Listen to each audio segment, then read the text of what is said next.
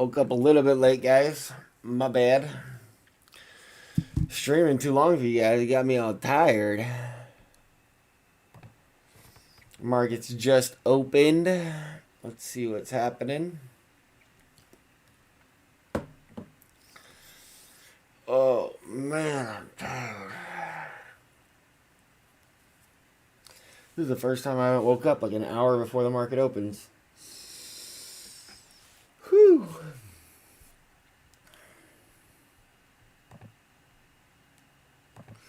Let's start out with a little bit of the charts this morning.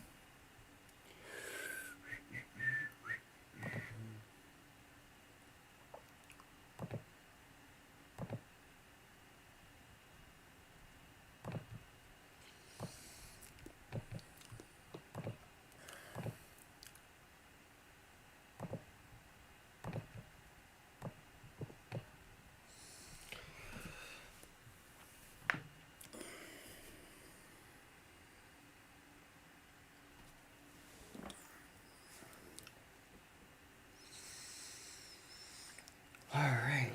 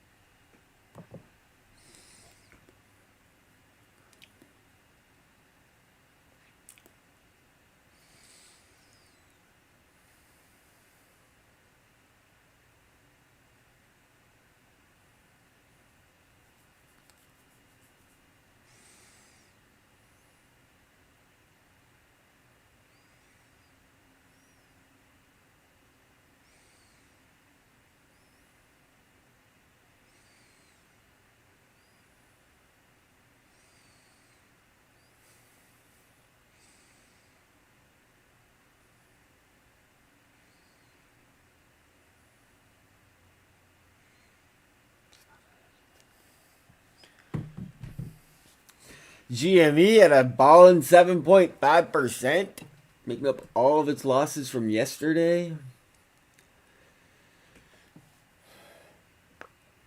I think this is where we were at yesterday, right here. So it looks like we're back to even from there. We just need to get to about 350 to make me happy today. Ah.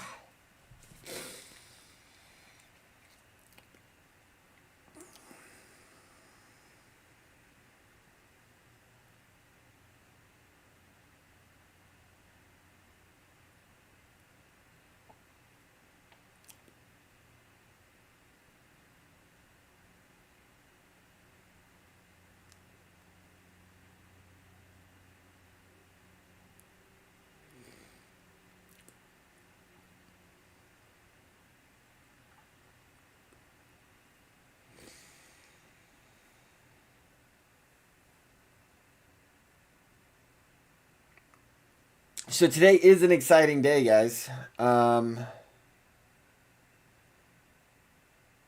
Today we have a Congress hearing. We have the Fed talking. The Congress hearing is on GME. We have the Fed talking. What's our volume look like today? We got 7 million in AMC so far and 2 million in GME in the first 5 minutes. We like that.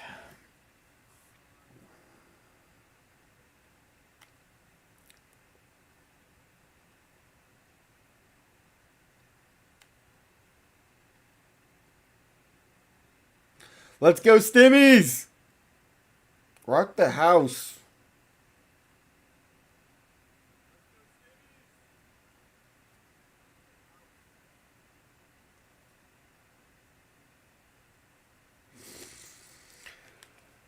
Whew. We're still moving.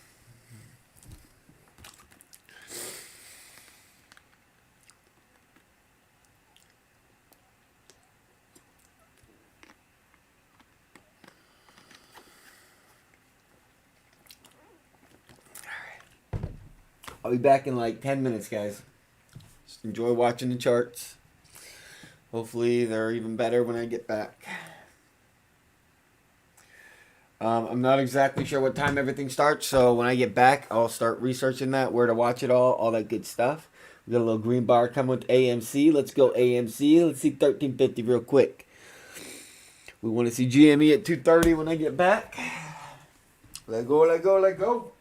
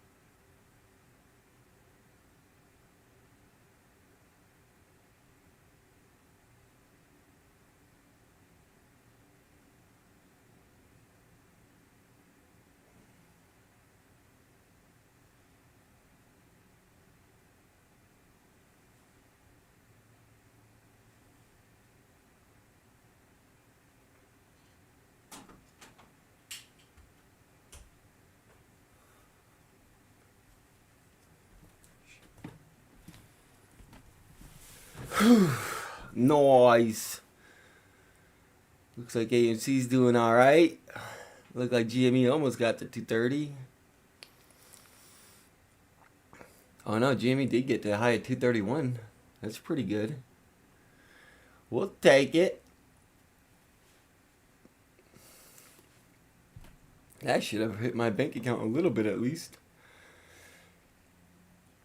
82,000, that's not too shabby. Ugh.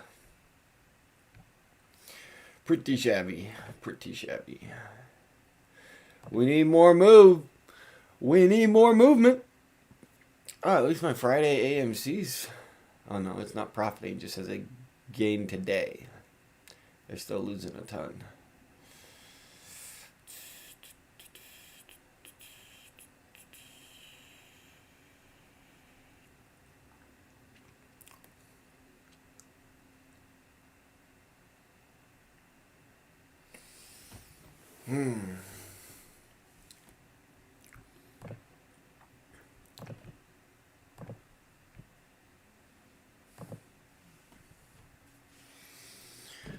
All right.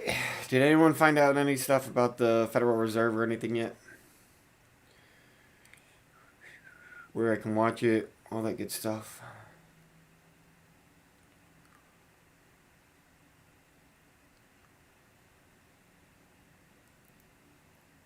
What did Trey say about me?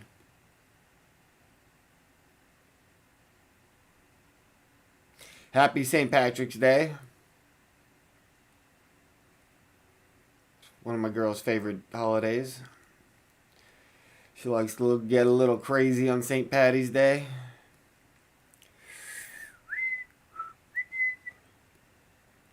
So we may have to go get a drink. But she does have dance tonight, so maybe we won't.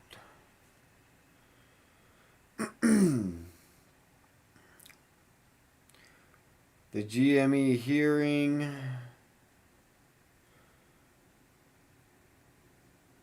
Event starts at 7 a.m. Oh, it starts in 7 minutes, guys. U.S. House Committee on Finance.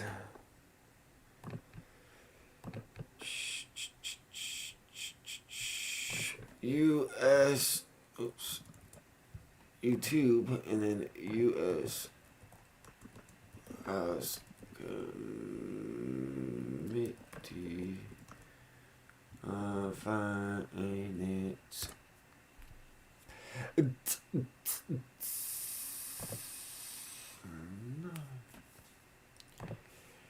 There it is.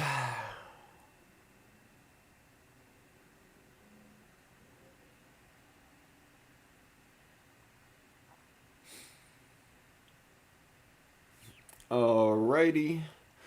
Alright. We got 3,179 people watching this. They should all come to my channel and just watch it from my channel. Because I'm better than the government. So you might as well support me rather than the government's YouTube. And we got comments so we can make fun of people. Basically, as this thing goes off, I'm going to be, like, every time they ask a question, I might be even pausing it and being like, alright guys, here's my answer to that question. So when the day comes and we got to send somebody from the people, from the retail, to go talk to the government, everyone's like, oh yeah, that guy for sure. Just give him Michael Burry and they can't be stopped.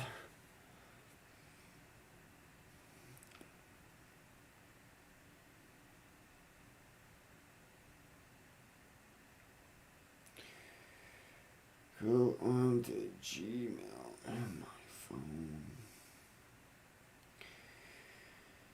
Everybody wants me to do something.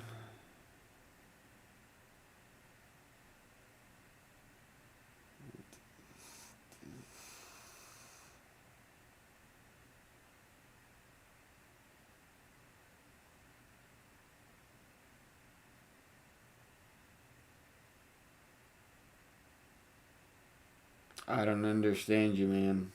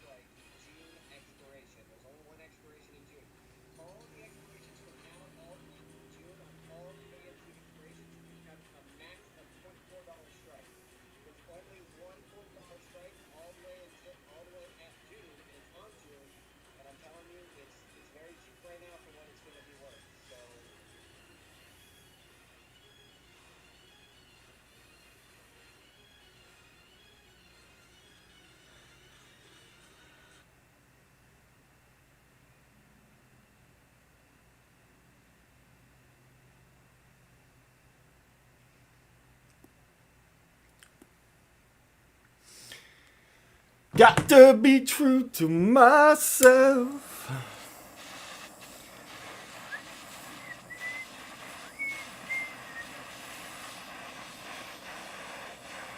We know that these government things always start a little bit late. I mean, at least I feel like they do. And so I'm probably just going to listen to some music, watch some more bar charts until this thing gets started.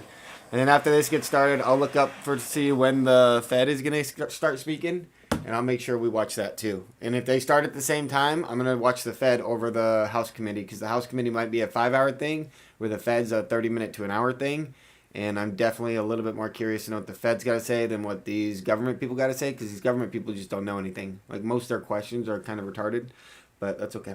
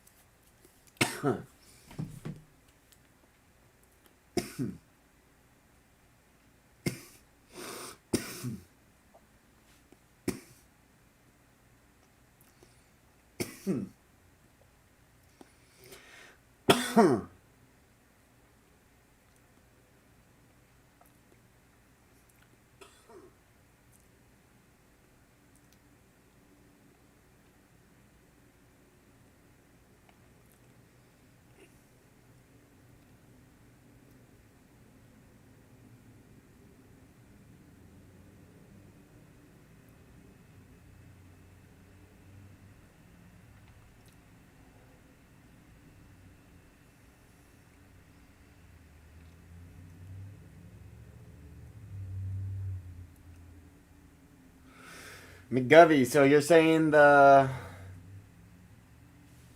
Hang on. McGovey, so you're saying the...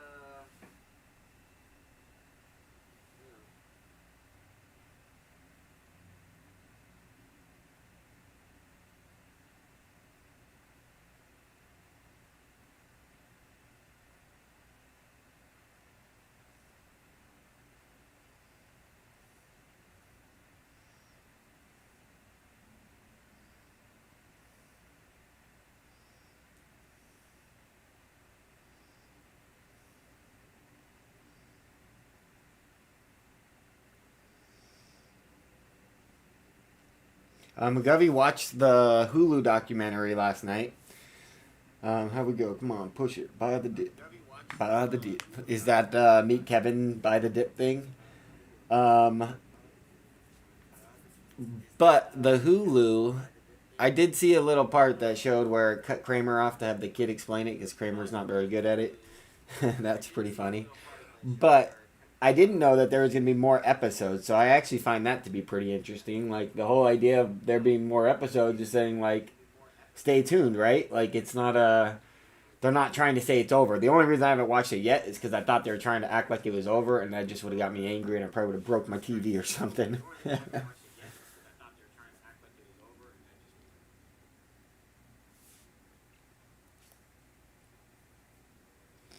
Oh, nice. They're saying it's not over? Wow. I didn't think they'd be able to get away with that on Hulu. Holy cow. Will come to order. Without objection, the chair is authorized to declare a recess of the committee at any time. As a reminder, I ask all members to keep themselves muted when they're not being recognized. The staff have been instructed not to mute members except where a member is not being recognized and there is inadvertent background noise. Members are also reminded that they may only participate in one remote proceeding at a time. If you are participating today, please keep your camera on. And if you choose to attend a different remote proceeding, please turn your camera off.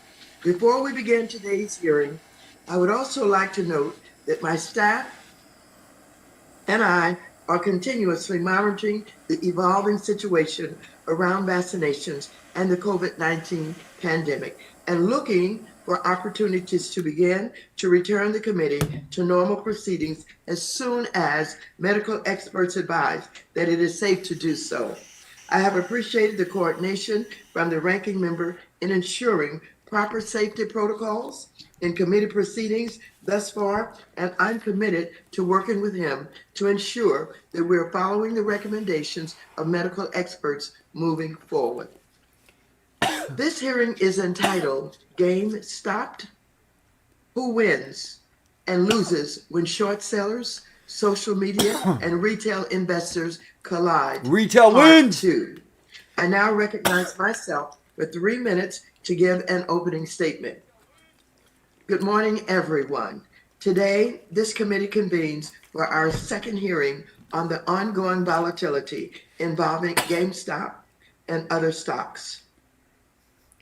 In our first hearing on this matter, I called a number of those involved in those events to testify before the committee. The goal was to get the facts, and so we heard directly from the CEOs of trading app Robinhood, Wall Street firms Citadel and Melvin Capital, and social media company Reddit, as well as Keith Gill, one of the retail investors involved in Wall Street Bets. The committee asked those witnesses questions on a broad range of issues, touching upon topics including conflicts of interest and payment for order flow, gamification of trading and harm to retail investors, the process for clearing and settling stock trades in the United States, and the ways that social media and technology are changing the way our markets function, as well as other related issues. I concluded our first hearing by voicing my concerns on how Robinhood's retail investors are sometimes treated more like a product than customers, and Robinhood's actual customer, Citadel, with this expansive role in our capital markets, may pose a systemic risk to our financial system. Today, I thought I didn't like as a next Maxine step, Waters for so I'm many of her convening this talks, but hearing with a now panel of capital she's actually said markets good things on experts GameStop. and investor advocates, so that the committee can hear from their perspectives on these issues and possible reforms. As the events in January cast a spotlight on gaps in regulation of our capital markets, the committee must assess what legislative steps may be necessary. Following this hearing, I plan to convene a third hearing to hear the perspectives from regulators who oversee these markets and are supposed to be putting That's the investors nail in the first. coffin right there. My goal in continuing to scrutinize these events and the related policy issues is to ensure that our capital markets are fair and transparent, and that investors have strong protections, and that Wall Street is indeed accountable and beneficial to the American economy. I now recognize the ranking member of the committee, the gentleman from North Carolina, Mr. McHenry, for 4 minutes. Thank you, Maxine Waters. Before I get Thank started, you, Madam Chair, and thank you for holding today's hearing. Look, I fear a pattern is emerging here. Regardless of the facts or data, Democrats are going to use every opportunity to justify their priorities. Whatever's in the news, whatever fears people have, they're going to exploit it to justify advancing an extreme progressive agenda.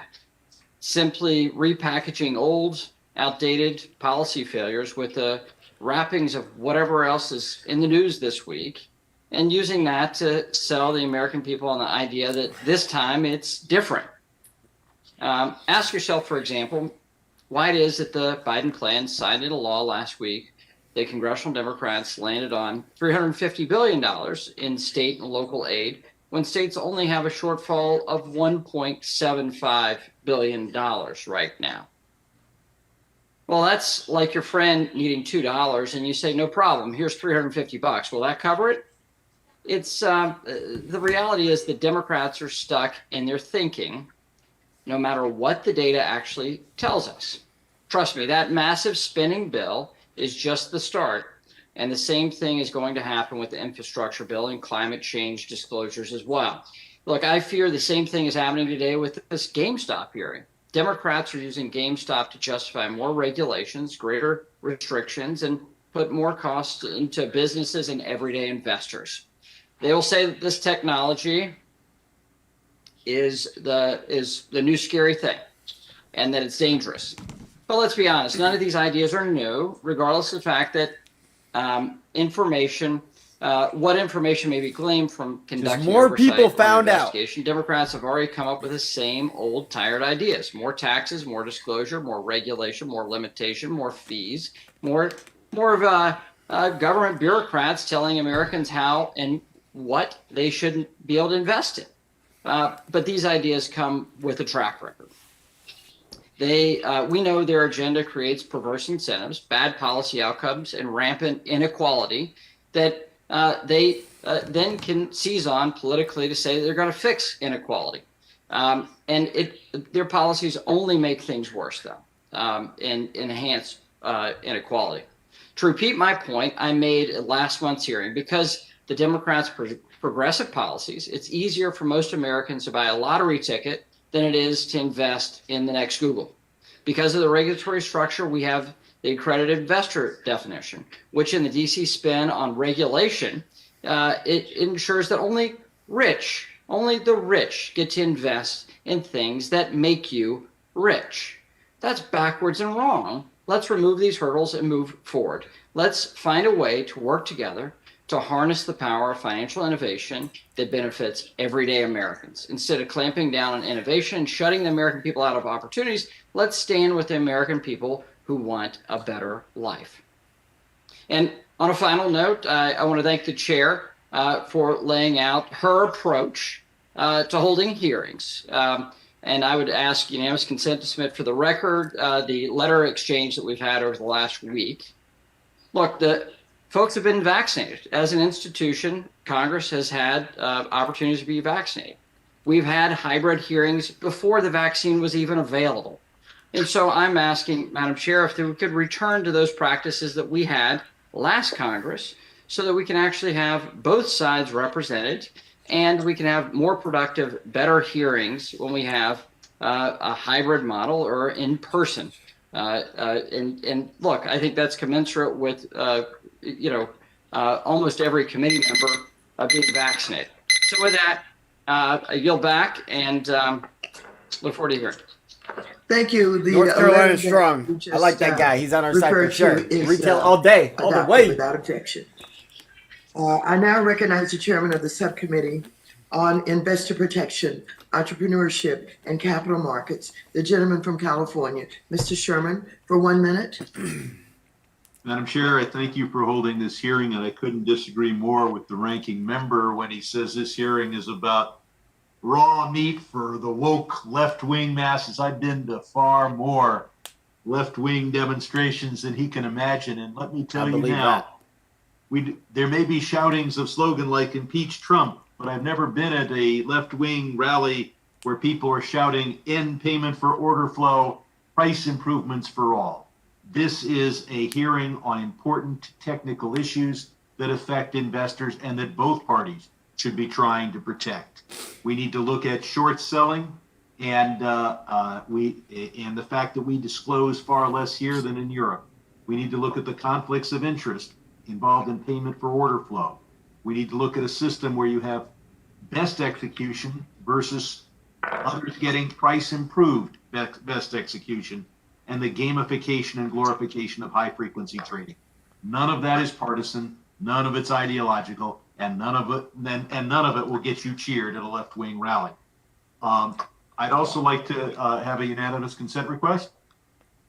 I now recognize the ranking member of the Subcommittee on Investor Protection, Entrepreneurship, and Capital Markets, the gentleman from Michigan, Mr. Huizinga, for 1 minute.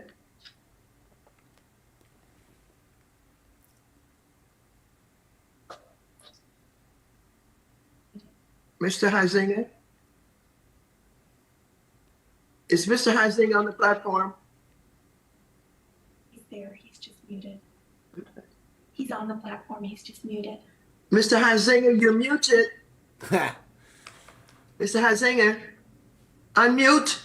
Unmute. Unmute. Unmute. Finally. Okay. Sorry, ma'am. Technology. It's one of our challenges. It's one of your I've been challenges. trying to unmute myself. I that agree. It's entire one of time. my challenges. So, 1 minute, please. retail trading has surged in popularity and practice due to the rise of app-based trading. These app-based interfaces, combined with zero commission trades, fractional share trading, and lowered account minimums, have ushered in a new era investment. Advancements in technology have improved access to our capital markets and created new opportunities for countless Americans to participate in our markets who were previously excluded. Today, nearly 25% of market trading volume is attributable to retail orders. This is up from 10% of trading volume just a mere 2 years ago. The median age of Robinhood customers is 31, and more than half of the new Robinhood accounts for the first half of 2020 were opened by first-time investors. At Charles Schwab, since 2019, half of their new clients have been under the age of 40. This is a good trend. How have my colleagues across the aisle responded to this new era of investment? By falsely claiming this increase in market participation has caused, quote, gamification of the trading experience, that We're markets are too rigged, smart. and that some have even gone so far as to equate it to gambling in a casino. We should be working together to understand how innovation and technology can improve access to our capital markets. Instead of jumping to conclusions, I yield back. Thank you. I now recognize the chairman of the Subcommittee on Oversight and Investigations, the gentleman from Texas, Mr. Green, for 1 minute. Thank you, Madam Chair. I'm grateful for this hearing. And the salient Don't wear a question mask, bro. is, should we continue to allow a middleman or market maker who is a high-speed, high-frequency trader to execute trades for itself and its clients? No. If the I answer need to is be in yes, charge of then that. are there sufficient penalties to deter self-dealing and unlawful trading, namely buying Nobody's ever or been selling punished ever. ahead of one's clients when the trades of the clients are known? I thank you, and I yield back. GME's at 7% right now. That's pretty baller. I want to welcome today's Oh, distinguished witnesses to 223 the we just committee. hit. I love it. Mr. Let's Sal go. Arnott, who is a AMC partner sitting at 3% right and now. co-founder of Themis Trading, an institutional equities agency brokerage firm. Mr. Michael Blaugrand, who is Chief Operating Officer at the New York Stock Exchange. Dr. Vicky Bogan, who is an associate professor at the S.C. Johnson College of Business at Cornell University. Alexis Goldstein, who is a senior policy analyst at the Americans for Financial Reform. Dennis Kelleher, who is co-founder, president, and chief executive officer at Better Markets. And also Alan Grojek, who is chief executive officer of All of Us Financial. And Michael I hope some of these guys are smart. who is executive director of the Milken Institute for Financial Markets. Now, with that, I hope these people are super smart. without objection, your written statements will They be made never part are, of the though. record. Each of you will have 5 minutes to summarize your testimony. You should be able to see a timer on your screen that will indicate how much time you have left. And a chime will go off at the end of your time. I would ask you to be mindful of the timer and quickly wrap up your testimony if you hear the chime. So at this time, we'll have number one, Mr. Is this a Arnott. diamond? You are now recognized for 5 minutes to present your oral testimony. Is Maxine Waters invested in GME right now? Thank you, esteemed members of the House Financial She's Service literally Committee. telling for you guys inviting to me buy participate in this GME with the hearing. diamond in the Joe background. Salusi and I amazing. co-founded Themis Trading in 2002, and we trade as agents on behalf of money managers collectively managing trillions of dollars for long-term investors. We believe the most damaging elements of what has come to be called the meme stock craze are playing out because of extremely poor investor education, conflicts of interest in the form of order routing inducements referred to as payment for order flow, and a lack of accountability of this poor investor education and these misaligned incentives. In our written testimony, we've included more detail and nuance on why we think there's an issue with how Robinhood conducts its business. Therefore, we'll use our opening statement to instead talk about payment for order flow, which is the practice that makes their model exist. Payment for order flow presents an undeniable conflict of interest. While it may enable free commissions and explicit costs, there are implied costs we feel everyone ignores. While payment for order flow is legal, We've long wondered how it possibly could be. How can a broker, charged with the duty of getting its clients the best available prices, do so by selling the client's orders to sophisticated high-frequency trading firms who in turn will make billions of dollars trading against these orders? While retail brokers and market-making firms claim to provide price improvement, PI, to these orders, it's a flawed calculation. It's based off of a slower price feed called the SIP. It doesn't take into account odd lots and midpoint exchange order flow. And the NBBO reference price it uses is largely set by the very same market-making firms bestowing this PI in the off-exchange environment. Oh, he's basically Regulators saying know the this. market makers are costing The us more SEC money. recently fined Citadel $22 million for mishandling retail orders. What? And they also fined Robinhood $65 million for failing its best execution responsibilities. They know the concept of PI is flawed as well. Super They flawed. approved a huge market structure change, which included odd lots in the SIP and protected them as a quote, yet our industry sued to block this overhaul. Payment for order flow increases overall costs in the market for all investors, including pension funds. When a few HFT market makers buy up orders that account for as much as a third of the trading volume each day, the orders that are less informed and benign, so that they don't go to the exchanges, I said 50%. what's left on those exchanges is that much more toxic and costly to trade with. Market impact costs are higher and spreads are wider as well. Two studies dude's that my dude. confirm This this dude's are the talking facts Babelfish right study now. of transaction costs in meme stocks, and another academic study that amazingly points out that when Robinhood experiences tech outages, spreads in the general market become narrower. Wider spreads mean that retail Our stocks are investors bouncing up receive today, worse I'm telling prices you. even after Today's a accounting for money-making PI, day. and all other investors Let's see their go. costs increase as well. Payment for order flow, the practice also provides a disincentive for displayed limit orders on exchanges. These displayed orders are often stepped in front of by HFT market makers who What? piggyback the price set by them. They're Those stealing market from makers us. step in and are rewarded with a sale Oh my that was goodness. only made possible by the displayed Sal order, Arnott. which narrowed the spread in the first place. Would any of you, when buying a home, for example, put a sign in front of the home with the price you would pay, only to help someone else buy the house ahead of you for the same price for $1 more? Yet this is what happens to displayed orders in the market every day. Payment for order flow also takes the form of maker-taker rebates on exchanges. The practice creates race conditions to be first in line to get a rebate every time the quote changes. Investor orders don't dominate these races, market makers do. Investor orders are typically further back in the queue and miss opportunities at buying cheaper stock. But despite this, brokers representing those investor orders still route largely to these exchanges for that rebate. And regulators know this behavior is problematic. In December 18, the SEC adopted a transaction fee pilot whose purpose was to test the effect of rebates on market quality. Sadly, the exchanges sued and blocked the pilot. What were the exchanges afraid that the pilot would confirm? Finally, maker-taker has taken fixed exchange costs to the moon. This has resulted in less diverse public markets, which hurts price discovery. Which market will have better price discovery? One where the prices are determined by an oligopoly of 4 large HFT trading firms, or one where the prices are determined by diverse investors and traders from all walks? To conclude, we are all witnessing the dangerous intersection of poor investor education by a broker that should know better and the payment for order flow that creates the massive incentive for their business model to sell the orders on its platform to its real customers. If they listen to that guy, we go to the moon today. If that guy got to choose all the rules right now, he basically just said, Thank make it you, a free Mr. market. They're Arnott. all robbing us, Mr. and they're controlling the Blauvin, prices you like are now crazy. recognized for That's 5 the minutes man right to there. present I your like oral that guy. testimony. Holy cow, that guy he was on Chairwoman point. Waters, Ranking Member McHenry, and distinguished members of the committee, thank you for the opportunity to testify today. I'm Michael Blaugrund, the Chief Operating Officer of the New York Stock That's Exchange. a big job. The NYSE is the world's largest exchange, and our listed companies employ more than 43 million people worldwide and represent roughly 30% of the world's public market value. Wow. The New York Stock Exchange's purpose is to help companies raise capital so they can change the world and provide an opportunity for investors to share in their growth.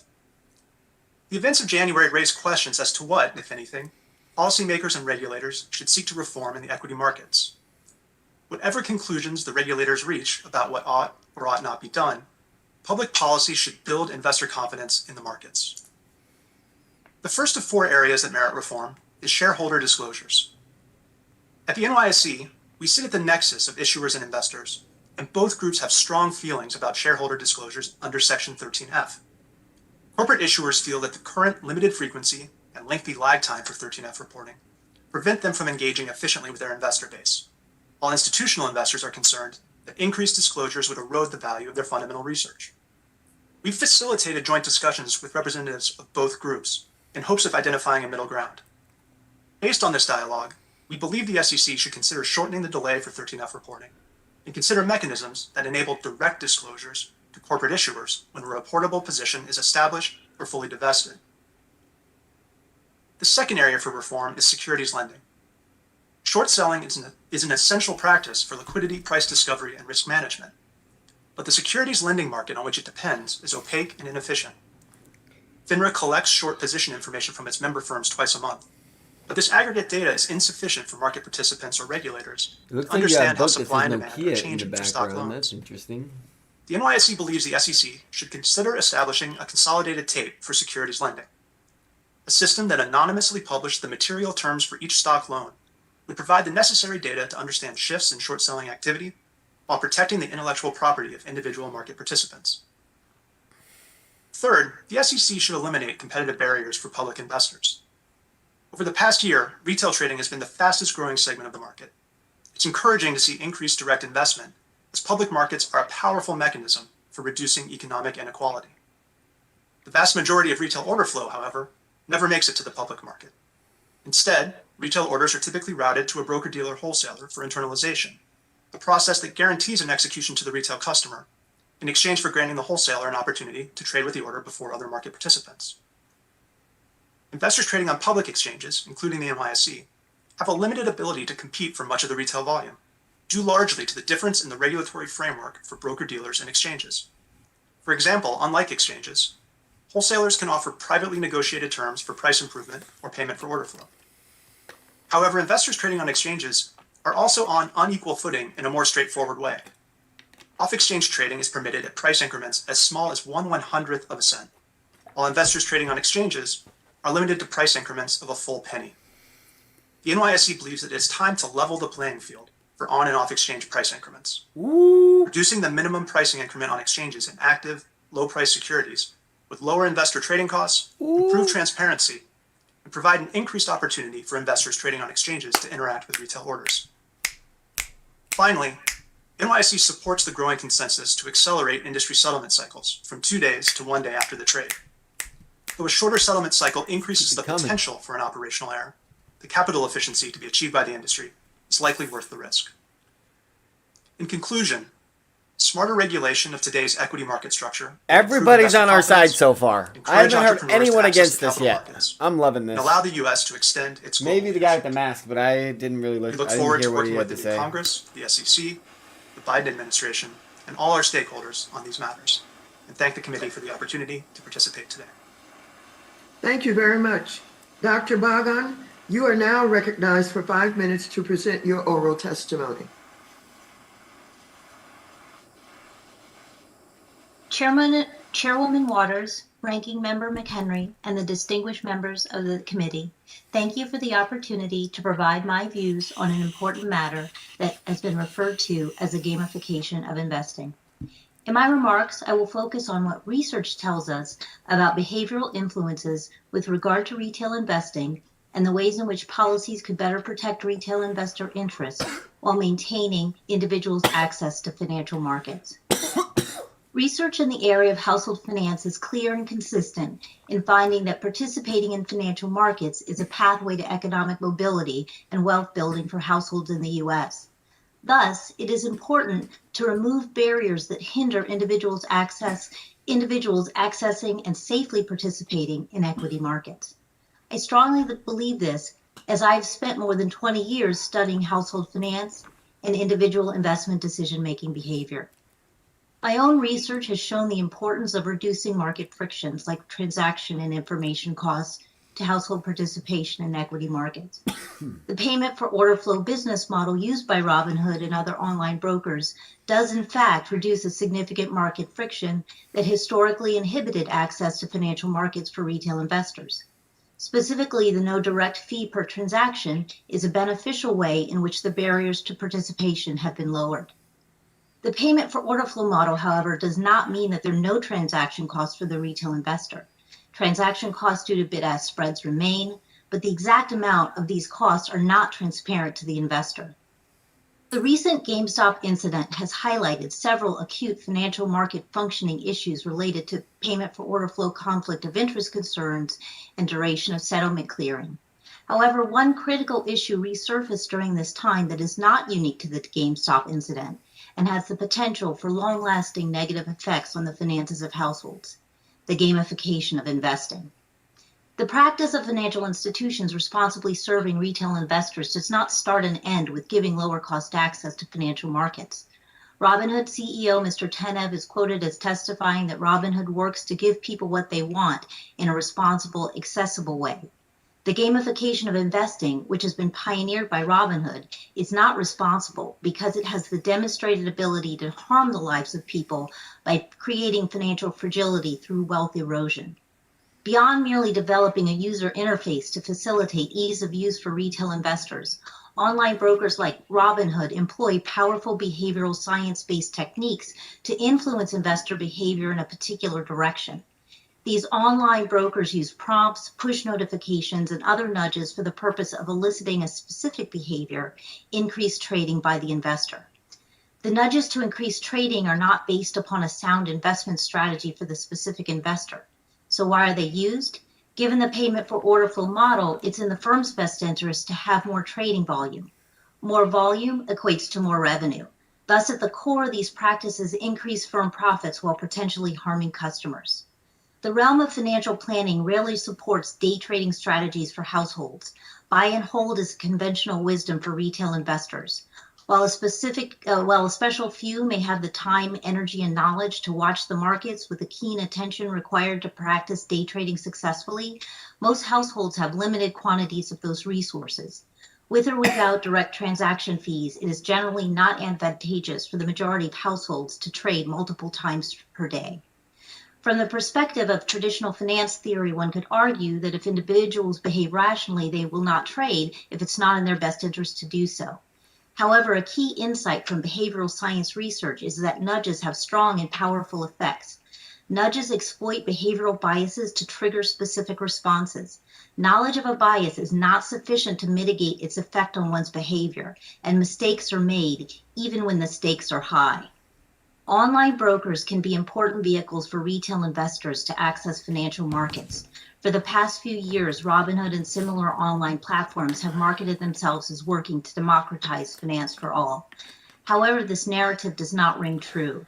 This rhetoric detracts from the reality that these firms are reinforcing a status quo by converting customer orders into the actual products that are being sold. The customers of these payment for order flow online brokers are in fact market makers like Citadel Securities.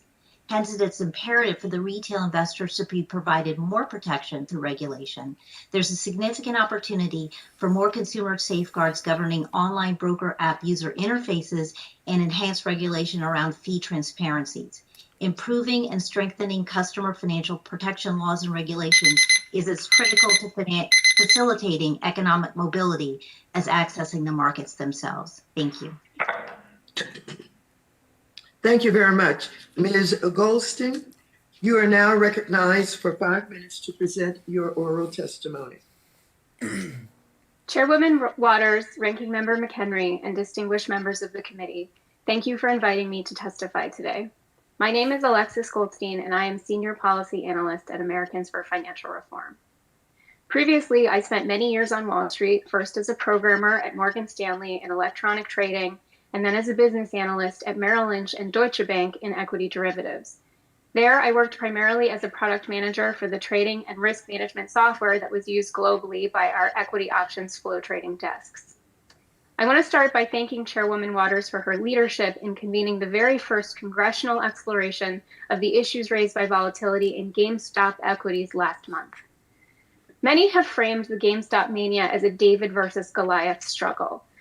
I believe it is more likely a story about Goliath versus Goliath, where the Goliaths are the largest Wall Street players, including hedge funds and the flow trading desks at major banks like Goldman Sachs and Morgan Stanley. Going to a Institutional free players have market. structural advantages over retail traders, superior data, high-frequency trading algorithms, and access to trading venues not available to retail clients. GameStop's 1,700% price run was not the end of Wall Street's dominance. In fact, it may be a source of major first quarter profits at large banks with flow trading desks. The equity derivatives trading desk that I used to work with took in the biggest profits on the most volatile days. And that's because they're mostly agnostic to price movements. They often profit on market churn rather than on the traditional ways that retail investors make money by buying and holding. My time on Wall Street showed me that institutional players ferociously guard information about their positions while spending large sums of money and time trying to figure out what their competitors are holding. Thousands of Reddit users posting their positions online is another data point for Wall Street players who are already creating software to extract and mine it for information. It's understandable why a narrative of David versus Goliath emerged at this moment. Wall Street profits have been soaring during the pandemic, while Main Street has endured intense and prolonged suffering in a phenomenon that's been deemed the K-shaped recovery. In November, 10.7 million workers were officially unemployed.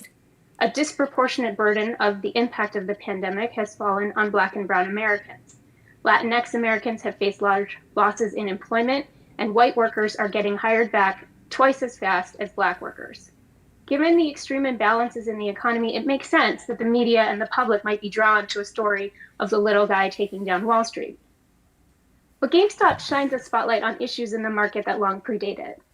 Policymakers should focus on examining the footprint of institutional players in the volatility, investigate if large hedge funds are creating undue risks in regulatory blind spots, improve hedge fund trading disclosures, scrutinize payment for order flow, and consider changes to capital requirements at brokerages. In the wake of the 2008 crisis, playing the lottery increased among people who were still struggling financially. Reddit and Robinhood are driving a new kind of financial lottery, trading cheap options that require giant price moves to become profitable. I myself have used Robinhood. I found it to be very streamlined. It has a slick user interface, but that simplicity has a downside. It provides its users with far less context and information compared with other retail brokerages. The way to truly rebalance the economy is not to democratize the Wall Street casino, but instead to invest in rebuilding public institutions. Canceling federal student loan debt, which President Biden can do without Congress, would grow the economy, relieve the disproportionate debt burdens carried by Black and Brown borrowers, and incentivize science and engineering graduates to consider careers benefiting the public good, rather than writing algorithms to optimize trading. A modest wealth tax could be redirected to priorities like universal childcare or tuition-free higher education, and a very small financial transaction tax could fund investments in reducing the racial wealth gap through programs like baby bonds. I also want to flag that while this committee, under previous leadership, has advocated for vastly expanding the definition of accredited investors, they have also voted to limit the oversight tools and the budget of the Securities and Exchange Commission, essentially making retail investors sitting ducks for powerful special interests. Trying to democratize the zero-sum game of trading is not the answer to our dire economic state. Instead, the country needs transformational policies that tackle the deep inequalities the pandemic has exacerbated. Thank you very much, and I look forward to your questions. Thank you very much, Ms. Goldstein. Mr. Kelleher, you are now recognized for 5 minutes to present your oral testimony. Good morning, Chairman Waters, Ranking Member McHenry, and the members of the committee. Thank you for holding this important hearing and for the invitation of Better Markets to testify. We have already heard many of the market structure and regulatory issues addressed by this hearing are complex, hotly disputed, and often difficult to understand. But it's important to remember that they directly affect the economic activity and growth of the country. In fact, these issues actually impact how businesses form, grow, and create jobs, or not. And that's what is really at stake and why everyone has a stake in these issues. Simply put, the purposes of our financial system and markets are supposed to be a wealth creation system for the many, not a wealth extraction mechanism for the few. And that's why the work of this committee is so important to the lives and livelihoods of all Americans. However, because of the limited time and the format for hearings like this, many of those issues won't be able to be adequately covered today. And that's why the written testimony I've submitted is so long. It covers many of the issues extensively and in detail. It is intended to be a resource to you and your staffs long after this hearing. While all of that written testimony is, of course, fascinating and well worth reading, I want to draw your attention in particular to the attached Appendix C. That appendix has 7 slides that I created to visually show how payment for order flow works and how retail investors do not get best execution. Indeed, as I show in those slides, retail investors are virtually guaranteed to get the worst execution. That written testimony and those slides demonstrate that the markets are not a level playing field. They are rigged to advantage the sell side against retail investors, pension funds, and the buy side generally. Put differently, these markets are too often a wealth extraction mechanism to enrich the few at the expense of the many. That's detailed in my written testimony. I want to make just 2 quick points before my time is up. First, our markets may be the envy of the world today, but that is not preordained, guaranteed, or destined to always be the case. It is only because people believe our markets are relatively transparent, well-regulated, and policed. That's due to the hard work of legislators like yourselves and regulators like the SEC. That work has engendered faith and confidence in that our markets are fair and relatively free of fraud. That confidence underpins our markets. Lose that, and our markets will not function. If they don't function, then our economy will be hurt. Jobs, growth, and living standards are at stake. That, unfortunately, is the precipice we currently stand on. While the world may be envious of our markets, poll after poll shows many Americans are losing faith and confidence in our markets. And that's why the many issues raised by the GameStop frenzy are so important. If not properly addressed, they will happen again. And if they do, they will crush investor confidence, then our markets, then our economy. Remember, a growing, thriving economy is the very purpose of the markets. Capital allocation and formation to fuel economic growth, rising living standards, decreasing inequality, and making the American dream available to more people. That requires a level playing field, full and fair price discovery, and serious investor protection. Anything that interferes with that erodes investor confidence and should be eliminated. That's why payment for order flow and the many other wealth extraction activities and conflicts of interest revealed and highlighted by the GameStop frenzy have to go. Second and finally, Congress must remain deeply skeptical of the disingenuous arguments that retail investors have never had it so good. While that is arguably true, it is not attributable to payment for order flow. The actual causes of increased market access and narrowing spreads over the last 25 years are due to technological innovations, cost reductions, the introduction of electronic trading, the implementation of decimalization, and other elements of the regulation NMS framework. In fact, without payment for order flow and the other intentionally created complexity used to disguise the wealth extraction activities, retail investors would be significantly better off today. And investors and public confidence would be higher. That could be the foundation for a virtuous cycle where more people invest, more capital is available, more businesses are formed and funded, more jobs are created, and economic growth increases and broadens, benefiting all Americans. That's our collective goal. Thank you, and I look forward to your questions. Thank you very much, Mr. Kelleher. Now I will call on Mr. Grujic. You are now recognized for 5 minutes to present your oral testimony. Thank you. Good morning, Chairman Waters, Ranking Member McHenry, and distinguished members of the committee.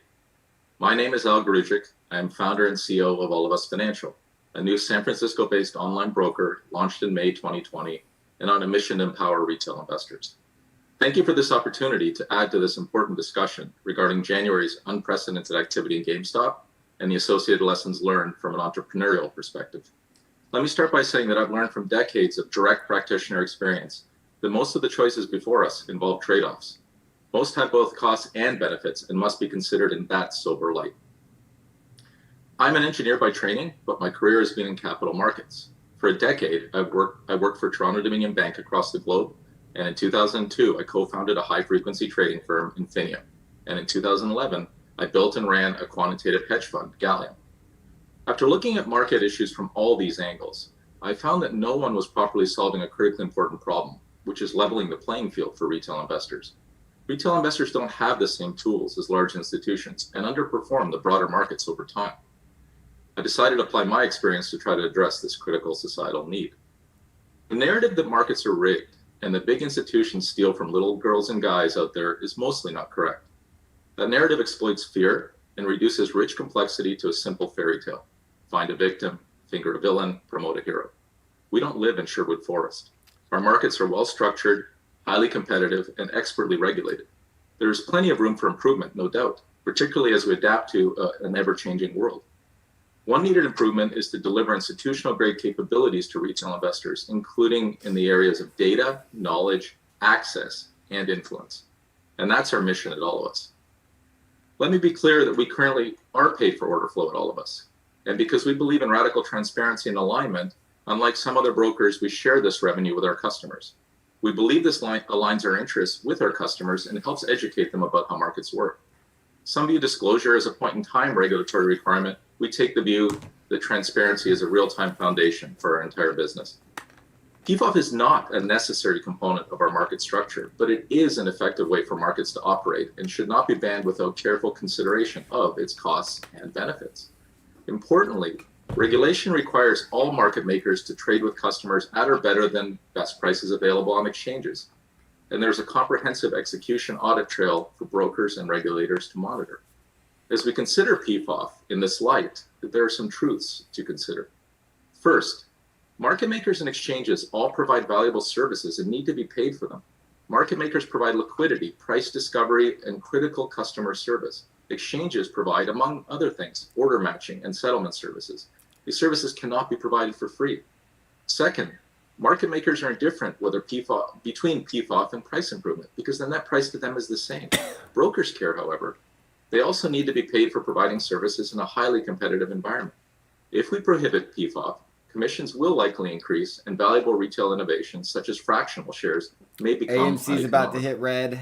Last, GME's some claim separating retail and institutional flow harms retail investors. That's okay. In fact, they're just trying to bring us down with the rest of the market, but we're about to separate, so don't worry. If we force them into the same market structure, and this is important, the My average price account is received down will to be worse 65,000 for right retail now, orders and better bad. for institutional orders than it is today. In terms of gamification all and my social Friday investing, options are basically social media worth nothing platforms now. and gamification are powerful forces. And like most implements, can be used for both good and bad purposes. But society is evolving and younger generations want products and services delivered via social media. Good gamification and social investing can drive financial literacy, education, and encourage healthy behavior, such as regular saving and investing. And that is a standard we hold ourselves to at All of Us. Brokerage is highly competitive, and innovations in social investing will continue to emerge. The right regulatory balance is to encourage innovation for the benefit of retail investors while ensuring investor protection. Our markets can be a wonderful means for Americans to invest and build wealth. But as the GameStop activity shows, our markets can be improved. And efforts to educate and improve experience of retail investors are critical as markets become increasingly accessible and more people invest for the first time. I appreciate this opportunity to appear before the committee today. I look forward to answering your questions from an entrepreneurial perspective at the appropriate time. Thank you. Thank you, Mr. Rujic. Now I will call on Mr. Pivovar. You are now recognized for 5 minutes. Good morning. Thank you, Chairwoman Waters, Ranking Member McHenry, and members of the committee for inviting me to testify today. My name is Mike Pivovar, and I'm the Executive Director of the Milken Institute Center for Financial Markets. Previously, I had the pleasure of serving as a visiting academic scholar, senior financial economist, commissioner, and acting chairman of the Securities and Exchange Commission. Thank you for calling this second hearing on the lessons learned from the trading activity in GameStop and other so-called meme stocks. In the first hearing, members of this committee identified a number of issues that the SEC could prioritize in its regulatory, compliance, and enforcement roles. I hope that my testimony today will be helpful in guiding some of those priorities. Now, the Commission has already said that they're reviewing actions taken by regulated entities to determine whether they may have disadvantaged investors or otherwise unduly inhibited their ability to trade certain securities. The SEC's Division of Examinations has said that one of their 2021 examination priorities will be to examine broker-dealers to assess whether they are meeting their legal and compliance obligations when providing retail customers access to complex strategies such as options trading. And the Commission has said they are investigating whether abusive or manipulative trading activity prohibited by the federal securities laws occurred during this episode. Now, I have complete confidence that the Commission and its compliance and enforcement staff will identify and pursue any evidence of noncompliance or wrongdoing. Accordingly, I focus my testimony on the regulatory policy issues that have been raised in the aftermath of the January trading. The first part of my testimony focuses on achieving more equitable access to investing in private companies. The second part focuses on improving three specific areas of market structure and market infrastructure policy. Here's a quick summary.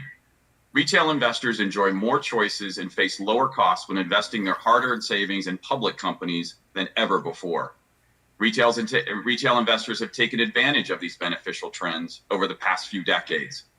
The fraction of U.S. households that own stocks, either directly or indirectly through funds and retirement savings accounts and pension funds, increased from less than 1/3 in 1989 to more than 1/2 in 2019. Now, low-income households saw the biggest gains over this period, but they still lag high-income households in public stock ownership rates. In 2019, 15% of households in the lowest income quintile held stocks in public companies, compared to 88% of households in the highest income quintile. Now, while I'm not aware of any statistics on ownership rates by household income level for private companies, the gap is undoubtedly worse because SEC rules currently effectively prohibit low-income investors from investing in this high-growth sector of the economy. Accordingly, I believe the SEC should revisit the accredited investor definition and solicit public feedback on achieving more equitable access to investing in private companies across all income levels. Based on that feedback, the SEC should engage in rulemaking to open up these investment opportunities to all Americans. I also recommend that the SEC should, 1, evaluate whether and how to move to a shorter trade settlement cycle. 2, study how payment for order flow is working in a zero commission environment with a focus on order routing and best execution requirements. And 3, evaluate various alternatives to increase regulatory reporting and public transparency in securities lending. My written testimony provides an in-depth discussion of each of these issues, and I'm happy to answer any questions you may have. Thank you again for bringing attention to these critical issues and for the opportunity to testify before you here today. Thank you very much, Mr. Peabody. I now recognize myself for 5 minutes for questions. Last month, the committee reviewed the actions of various market participants surrounding the volatile trading in GameStop and other stocks. We discussed how Robinhood, which caters to retail investors, earns nearly all of its revenue from selling its customers' orders to firms like Citadel, raising questions about who really is Robinhood's customer. Robinhood claims its customers are served best because it doesn't charge any commissions, but it cost its customers more than 34 million last year, and Robinhood paid 65 million to settle an enforcement action related to selling its customers' stock orders. I understand the allure of Robinhood. When I first learned about Robinhood, I thought it showed great promise. Ms. Goldstein, payment for order flow, which was pioneered by the fraudster Bernie Madoff, allows brokers like Robinhood to make huge profits by routing their customers' orders to market makers like Citadel, Roger, instead you, of bro. sending them directly to an exchange like the New York Stock Exchange. Even if it means brokers won't obtain the most favorable trading terms for investors. Can you please explain whether you think these disturbing conflicts can ever be truly mitigated in such a way that guarantee brokers and other market participants are acting in the best interest of their customers? Chairwoman Waters, thank you for the question and thank you for holding this hearing today. I think it's a very If we look back to 2016 in the Obama administration, the Securities and Exchange Commission wrote a memo to its Equity Market Structure Advisory Committee, and it identified a series of potential conflicts with payment for order Maxine flow. Waters does have They thought diamond it might in the interfere background. with a broker's duty I'll show you real to quick. receive best execution for their customers. Brokers. Look at this diamond right here, guys. Look at that diamond in the background. She's literally buying GME and telling everyone, now's the last chance. Get in. What more can I tell you? Look, she's even got like a cross up here. It's like a Jesus cross with the diamond. Jesus and GME are the same. Favorable trading terms for investors. Can you please? Market Structure Advisory Committee, and it identified a series of potential conflicts with payment for order flow. They thought it might interfere with a broker's duty to receive best execution for their customers. They thought it might create perverse incentives for them to route their orders to market makers instead of to lit exchanges. And they identified that it may, in fact, be obscuring the true costs that customers are paying for their order flow. I like to liken it to sort of Facebook, right? If you are not paying for something, that often means that you yourself are the product. And Robinhood, many years ago, made upwards of 80% of their revenue from payment for order flow. And that SEC enforcement action that you identified, they pointed out that they hid that information for their customers after the publication of the best-selling book Flash Boys made payment for order flow somewhat unpopular. They took it off of their frequently asked questions page. So I do think that the Securities and Exchange Commission should revisit all of those questions that they had previously in 2016 in the Obama administration. They should ask, should this practice be prohibited? Is it too confusing? Does it mask the true cost of the trade? Or should brokers be required to pass these payments on to their customers, which could be another way to address the problem? Thank you. I'd like to ask you, you indicated that you had at some point been involved with Robinhood, that you had done some trading, and that's how you became very knowledgeable about how they operate. Could you tell us what that experience was?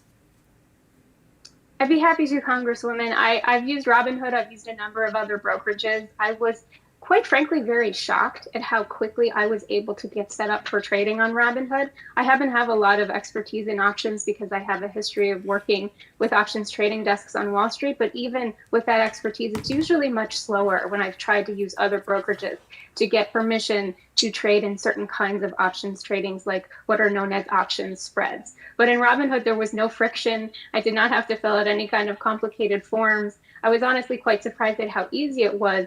And I do think that the folks that have criticized Robinhood for the gamification of it have some, there's something behind that. When you place your first trade, this confetti bursts on your screen. There's lots of recommendations about the products you trade. It says, oh, you traded this, so you might be interested in this other company.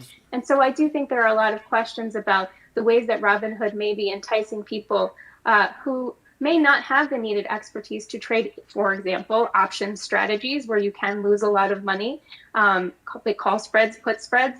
So I was quite frankly pretty surprised at how different it was from other brokerages, especially when it came to how much outstanding risk I had. I think it's very simplified, and that's often said is it a benefit, but it's simplified in a way that can be very dangerous if people don't understand their risk. Well, I thank you very much for the testimony. I now recognize the distinguished ranking member, Mr. McHenry, for 5 minutes for questions. Well, thank you, Madam Chair. And Mr. Pivovar, I'd like to actually go to you. And I just want to take a step back and look at the evolution of retail investing over the last decade or so, and the impact of rules prohibiting everyday investors from investing in high-tech, high growth, or a number of segments of our economy that are currently prohibited. So what was the rationale behind these rules, and what impact did the prohibition have on investors and investment opportunities, the accredited investor standard in particular? Thank you, Congressman McHenry, for that question. So the original rationale for this rule was quite well intended. It was an investor protection rule.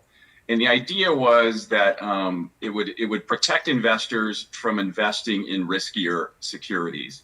Now, I question the premise of that as an economist, right? I'm only the third PhD economist to be a commissioner at the SEC. Most of the SEC commissioners and staffers or lawyers there, they tend to think of the risk of securities in isolation, the risk of any particular security. But when I look at it through the lens of an economist, what we know is that individual retail investors and institutional investors don't hold securities in isolation. They hold portfolios of securities. And so once I apply the principles of economics to this, you can add riskier securities to your portfolio, which, as you point out, also tend to be higher growth, higher expected returns to your portfolio without increasing the overall risk that you're facing within the markets. And what you're essentially doing is limiting the upside of these individual portfolios. I believe you're on mute, Congressman. I thought I unmuted. Here we go. So, so what does that do to exacerbate? Does that have any impact on inequality? Does that exacerbate inequality? Absolutely. We know that younger companies Let's tend go to be higher retail. growth. And so what we've seen over the long term, over the last 20 years, we have about half as many public companies as we did about 20 years ago. And so by limiting non-accredited investors to that public company universe, we're limiting them to a smaller portfolio of securities, right? We know that there are fewer companies that are going public at all. We also see in a trend that growing companies are going public later in their life. So when they do finally become public, a lot of that growth opportunities to invest in them have gone by the wayside, and individual, retail non-accredited investors didn't get the opportunity to invest in those companies during that growth cycle, whereas the accredited investors have had that opportunity, which by the definition of accredited investor is somebody who's already rich. So the rich get richer. Somebody who's already rich. That's all it takes to qualify. It sounds like this dual track system is outdated and the rationale is outdated. Mr. Gruchik, let's go to you. Technology platforms like yours are attempting to democratize investor access to public markets, making it easier. And we've seen this move over the last really 50 years in this country, attracting a whole new class of investors. But that's been heightened because of technology, obviously. Do you think that fintech could be similarly useful to everyday investors if they were able to access early stage investment opportunities? Yes, absolutely. And there are a lot of platforms now, the crowdfunding platforms that are opening up this space, and the recent regulations, I think, are very helpful. The changes to the regulations to open up this space. I concur that the accredited investor rules are outdated. I've always been very uncomfortable with them. The concept that we don't have equal rights as citizens to participate in investments has always troubled me. I do actively participate in the private markets as an accredited investor. I invested in Facebook before I went public. I've invested in other companies. That really should be accessible to everyone. At the same time, if we are to look for investor protections in this area, they should come in the form of assessing people's understanding and ability to make these investments, certainly not based on their wealth. All right. Well, it sounds like we need to update our system and allow more people access to investment opportunities. And give Mr. the apes I'll the just access. in saying I agree with your Let us assessment buy GameStop. that payment for order flow, and given the regulation of our market structure as it is, there are only trade-offs. There's no simple win-win. We need good disclosures, but it's all a series of trade-offs. So yield back. Thank you. Thank you very much. The gentlewoman from New York, Mrs. Velasquez, who is also the chair of the House Committee on Small Business, is now recognized for 5 minutes. Thank you, Madam Chair. Mr. Kelleher, Robinhood seems to have perfected the gamification of trading, providing the user with the perception that investing through the app offers recreational gameplay with little or no downside risk.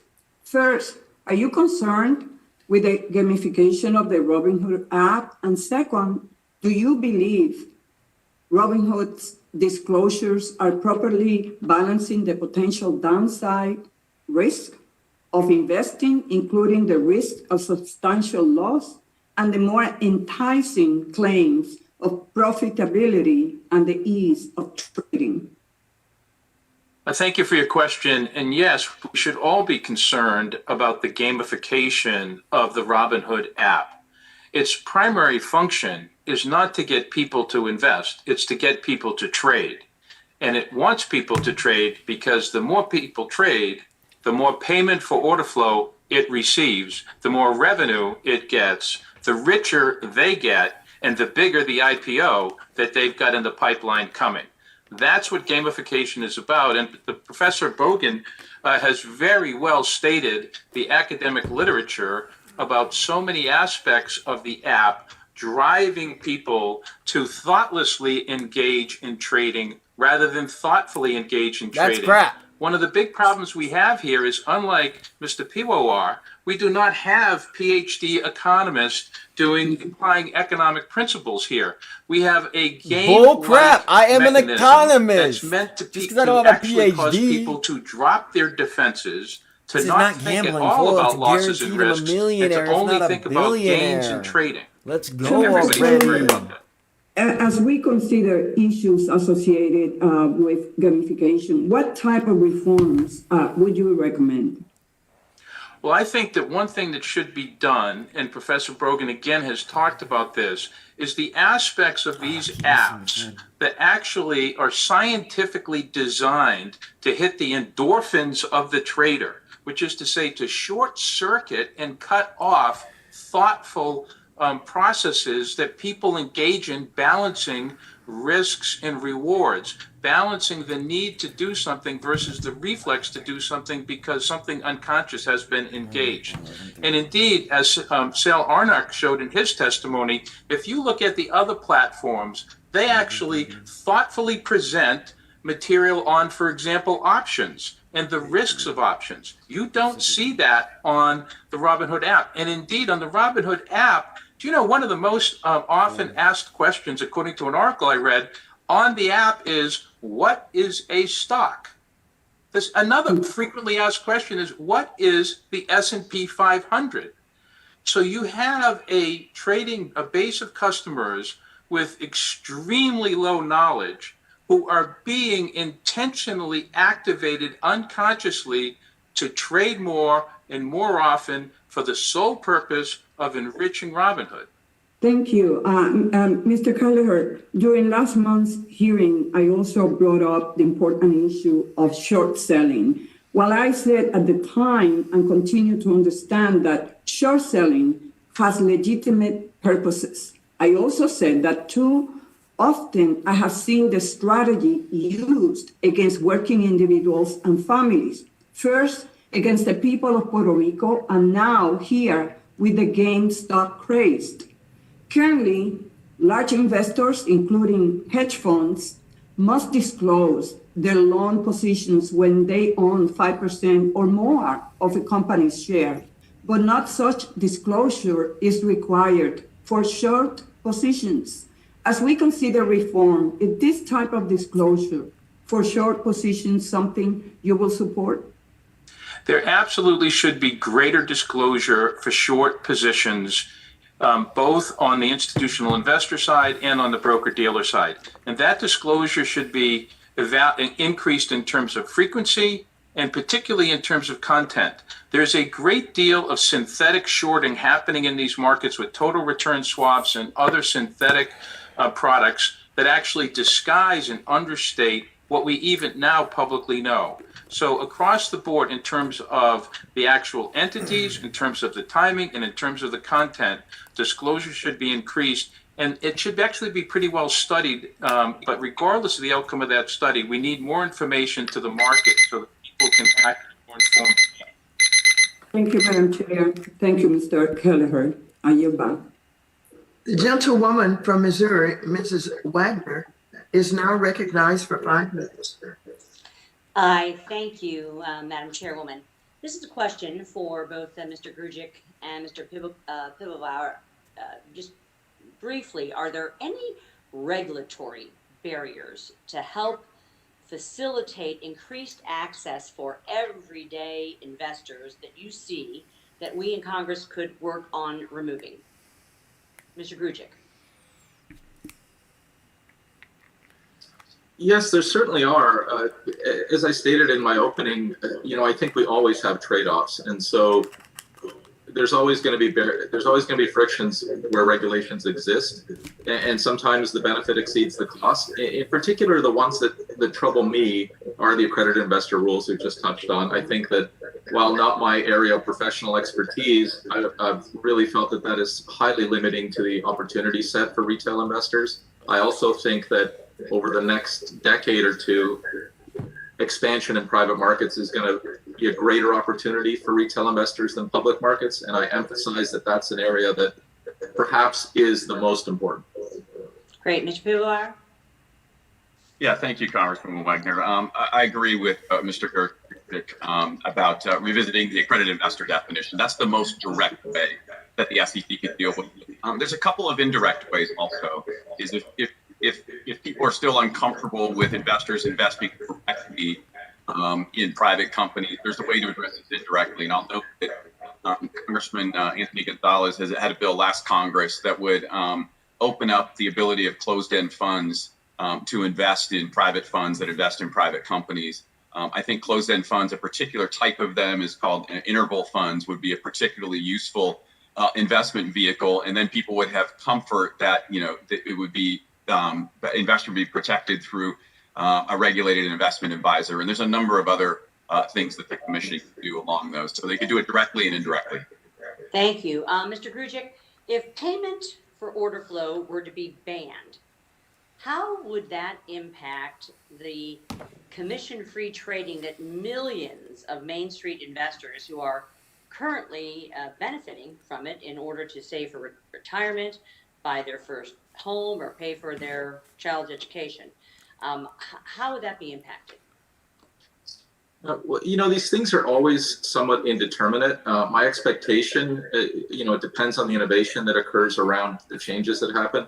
My expectation is that with brokers needing to earn a return, commissions would return. The problem with commissions in their former implementation is that they also had the same misalignment issues of trying to promote more trading in order, more trading correlated with higher revenues for brokers before there was any payment for order flow. So this highlighting of payment for order flow as having that misalignment issue is really not any different from what the state was before payment for order flow in terms of that aspect. The things that worry me about reinstituting those commissions are that there's two things that are less optimal about fixed commissions. One is that they don't reflect the true economic value of the underlying trade. So if a large trade and a small trade are both build the same fee, that is not an economically sound approach. Secondly, I believe fractional shares, which haven't gotten a lot of discussion here, are extremely important and valuable to retail investors. We talk about giving smaller investors access to markets, but we have securities that trade at very high prices. How do we expect those investors to be able to buy an Amazon or another high-priced stock? And one way that we can do that is we can offer fractional shares, and we do. And we, as an industry, we've made great strides there. That also allows the retail investor, even with a small portfolio, to rebalance it in ways that are optimal. And so I also worry whether fractional shares would become uneconomical if we remove payment for order flow. Interesting. Mr. Pivovar, is it possible for payment for order flow to be aligned with the SEC's best execution requirements for broker-dealers when routing orders for retail investors? Yes, absolutely. And Mr. Grujic brings up excellent points about how payment for order flow can't be looked at in isolation. You need to look at unintended effects of banning it. In fact, the SEC enforces its best execution obligations all the time and are continually looking at these issues. And in fact, as I pointed out in my opening remarks, one of the exam priorities for the Division of Examination at the SEC is going to be looking at to make sure that brokers are fulfilling their best execution requirements. And as Mr. Grujic pointed, in a commission-based world, you just have a different type of conduct. Thank you. My time is elapsed, and I yield back, Madam Chair. Thank you. The gentleman from California, Mr. Sherman, who is also the chair of the Subcommittee on Investor Protection, Entrepreneurship, and Capital Markets, is now recognized for 5 minutes. American wages are too low. those opposed to unionization, progressive taxation, and others' efforts to put money in the hands of working families have a solution. Tell working families, go play the stock market every day, every hour. Yes, they do. If you don't get rich, if you can't get by, don't demand higher wages because it's really your fault. You're a bad day trader, which is the same as being a bad person. Casinos and lotteries pay high taxes. Real investment in equities finances our economy. It's hard to see how day trading has any ascertainable social benefit. I want to commend Dr. Bogan for pointing out that zero commissions does not mean zero cost to investors. It just means zero disclosed costs. The main cost is the spread, the difference between the bid and the ask.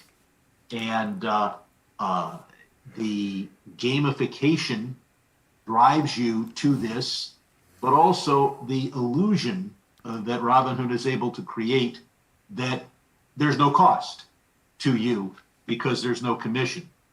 And Dr. Bogan points out the gamification, the nudges, the confetti.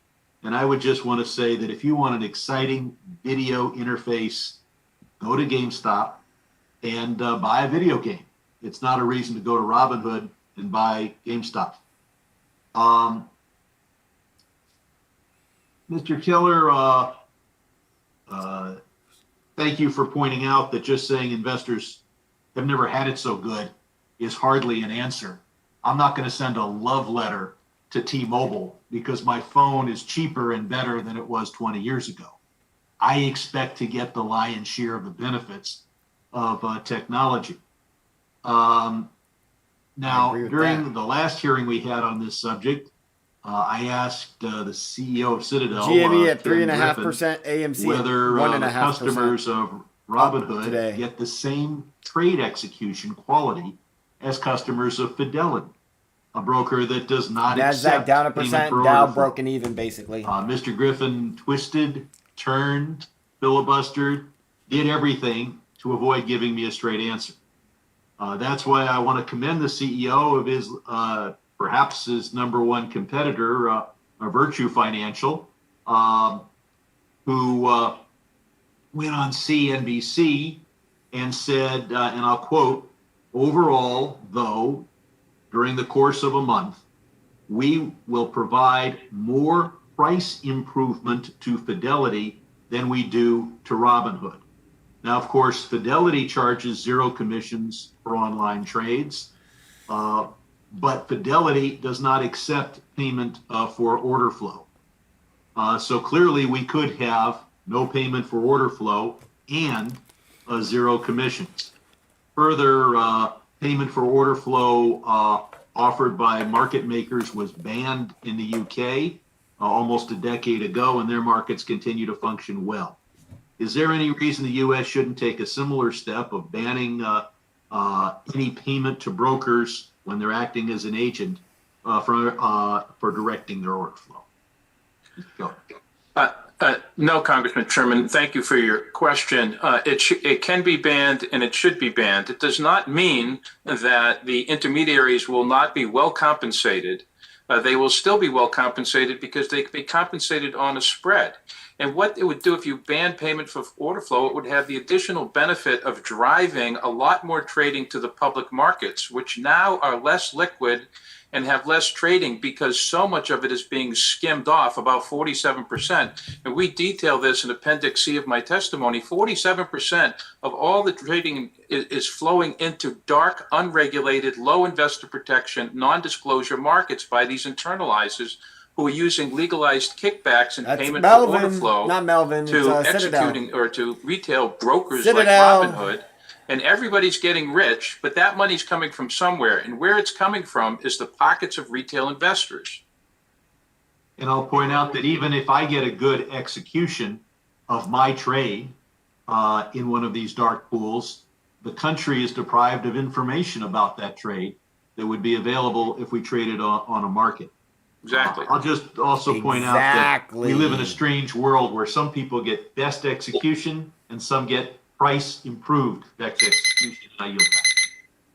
That was a good one. The gentleman from Oklahoma, Mr. Lucas, is now recognized for 5 minutes. Diamond, Thank you, Diamond Madam in the Chair. back row. I appreciate the opportunity to hear from our witnesses today. Mr. Pivar, the payment for order flow process was in use when you were a commissioner at the SEC and well before that. You suggest in your testimony that the SEC should hold a roundtable to discuss payment for flow, order flow, I should say, and its possible effect on order routing and best execution obligations. Could you explain to us what factors the SEC might weigh in evaluating if any changes should be made to the practice of payment for order flow based on your experiences? Yes, thank you, Congressman, for the question. Yes, so what the SEC would do in that case would open up a public forum and to ask for public comment on it. As much as we think that the agency is staffed with experts, and certainly are, the best available information they have is oftentimes given from market participants and investors. And through that process, what they would do is lay out all of the alternatives, ranging from keeping payment for order flow the same to, on the other end, banning it, and anything in between, either maybe changing the regulations around it or improving disclosure around it. And then what they would do is, once they have all those alternatives on the table, explicitly look through the costs and benefits of each, and then choose the appropriate regulatory path forward based upon that. It may end up one extreme or the other. It may end up somewhere in the middle, or it may end up, if things have changed as they are. One of the reasons why I suggest they look at it now is because the SEC has not done a deep dive on it since we've entered into a zero commission environment. And so, of course, they should be looking at this in terms of how the market and technologies change. Mr. Kruvchek, you explained in your testimony that separating retail and institutional investment flows largely benefits the retail investor. Could you elaborate on why the retail investor would be worse off if both retail and institutional investors receive the same average price? Yes, happy to. So on the one hand, retail flow is much more benign to market makers because of its characteristics. It tends to be smaller orders. They tend to be more dispersed. They tend to be less correlated. There have been some experiences with social media and gamification and Reddit that have caused the behavior to be more clumpy. But generally speaking, market makers love payment for order flow on the one hand because of how it was unsystematic and small. On the other hand, it's been stated, and I want to speak to this, that it's dumb flow, and that's why they make more money on it. The reality is that investors do need to be educated and do need to make better and better investment decisions. But their orders will still be smaller, and because they're a larger constituent of people, there will be more diversity amongst that order flow. And institutional flow is very different. Institutional flow is often sliced up, big flows that happen in small pieces that are very adversarial to a market maker. When I ran high frequency trading, we could not get access to market makers. We had to go directly to the exchanges. They did not want our flow because they knew that it had certain characteristics to it that were undesirable. Those undesirable characteristics are sometimes just size. Very, very large institutional orders will continue to move markets, and it's very hard for a market maker who needs to buy and sell to be able to handle those sorts of risks. Finally, one thing that payment for order flow does, and it works very well in a retail context, is it decreases the amount of time that a market maker is holding risk in their inventory. So a market maker tries to make a bid offer spread. One of the things that's not appreciated about why a market maker wants to pay for order flow is they want to find a larger chance that an order will offset one they've already had put into their books. And so for all of these reasons, when you take a look at and run mathematical models, you find that the retail flow is easier to make money on than the institutional flow. And if we combine them, by definition, mathematically, the average price will get worse for retail and better for institutional. Mr. Blogren, in your testimony, you advocate for the SEC to develop a system for publishing the quantity, duration, and other terms for each stock loan. Could you explain how this would benefit the securities lending market? Thank you for the question. The concerns that are raised around short selling need to go upstream further and understand that short positions are established with a stock loan. Right now, it's an entirely opaque part of the ecosystem. Dodd-Frank asked the SEC to promulgate rules in this space. We think they have the authority to do so, and it would benefit investors and issuers. Yield back, Madam Chair. Thank you for the indulgence. Thank you very much. The gentleman from Georgia, Mr. Scott, is also the chair of the House Agricultural Committee, is now recognized for 5 minutes. Thank you, Chair Lady, very much. Ladies and gentlemen, there are great dangers to our financial services system when non-financial, non-verified information posted on social media platforms has more market influence than what is disclosed through our regulated process.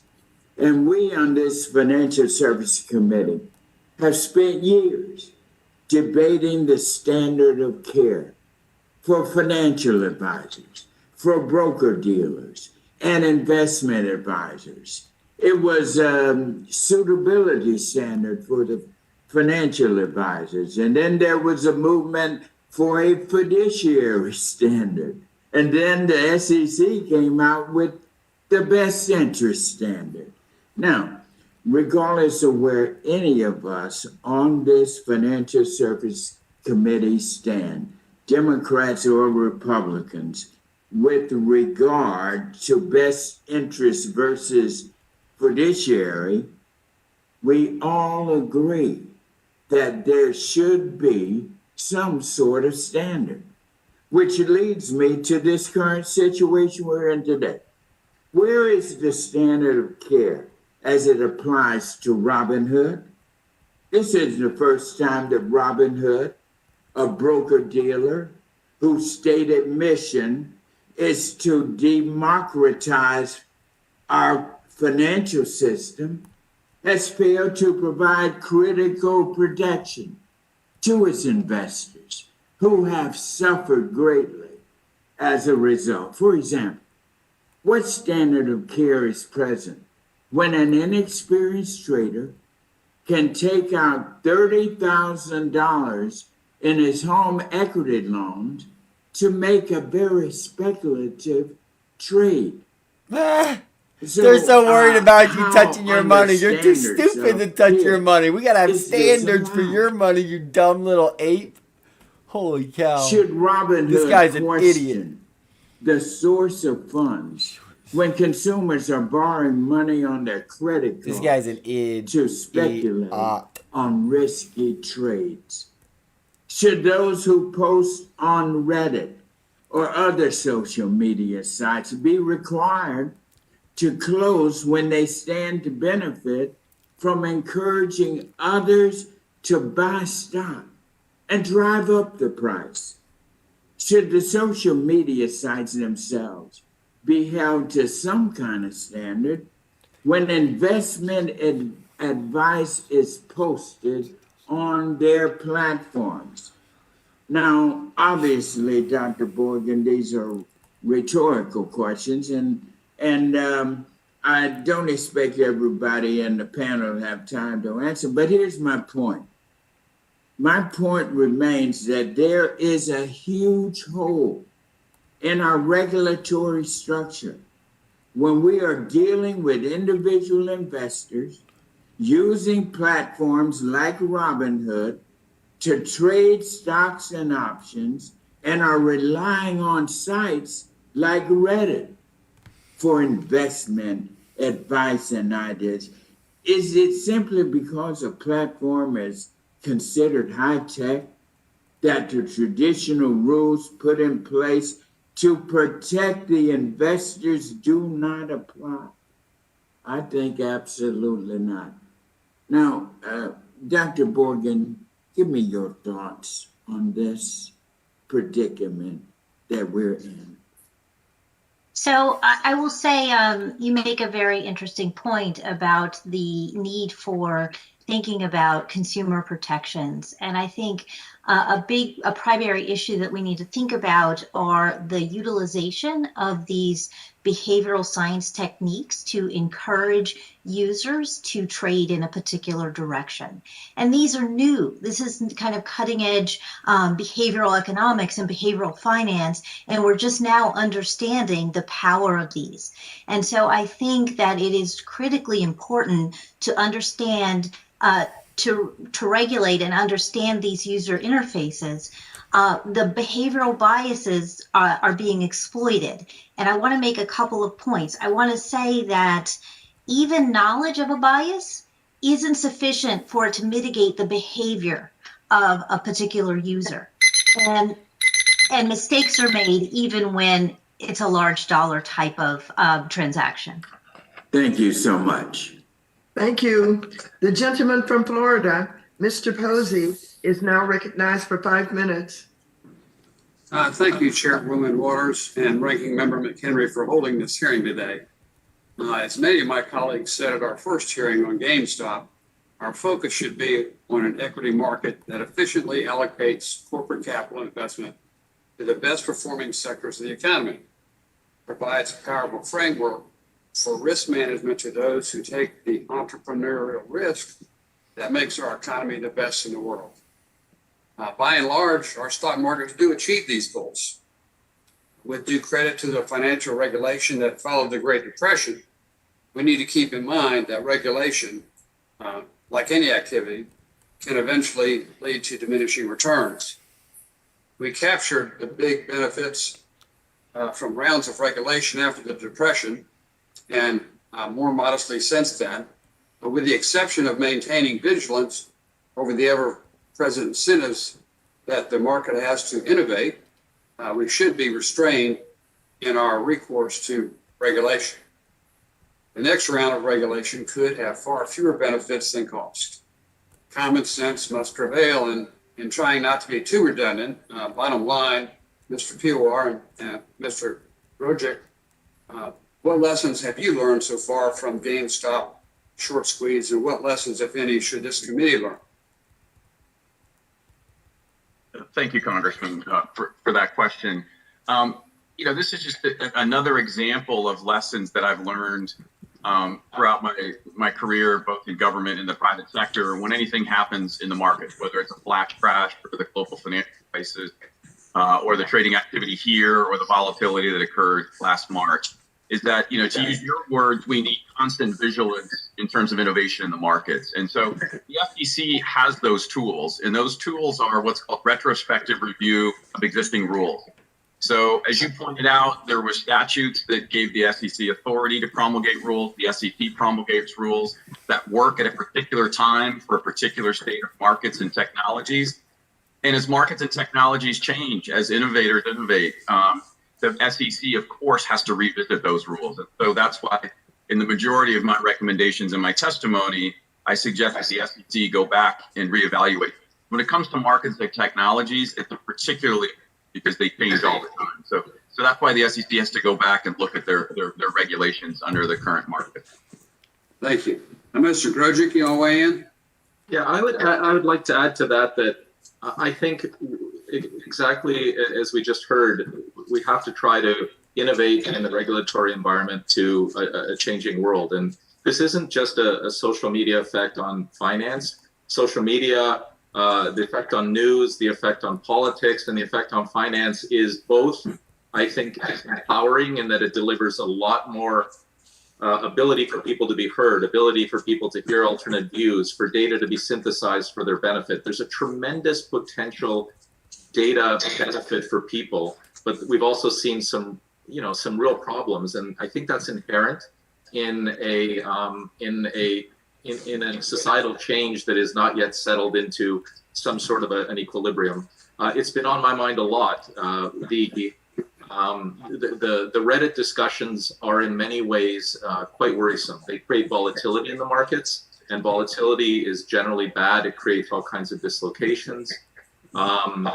Some of the behaviors are probably unintentionally actually market manipulation when groups of people take action just to move a market price. whether it's a large player or small players, that's undesirable. There isn't a fundamental reason for doing that.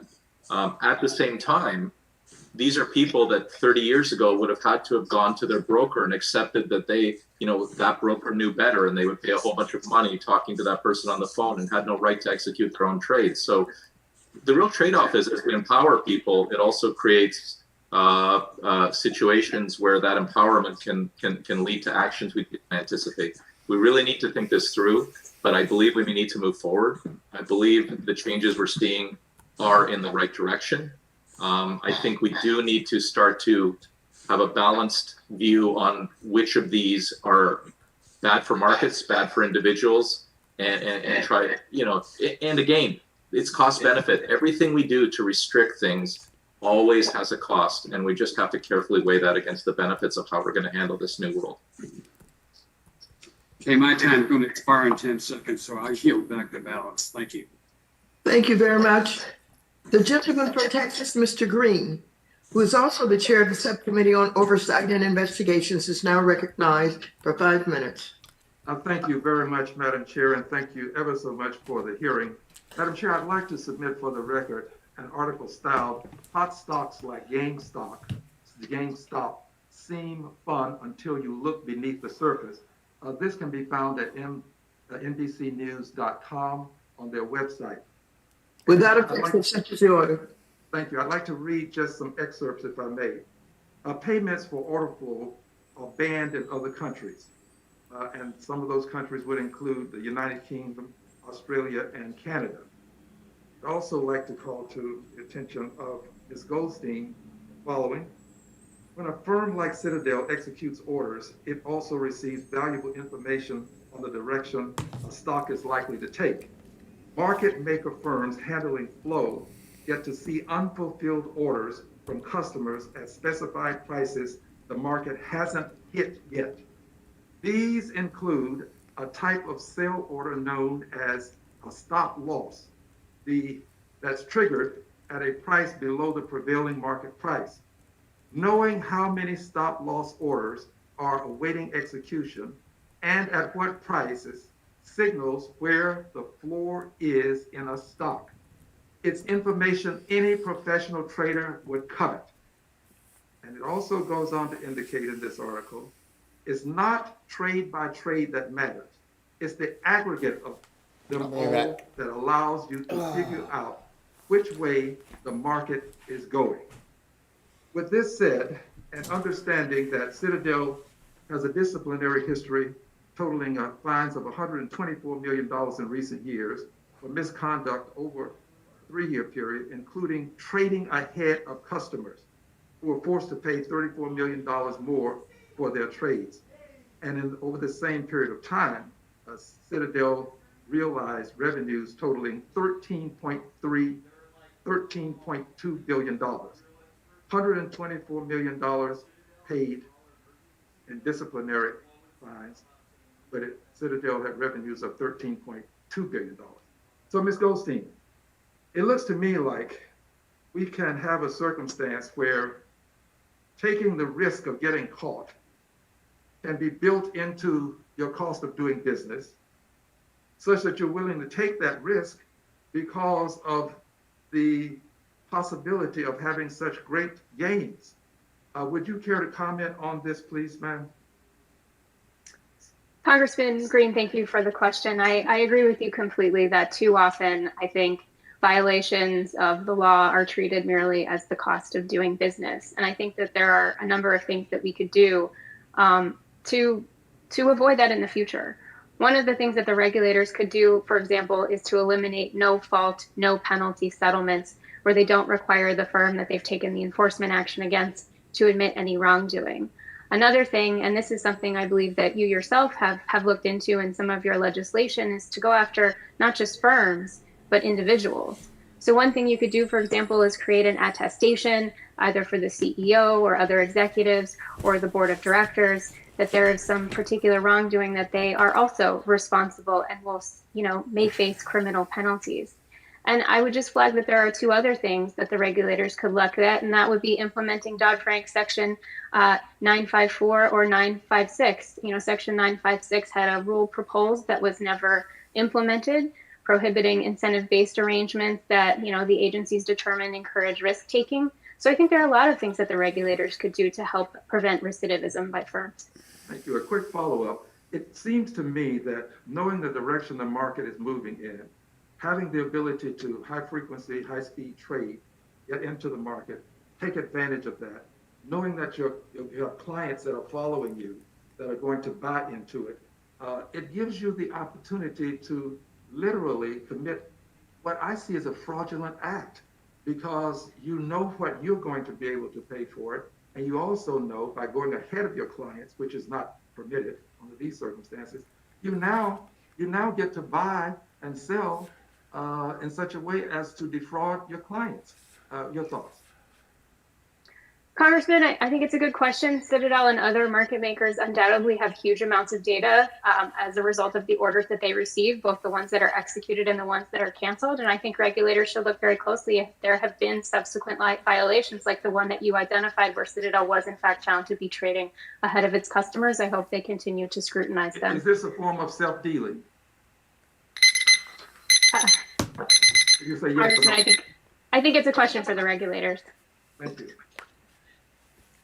Thank you. The gentleman's time has expired. The gentleman from Missouri, Mr. Lukemeyer, is now recognized for 5 minutes. Okay, let's go into. Thank you, Madam Chair. My first question is for Mr. Blogren. In my opinion, the market self-corrected itself on multiple occasions throughout the events in January surrounding GameStop. I asked the question of the last witnesses in the last panel, and I've since talked to lots of folks involved in the financial services world with regards to these issues, and they seem to agree with that. Institutional investors overly shorted GameStop, and retail investors were able to take advantage of those extreme short positions. In addition, Melvin Capital and Robinhood were both in need of capital infusions and found it through the private markets. Mr. Blogren, from your seat at the New York Stock Exchange, do you believe the market was largely able to correct itself throughout the events in late January? Thank you for the question, Congressman. Certainly the market infrastructure performed in a very resilient, very stable, very predictable fashion, which I think is critical for investor confidence. And I would agree that there were no systemic issues that were presented. I do think, however, and I think the existence of multiple hearings on the topic suggests that there was a fascination with what happened in these particular stocks. And that in and of itself is a cause for concern if it erodes investor confidence. So while we have the best markets in the world, there's always an opportunity to further perfect them. Well, in response to that, yes, it's an unusual situation, but I think my question is, because it was an unusual situation, and we're having these hearings to see once if there was a problem here, if there is something we need to do, was there fraud, was there somebody else doing something illegal or wrong, and yet the system appeared to work in that the retail investor saw an opportunity to see an overly shorted stock to bring the pendulum back, so to speak, and the companies that had overly shorted it were able then to find money in the markets to shore themselves up. I think it shows that there's some resilience there. And to that point, SEC Commissioner Allison Lee recently wrote in a letter. You blocked the market, you freaking fatty. I quote, it does appear that our core market infrastructure has proven resilient through these recent events. As my colleagues and I have noted, to date, the commission staff are not aware of any structural issues resulting from the recent significant volatility in the price of certain stocks that indicate a disruption of core market infrastructure. So, Mr. He's going broke, that's would for you sure. agree He's with shorting that statement GameStop. that the market infrastructure remains resilient? I would, but I definitely have not seen any problems with the market infrastructure. But as this that's a lie. This episode pointed out, that doesn't mean we can rest and assume that it's going to continue to work in the future. And so one of the things I put forward is that we should look at whether we want to think about shortening the trade settlement cycle. Because you're going to have to pay, and you should pay tomorrow, not freaking 3 days from now. To me, as an outsider looking in, when you have a stock shorted This is a great 140%, DD. to Like, me, this guy that's went a into problem. everything so You far. have more Like, this is another stock shorted 25 than there pages. is I'm stock impressed. available. Do you think we need to limit the amount of number of shares that can be shorted? Or do we limit the number of times a share can be lent to allow this rollover and to be able to get to 140% to stop this? So that, to me, this will be a way to fix the problem versus other extraneous things to me, the market actually worked here. People saw an advantage that somebody was doing something wrong and jumped in, took advantage of it. And we got some guys that got literally taken to the market on it. So would you like to respond to that? Sure, thank you. I think before the SEC looks at either limiting short selling or looking at potential limitations there, I agree with Mr. Blomgren. We need to start upstream, right? The short selling market relies on securities lending. And to your point, same shares can be lent out multiple times, and you can end up with the odd situation where you end up with a short interest exceeds the number of shares that's outstanding. Right now, that securities lending market, the SEC could go in and gather up information on an ad hoc basis and try to piece together what it looked like in the past, but it doesn't have real-time information. It doesn't have consolidated information. And so before we start directly looking at limitations on short selling, I think we need to address the opacity issues in the securities lending market. And the SEC does have authority there to do that. And so my suggestion would be, first, let's gather the data, and then based upon that data, we can make additional policy decisions going forward. Well, to me, the number of times that you can lend a share, to me, like you've got a situation that's ripe for musical chairs with your money there. So my time is up. I yield back, Madam Chair. Thank you.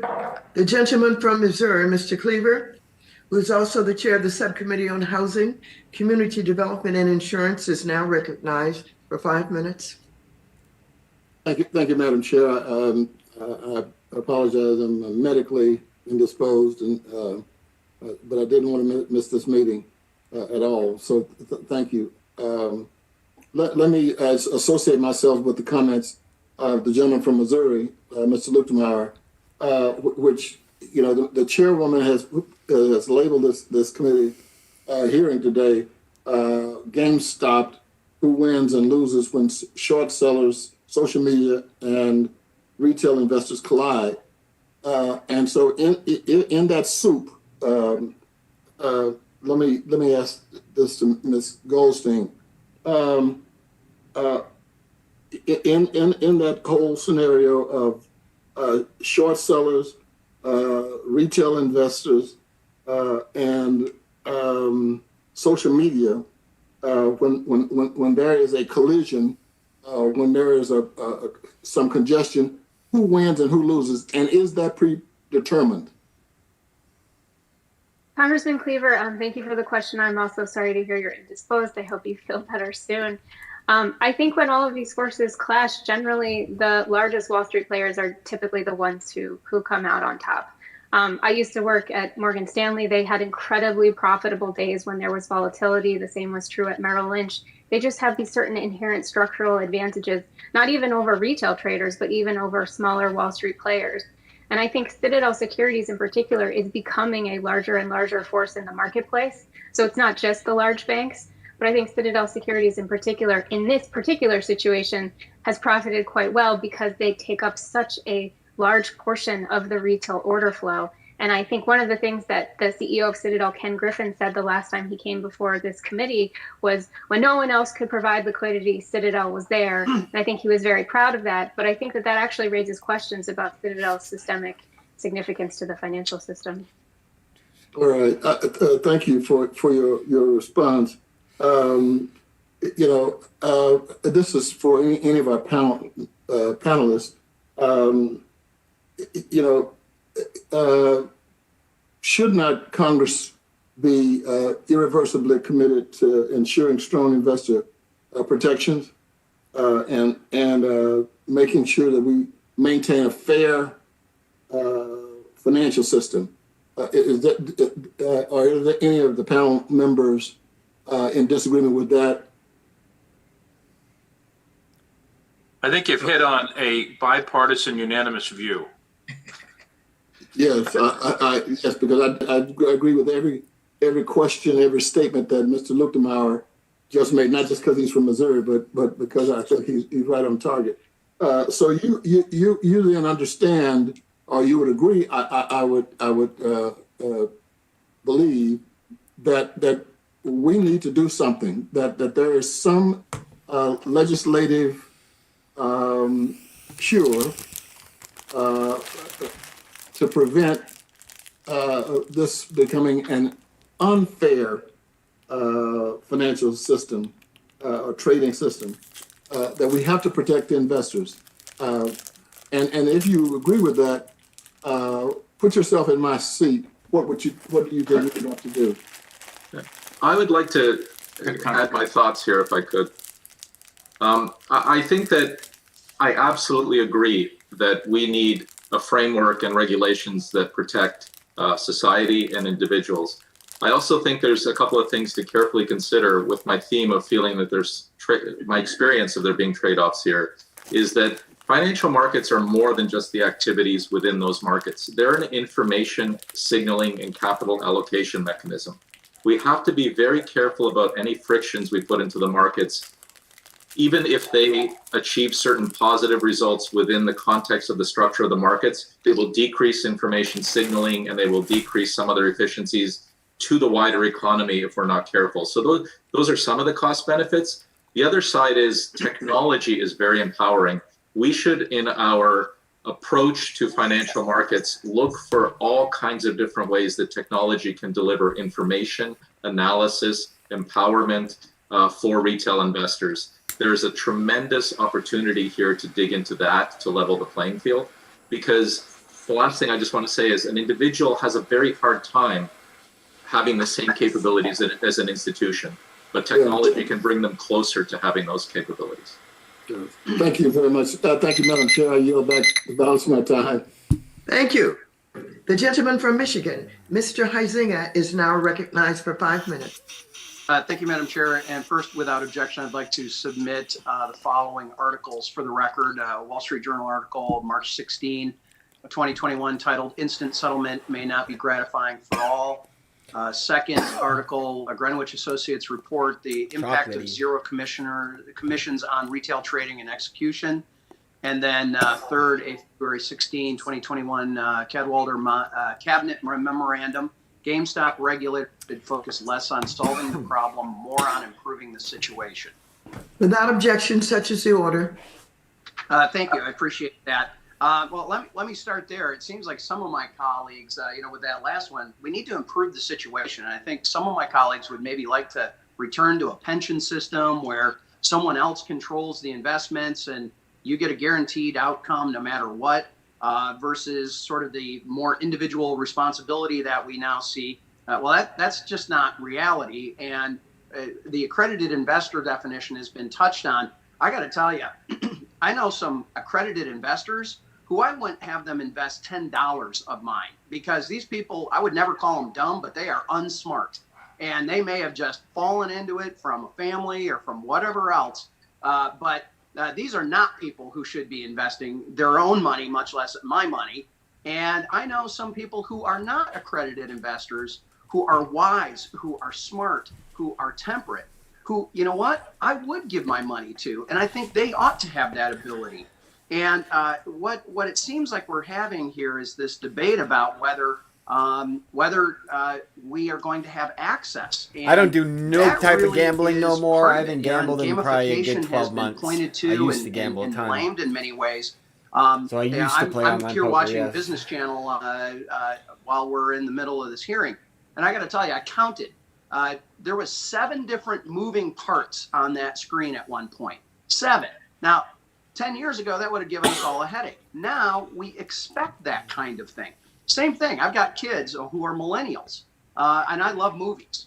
Well, I think they ought to go see some of the classics. And 30 minutes into it, they're like, "This is boring. You thought this was exciting, right?" Expectations have changed. The same is happening with their own investments. We shouldn't be looking at investing as something that only grandma and grandpa do. It should be approachable and accessible and safe. And we have to make sure that we are distinguishing between eye candy and malicious intent. And what I'm hearing a number of folks talk about is that eye candy equals malicious intent. And that simply isn't the case.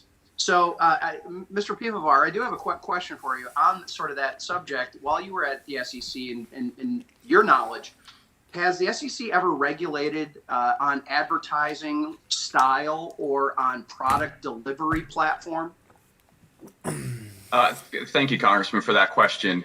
There are certain advertising rules that the SEC has with respect to things like past returns and investment performance, say in mutual funds and things that. But to your question directly on platform itself, no. Right? My Twitter wasn't blocked, I'd be so mad at Bucky right now. Bucky need to come talk to me. That has to do with materiality, correct? That's not something that we looked at when I was at the commission. Okay. I've got a couple of things I want to hit on.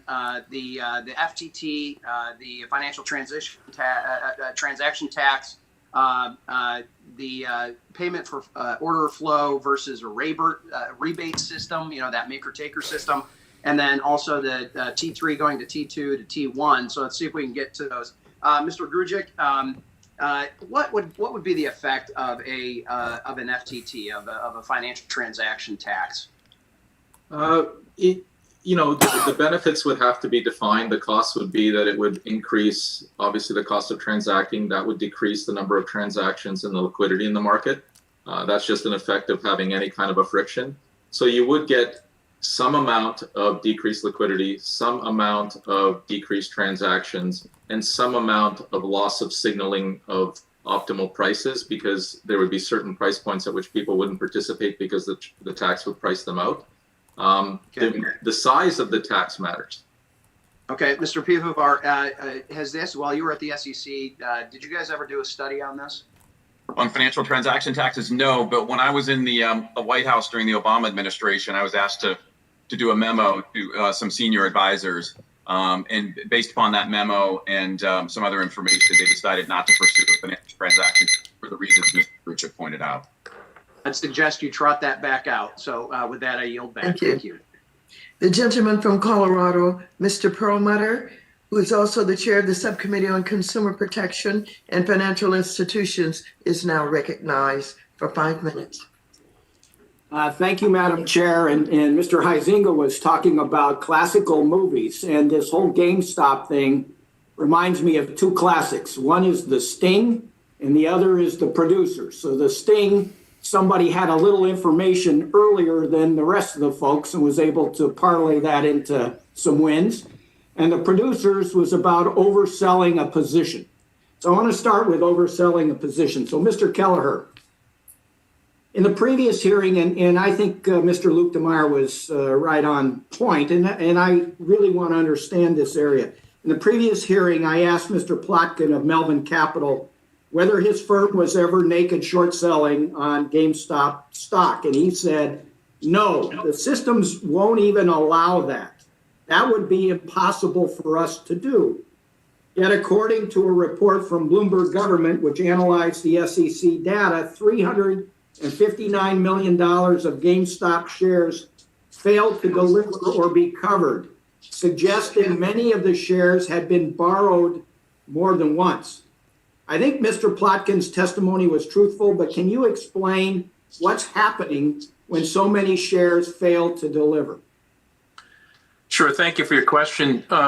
The current regulation only requires broker-dealers to have a reasonable, or institutional investors have a reasonable ground to believe the security can be borrowed, so that it can be delivered on the delivery date. You can't make a so Google it's a phone reasonable belief. Now, I don't know about Mr. Plotkin's system, although it sounded like a pretty good system when he said it, which is he says unless his firm has identified, in fact, the security they try to attack me back, and then I always get them better, it doesn't even allow them to short I start a position. 100 downvotes, but that's not actually the law, as I understand it. As I understand it, it's a reasonable belief, and people can have a lot of reasonable beliefs. And we have massive failures to deliver of GameStop stock in January. So not only do we have a short position that exceeds about 140% of the available float at the time, but then subsequently we have a massive failure to deliver those securities at the time of delivery. So, and I'm sure, as Mr. Piwawar said earlier, the SEC is looking carefully at this, and I would expect their report to provide us with a lot more information. But as of right now, the publicly available information certainly indicates that there's a very high likelihood of some abusive short selling by somebody. Is the volume okay? Can you hear me better? All right, so let me ask you this. So, I mean, Mr. Luchtenmeyer talked about sales 140% of existing shares. I mean, how does that happen?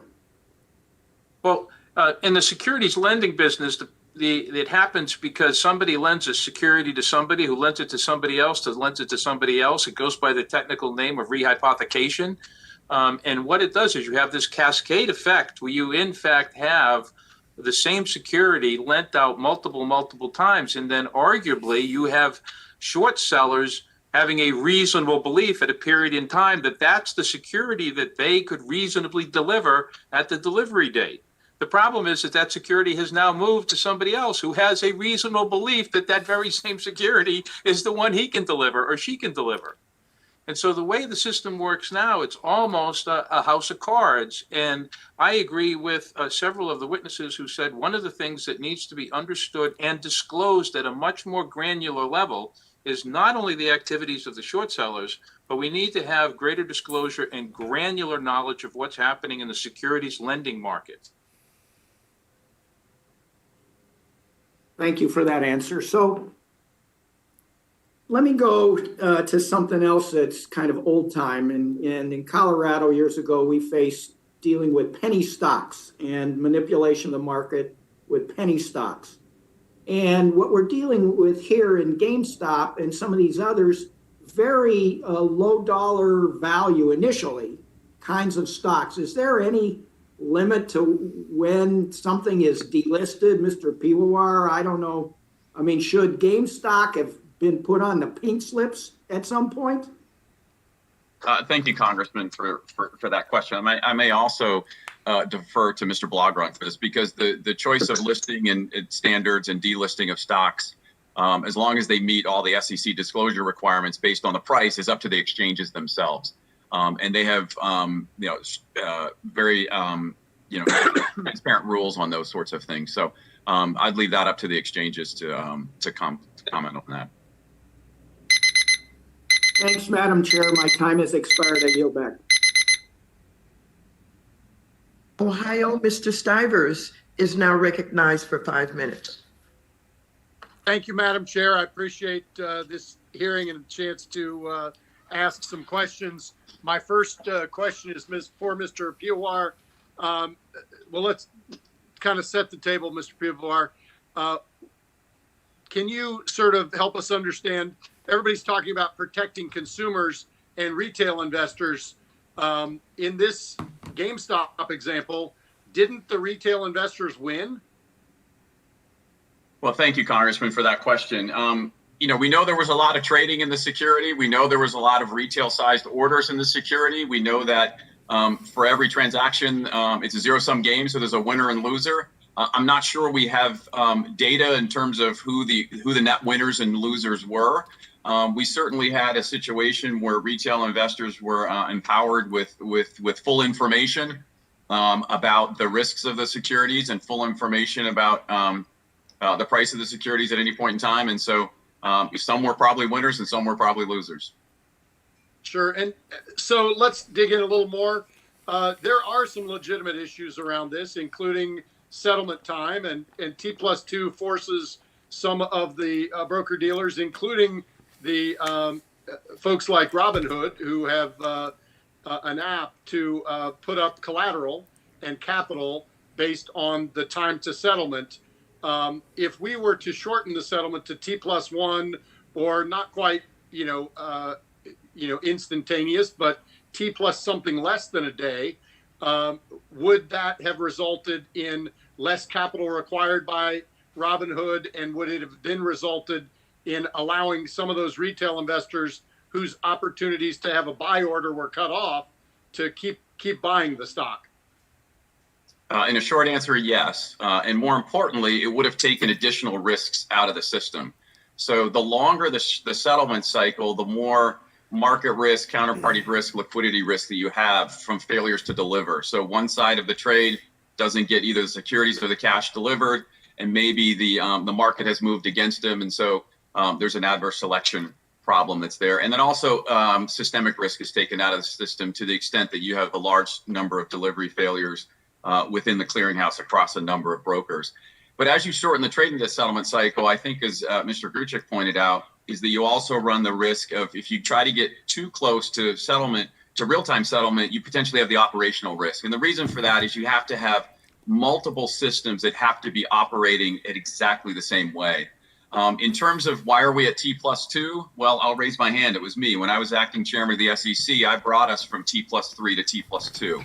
At that time, 4 years ago, going from 3 to 2 based on cost-benefit analysis was the easy regulatory layup or slam dunk, whatever analogy you want to use.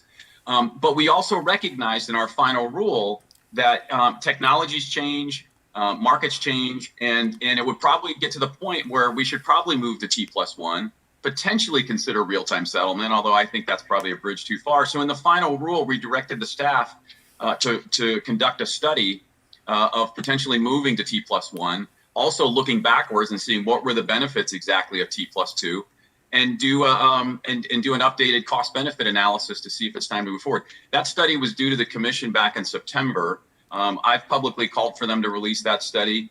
Congressman McHenry and Senator Toomey sent a letter to the SEC to release that study. So I think this is definitely something they should put out in the public domain, and we should have a debate about. And for sure, we're closer to being ready for T+1. Maybe not real time settlement because there are some issues around that, but T+1 would have helped solve this problem. Let's take another step backward, Mr. Pivovar, about retail investors and the fact that with some of these new apps and with zero commission trading and partial share trading, you're seeing more retail investors have an opportunity into the markets. Isn't that a good thing?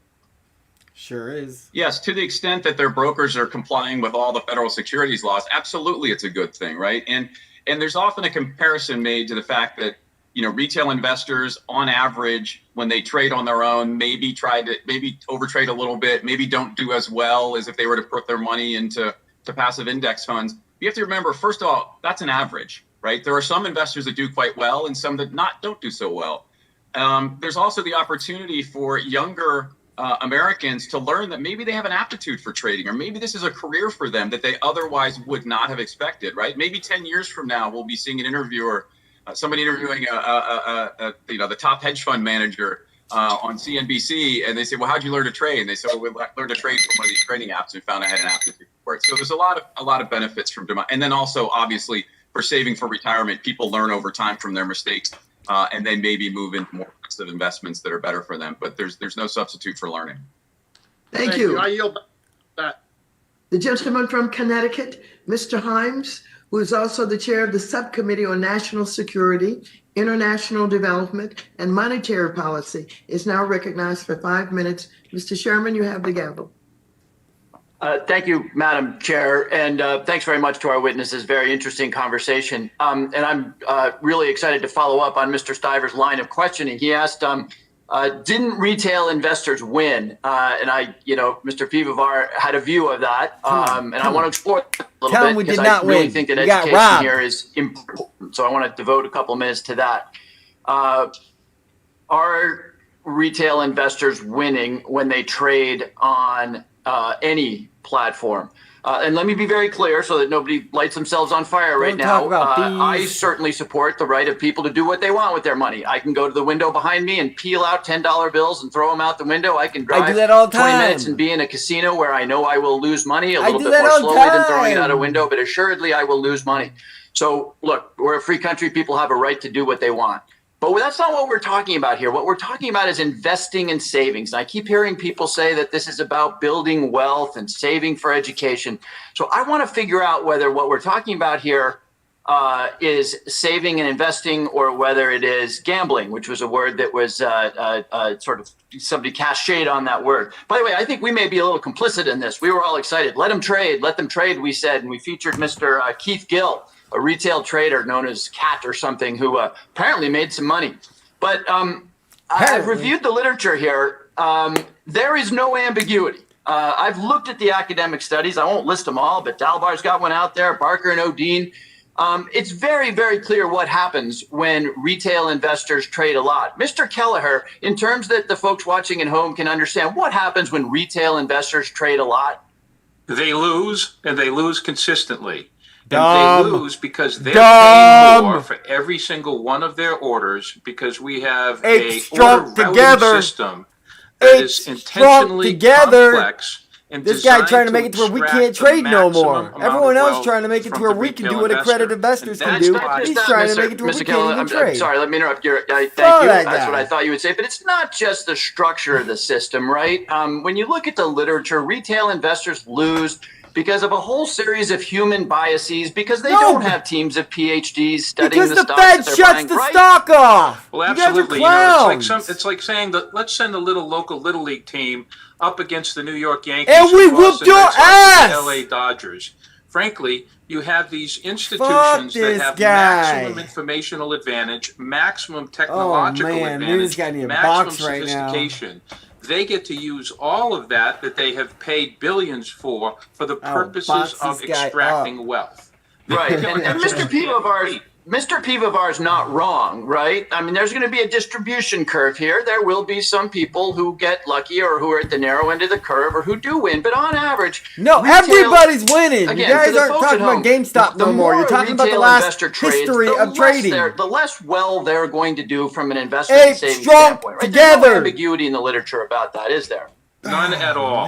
Okay, so this leads me to my second question. Mr. Tenev, who runs Robinhood, annoyed me a little bit because he told this committee that his customers made $35 billion. Mr. Arnick, you're a trader. If I told you that last year my portfolio made $3,500, would you be impressed?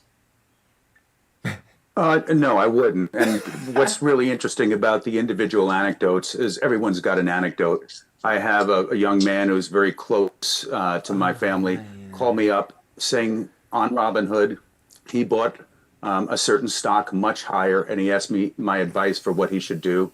And he asked me specifically, should I put out a put? And I said, do you even know what a put is? Do you know how to trade options? He's like, yeah, I'm enabled to trade options. I said, what's a put? He said, it's when you put out stock for sale. All right. So the very problem here is that we have a broker-dealer that's abandoned its educational, its suitability, its education and its suitability requirements, and it's done so because it has this massive incentive to do so. Okay, I got it. Thank you. I appreciate that. By the way, do any of the witnesses quibble with the conclusion that I think I've been able to tease out here, that the literature shows that lots of trading by retail investors is really not going to be a wise investment strategy in the aggregate? Do any of the witnesses dispute that? I do. Okay. Eight strong together. Look, let me be clear again here. I believe that Americans should have the right to do with their money what they will. But, and let me close, Mr. Arnick, since you're an investor, what's a smart strategy for a retail investor who actually wants to make money and save? Stick with the pack. Stick with the pack. I don't know if I should answer. He should dollar cost average monthly into Vanguard index funds and buy and hold. Thank you. I yield back the balance of my time. Gentleman's time has expired. I recognize Mr. Barr from Kentucky. But Thank you Mr. really Chairman. should I buy have to say GameStop. this is an interesting conversation, and when I hear some of the testimony, I do detect a paternalistic hostility to what I consider to be the foundation of our free markets, and that foundation is the freedom to take risk. It's paternalistic because I hear an elitist sentiment that only sophisticated, only highly educated or institutional investors know what they're doing. And government should intervene to restrict commission-free trading to protect retail investors from themselves. That government knows best, and retail investors are simply not smart enough to allocate their own capital for themselves. I think there's hostility because it sounds like some of the witnesses want to pull risk-taking completely out of the system. Let's be honest, that is code for doing away with free market capitalism. Now, this is the second of what is expected to be a 3-hearing episode on this topic. The majority has concocted a series of villains in this saga. The first, it was the hedge funds who supposedly collaborated and colluded with Robinhood. Then it was the practice of short selling. Then it was payment for order flow. Now it's the so-called gamification of investing, as if creating user-friendly platforms that attract wider swaths of investors is a bad thing. Provided that no securities laws are broken or consumer protections are compromised, it's not the role of Congress or regulators to dictate the constructs of a user experience. If investors like the platform, it will succeed. If they don't, it won't.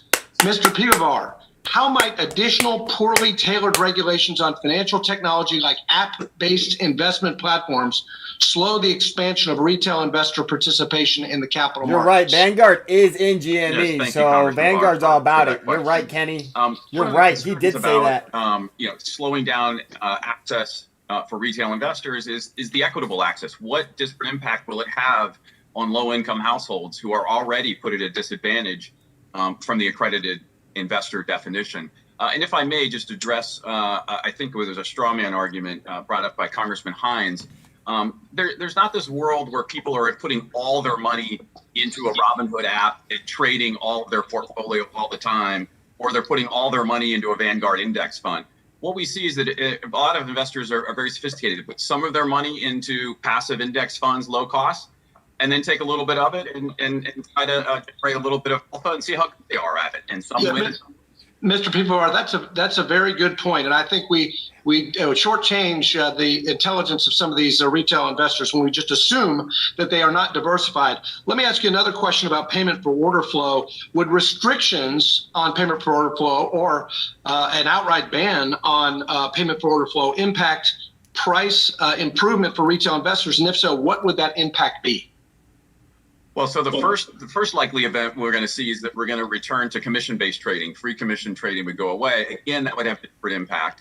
And the second point I would make is that if we're back into a world where there's another conflict of interest, and that's the churning of accounts in order to generate commissions, right? So it's been said in the testimony that there's an incentive to generate revenue by more trading for payment for order flow. That same incentive exists in a world where you have commission-based trading. And in a prior part of my career, I actually worked as an expert witness on behalf of plaintiffs who were arbitrating against in broker customer disputes in a FINRA arbitration for churning accounts. And so, again, that's another thing that just has to be monitored for compliance and enforced. I don't have time to ask the question to Mr. Grujic again, but I think his point about forcing a combination of retail and institutional flow will have a negative impact on price improvement for retail investors. And I think that stands repeating and an unintentional consequence of excessive restrictions on PFOP. Final question, Mr. Pivovar. Mr. Kelleher and some of the other witnesses have argued today that existing best execution requirements do not sufficiently address what they consider to be conflicts of interest associated with payment for order flow. Do you agree? And has payment for order flow in any way canceled broker-dealers' duties to route customer orders to achieve best execution? So the answer to your last question is no, they have not canceled that. What I've said in my testimony is that, of course, the SEC should revisit its best execution rules in light of zero commission trading. Best execution is a multi-factor, multi-dimensional thing that the SEC looks at. And so markets change, markets evolve, technology evolve. Of course, the SEC has to revisit that. But there's been no diminishing of it. In fact, the SEC vigorously enforces the best execution rule. Thank you. My time has expired. I yield. Thank you. I ask unanimous consent to put in the record a 2016 report from the Chartered Financial Analyst Institute that found that following the UK's ban on payment for order flow in 2012, the portion of resale size trades executing at the best quoted price went up substantially, and I recognize Mr. Vargas, my colleague from California.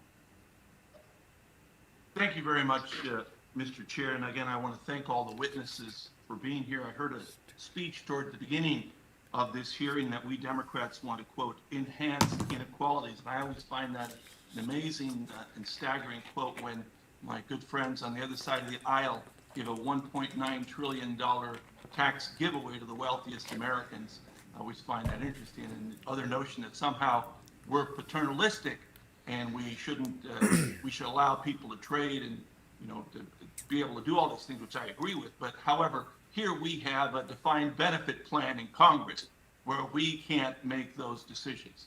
So I always find that interesting. Now, there seems to be an inherent conflict in this payment for order flow, that the retail investors get the worst execution. And I'll quote some of the statements made here today. It's really a wealth extractor for the few. Legalized kickbacks coming from It's retail worse than that. investors. It holds So the Mr. price Arnott, down. Should we prohibit payment for order flow?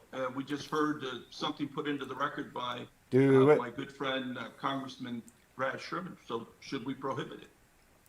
Or take it back. Thank you for the real question, market. Congressman. It's got to be I on the absolutely books. believe we should ban payment for order flow in all its forms. Wow. It distorts order routing. It distorts order routing on exchanges. It distorts order routing and best execution in the off-exchange markets as well. Consider this. Robinhood, with its carrot of payment for order flow, has a duty to get best execution, as well as the suitability I referred to earlier. But to get that best execution, they would need to access the 20% of New York Stock Exchange midpoint orders that are the 50% of the orders and trades that take place in the market that are odd lots, which are predominantly what so many of the Robinhood traders are trading due to their small account size. Yet, why can't Robinhood do that? Because they aren't even connected to any of the exchanges. The only relationships that they've developed are wholesaler relationships where they receive payment for directing orders to high-speed market makers uniquely tooled to profit over those orders. Thank you. Mr. Kelleher, would you disagree with anything that you just heard from Mr. Arnott? GME No, up he's 6% exactly right now at And in 221. fact, I would go a little bit further. The Congress doesn't have AMC to up ban 2% payment at for order flow. The SEC 13.25. should take the position right now that payment for order flow violates or facilitates the violation of the best execution duty. We know for a fact that today about 47% of all trading is happening off exchange in dark, unregulated markets. None of that flow goes to the public exchanges. And we also know that the trading in those exchanges get worse execution than they do on the public exchanges.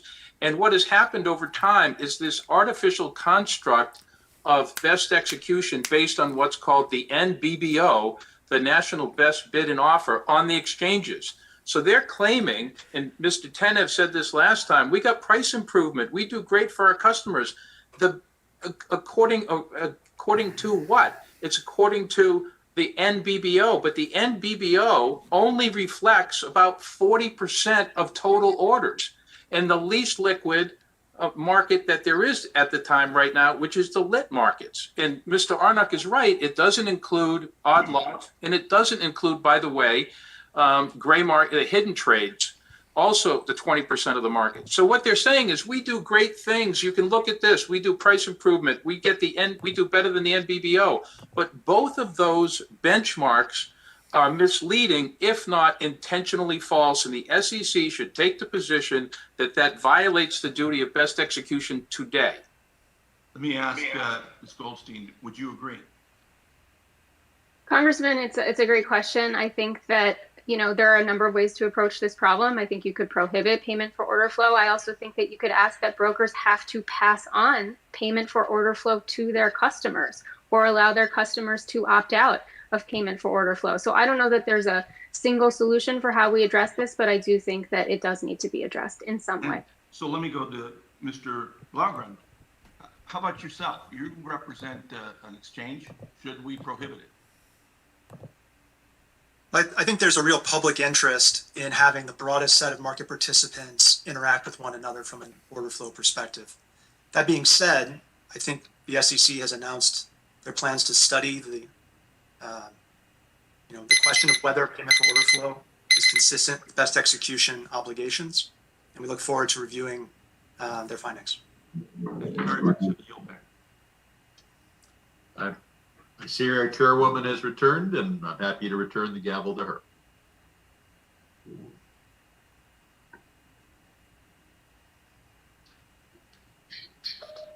What's the next person? Madam Chair? One moment, please. Okay. Who's up next, Mr. Chairman? It's been suggested to me that at the request of one of our witnesses that we take a 5-minute break. We can do that, or we can move Without on. objection, let us take the 5-minute break. Without objection, let's take a break. Alrighty, guys. What did we think so far? I got some thoughts. Honestly, I'm impressed. I'm actually super stoked on that meeting because outside that one bald dude, everybody was on our side. Maybe Al Green wasn't either. Oh, and then there was that older black gentleman that definitely was not. Like, he wanted to take the phone out of everyone's hand, basically, say no one can trade from their phone. But other than that, it was just, wow, that was good stuff. They basically want to get rid, like, from what I heard from that meeting, they said they got to get paid. So these market makers got to get paid, but they don't get to they shouldn't be able to determine how much they get paid. So what I just heard was the government's got to set up a flat rate of what they get paid, or a percentage or a flat percent or something. And then they're no longer allowed to actually make their own trades in between our trades and cut us off and manipulate the price. I mean, when the majority of the volume is happening in the dark pools, they're the ones controlling the price. So when we band together, because we don't have enough volume, but when we band together in one spot, two spots, AMC, GME, we have the volume to move the price, and they're moving, and we're winning. And right now, they're doing everything they can to suppress that price, and it's not happening. I was a little disappointed about that whole, nobody wants to talk about the halting of the stock, and nobody wants to talk about how that never happened. So, I mean, I just feel like they know what's happening, and they know it's about to happen, and so they can't talk about it because then, it's like insider trading, right? You can't just tell the whole public it's going to happen. I can because nobody told me it was going to happen, but somebody behind the scenes have told them how bad this is going to get, and so everyone's, basically sworn under secrecy if they know, and, they're probably being threatened to go to jail if they say something about it. But you can't do that to me because I just happen to figure all this out by myself. And now that I know so much, I can just see most things and know, big picture what's really going on behind the scenes. When most people talk, I know what they're actually saying, not what they're trying to get everyone to think they're saying. Yeah, I'm really stoked on today. There's no way our price isn't going up. It was all good news. All good news.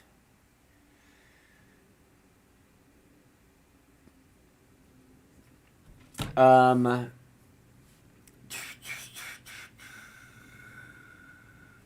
the prices are real slow right now. We ain't used to seeing such steady, calm pricing. What did you guys think? Anybody think anything so far? 924. Thanks, man, especially for what you're trying to do. You're welcome. You're very, very welcome. Ugh. Freaking cold in my house. Cold today and yesterday.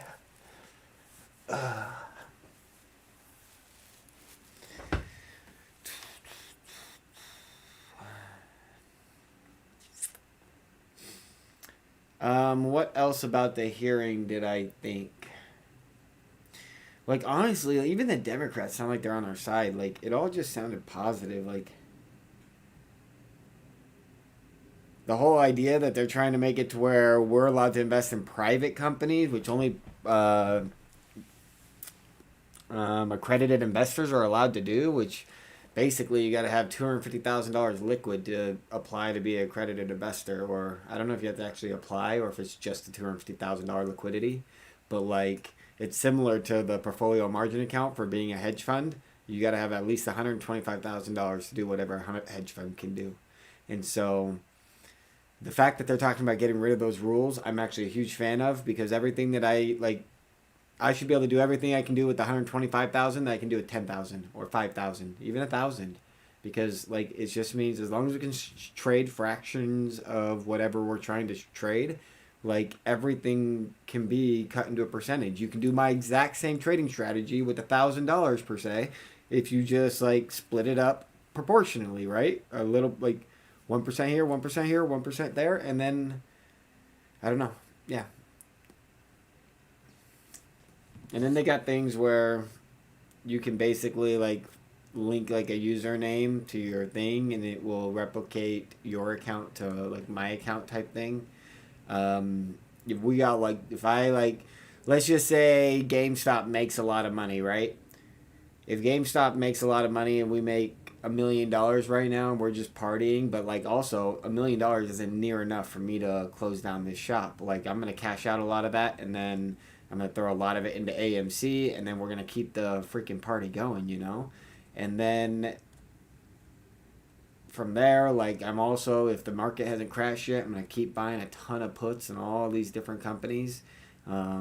Maybe even like hire people to start like researching which companies are like the most inflated as far as like earnings versus stock price, and just start shorting everything like crazy. Like if they want to drag this out, I'm totally down, but I'm also kind of prepared for it all to happen in like one day, and just nobody knows what day, and the day that it happens, boom, it happens, and like the government knows they're losing money, but like if they surprise It's everyone, over. like, Now recognize Mr. Williams. all right, let's go.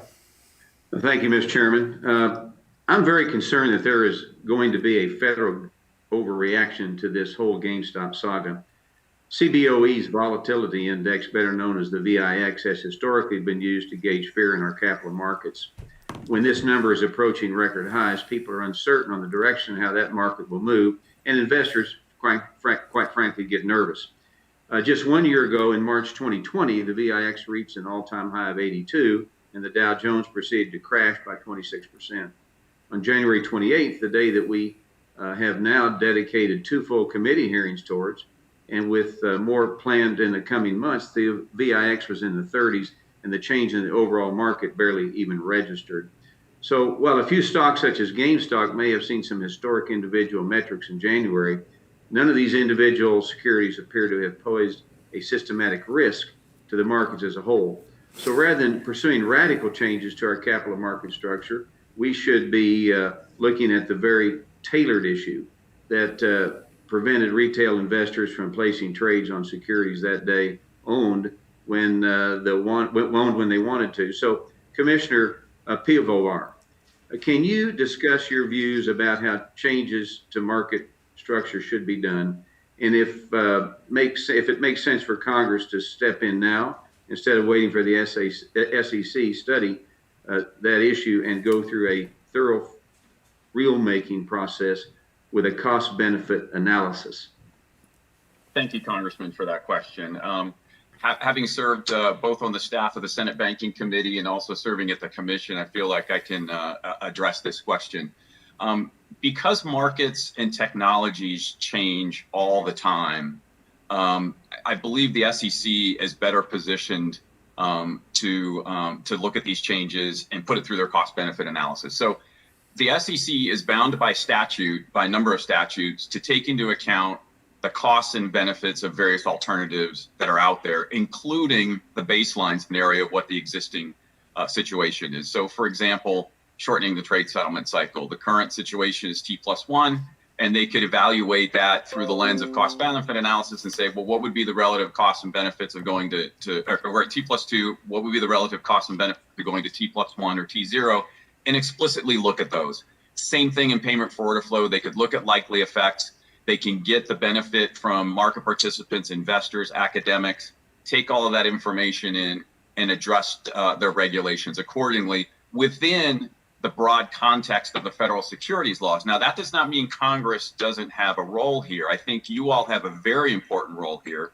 To the extent that you think any of these market structure or market infrastructure policy changes should be prioritized by the Commission, I believe that would be an important role for this committee to try to come together and find consensus on what are the 2, 3, 4 most important areas for the SEC to focus on, because as you know, you've given them a broad mission with broad authority. Who's here? Sometimes for prioritizing those.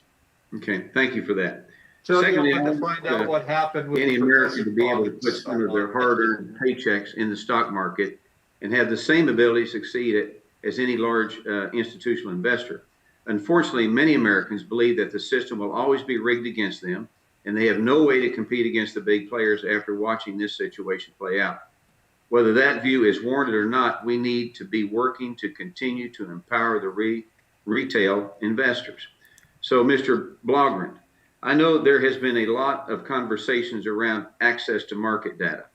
Can you talk about the New York Stock Exchange and what it's doing to get better market data into the hands of the average American looking to make more informed investment decisions? Thank you for the question, Congressman. NYSE publishes market data through the consolidated tape, which is an industry-wide utility, and also through proprietary market data products. All of these products are filed with the SEC, available broadly and according to a standard rate card. In general, the retail community consumes market data through the consolidated tape, which has largely kept prices steady for many years. The retail investor typically has their market data paid for by the broker, and it costs about $1 a month. Market data is now consolidated in a matter of about a dozen microseconds by NYSE and NASDAQ systems, and then rebroadcast to the retail community. Thank you for that answer. And Mr. Chairman, I yield my time back.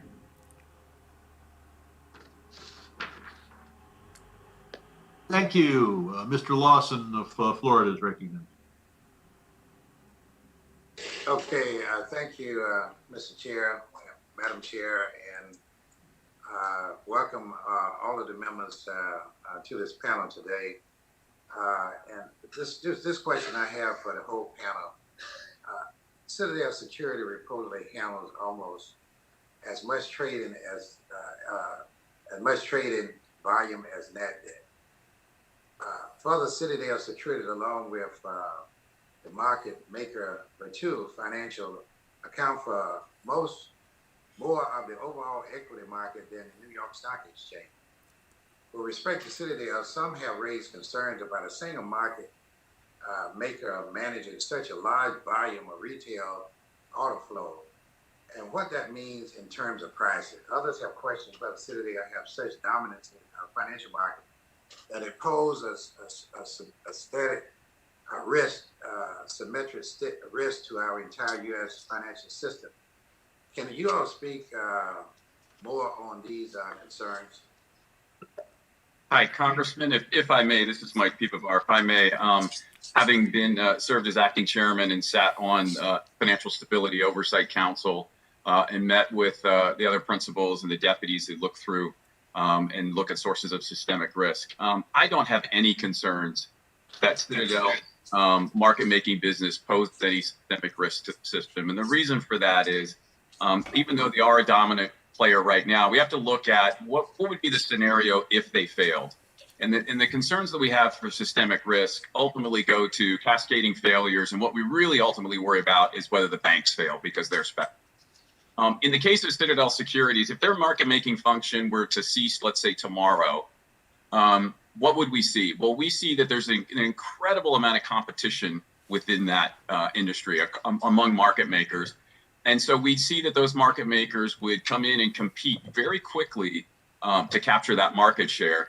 And due to technology, they'd be able to scale up very quickly at low cost in order to do that. So I don't see any systemic problem with the Citadel side. Congressman Lawson, may I offer a differing view? Yeah, go ahead. I believe that there are a lot of questions about systemic risk of Citadel overall and Citadel Securities. One thing that's important to do is look back a decade. Citadel Securities actually tried to become an investment bank in 2008. And one of the things that reporters and analysts said at the time is they had certain regulatory advantages over the large US banks because as a hedge fund and a market maker, they are not overseen by the Federal Reserve. And so there was no one looking at the holistic risk across all of Citadel's firms. And they gave up on their dream of becoming an investment bank in 2011, and they shifted to retail trading, which people on Wall Street widely see as, easier to profit from, quite frankly. Whether that's right or wrong, that is the perception on Wall Street. And Mr. Griffin, the CEO of Citadel, said in his written testimony to this committee that when no one else was able to provide liquidity, Citadel was there. And he has really talked up their dominance in the marketplace. And so I don't know that it is an open and shut case. I do think that there are risks of interconnection. I think there are questions about liquidity, and I do think that the FSOC should investigate it. Well, Mr. Watson, I would like to add that as a market participant, I see the market makers as highly competitive, and there's excess capacity. And I think the removal of Citadel, even though the largest, would have very little impact as someone looking to execute in the financial markets. And also, liquidity is not a point in time, it's a continuum. And so when Citadel makes statements like they were the only ones there, perhaps they were the only ones there at the very, very best price, but an incrementally worse price was available from other market makers. So I would concur with Mr. Pivovar that my judgment is that the impact of Citadel stopping trading tomorrow would be minimal to the execution quality we receive. I don't think there's any circumstance under which Citadel Securities is not a systemically significant firm and FSOC should investigate it. In addition, the SEC should not exclude companies like Citadel from Regulation SCI, which is supposed to have resilient infrastructure. And the SEC inexplicably excluded broker-dealers like Citadel from that regulation and those requirements. So there's a risk on the infrastructure side, and there's a risk on the systemic institution side for anybody to say, if Citadel shut down today, even for a day, that means 26% of all U.S. equities volume in 8,900 listed securities would stop. It executes 47% of all U.S. dealers like the other guy just said. It represents 99% of the traded volume of 3,000 listed options. Best Buy goes out of business. Target opens up an electronics store. Like, get out of here with this clown stuff. Competitors come into the market. That may ultimately happen, but all right, until your time's it ultimately expired. happens, Get out. You're going to have a systemic event. And to deny that is to deny reality. Thank you. The gentleman's time has expired. I now happily read from a coalition of organizations interested in our tax system in opposition to the imposition of a financial transaction tax. And the second letter is dated March 17th from the Security Traders Association, also in opposition to a securities transaction tax. Without objection, such is the order. Thank you, Madam Chair. This has been, as I said, such a very interesting discussion. I really appreciate the extensive discussion we had on securities lending. I think the committee took away good information there that we can ask the commission to follow up on. And I think we've had a lot of discussion about best execution and the obligations under best execution, that it is a mandate on the part of all market participants. And that the SEC in their exam process in this current period will be looking at that as a special exam focus. Those are helpful points. Dr. Pivovar, there were a couple of points made I thought I'd get your comments on. Mr. Sherman asked about the ultimate cost, of course, in a retail trade is the spread between the bid and the ask. There's no doubt about that in a non-commission world. So I would say, does the competition among market makers under payment for order flow or not really improve that spread and thus lower the cost to retail investors? Thank you, Congressman, for that question. We do have some insight into that. So as some people have mentioned, there is some transparency on this issue. So the SEC requires each of the market makers to file execution quality report in the language of the SEC Rule 605 reports. And so we can see, for example, for Citadel is the one that comes out. We can see for them or whatever any other market maker has to put out their statistics, and we can look at things like the speed of execution for various order types and what's called price improvement for those various order types. So we can actually see measured against the national best bidder offer, whether in fact they're offering net price improvement, whether they're executing at the spread or whether they're executing outside the spread. Yeah, that's helpful. And also, Mr. Sherman talked about the lit market, those quotes that go across an exchange. But as noted by our friend from the New York Stock Exchange this morning, all quotes are presented at retail in milliseconds, whether they took place off the exchange or on the exchange. Is that correct? That's correct.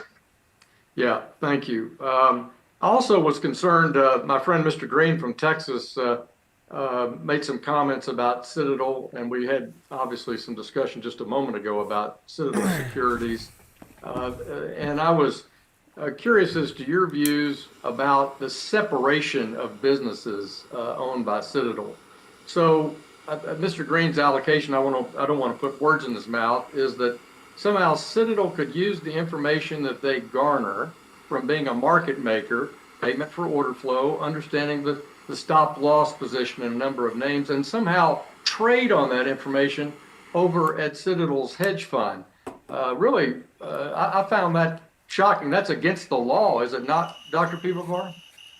Absolutely, it's against the law. The SEC has put in place a number of restrictions. And so effectively, the hedge fund and securities market making divisions at Citadel have to operate separately.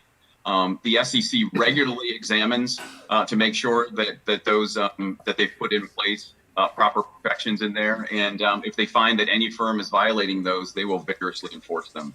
Yeah, thank you. Mr. Gruchik, I really appreciate your testimony. I really enjoyed learning about your company today.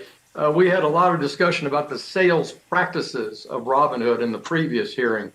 Quickly, could you address your policies on low dollar stocks, not penny stocks, but even if they're exchange listed, what your position is there and how you qualify your investors for either options or margin on your platform? So we don't yet offer options on our platform. I have a lot of experience trading options, and we're thinking through how to best do that. We've taken note of the issues that have occurred at Robinhood and in general with retail investors accessing options markets. Thank you, Madam Chair. I may submit some additional questions for the record. I want to thank the panel for their participation, and I yield back. Thank you. The gentlewoman from Iowa, Ms. Axney, is now recognized for 5 minutes.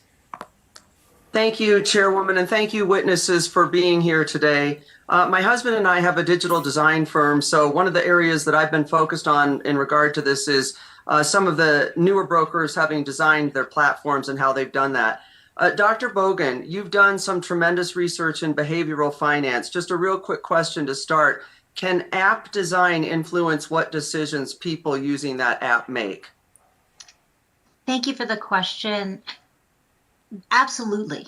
App design and the way the platform is designed and the user interface can influence the type of decision that a retail investor makes almost on an unconscious level. And so I want to make a clear point. There is a difference between, retail investor access, which is great and provided by the apps, retail investor environment, which kind of is ease of use, and retail investor manipulation, in that there are certain behavioral science techniques that are used to trigger investors to behave in a particular way that may not be in their best interest. Well, and so that's why Robinhood has behavioral researchers, correct? Well, I can't speak to why they have behavioral researchers, but I can say that some of the features of their platform have been shown in research to elicit particular behaviors like more trading. For example, they have a list of kind of the most popularly traded stocks. That brings attention to particular types of stocks. And we know from the research that just having attention to particular stocks increases trading in those stocks, whether or not it's in the best interest of the investor to do so. So as you mentioned there, it increases trading. And do you think that encourages savings and investment, or do you think that just encourages a greater tendency towards more trades?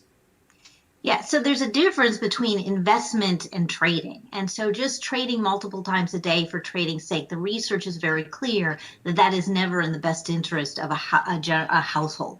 Buy and hold is the conventional wisdom, and so buying is fine, but this multiple trading and churning portfolios has never been shown to be beneficial to a retail investor.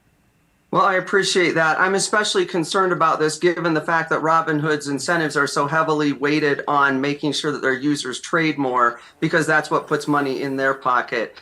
Mr. Arnook, Robinhood has said that if its payment from market makers like Citadel is based on a percentage of bid-ask spread, can you explain why that's different from other firms and how that incentivizes Robinhood to have their users trade wider stocks or even riskier products like options? Thank you for the question. I really appreciate it.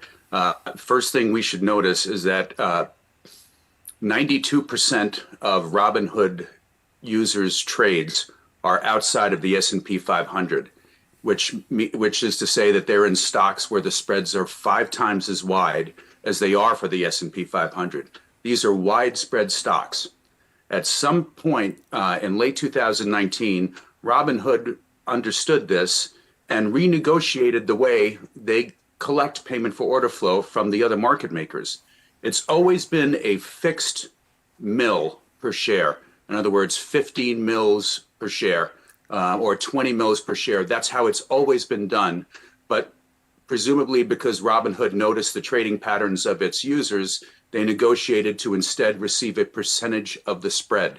So this is an amazing misalignment of interests.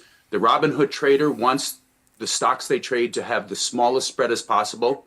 The market maker who's buying the orders wants the spreads to be as wide as possible. And Robinhood, their agent, the broker, wants their spreads to be as wide as possible. I think that's fantastic in a negative way. So Massachusetts found that 68% of Robinhood's options approved users in the state had limited or no user experience. When you talk about this, the options and the risk of the spread there, what do you think is going to be the outcome for 99% of these users who don't have the experience in getting into this type of market? It's going to be unfavorable. And in the end, if you look at the average account size across different retail trading platforms, the average account size at, E-Trade may be 250,000. At TD Ameritrade, it's 150,000 or 110,000. In Robinhood, it's 5,000. And they are outsized trading options. And while spreads in stocks are wide, yield back. Thank you so much.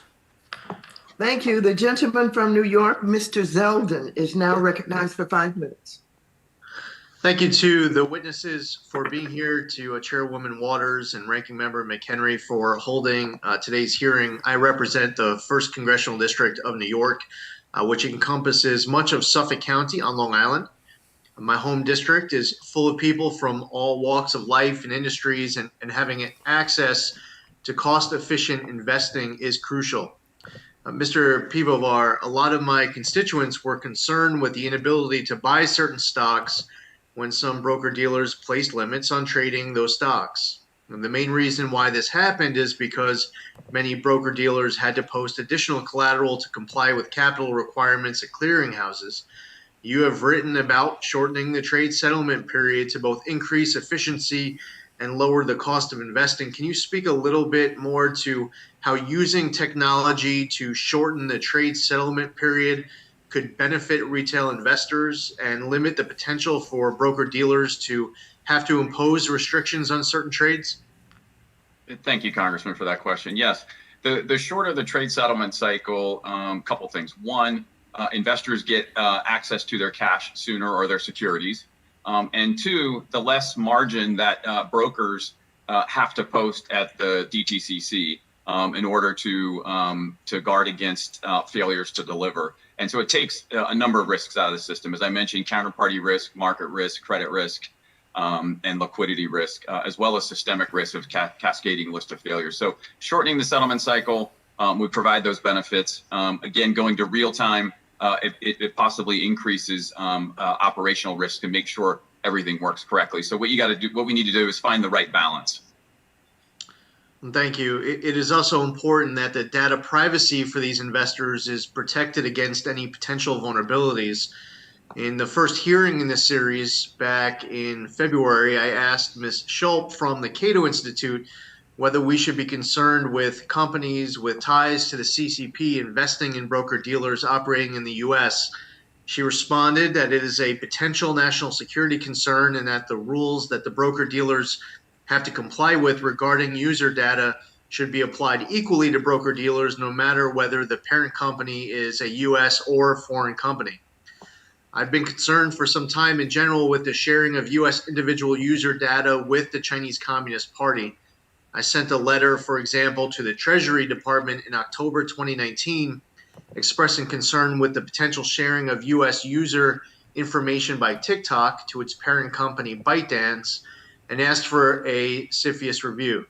Additionally, yesterday I urged Treasury and Commerce to take immediate regulatory action against companies with ties to the CCP that have the capability to acquire Americans' biodata, specifically by sending letters to Treasury Secretary Yellen, urging her to direct CFIUS to reassess the Chinese company BGI's acquisition of Complete Genomics, and to Acting Secretary of Commerce Wynne Coggins, urging her to place all of BGI's subsidiaries on the department's entity list. Chinese companies are required by law to regulate online behavior that deviates from the political goals of the CCP, obey the CCP's censorship directives, and participate in China's espionage. These policies regulate companies like TikTok in the China market and increasingly their overseas business.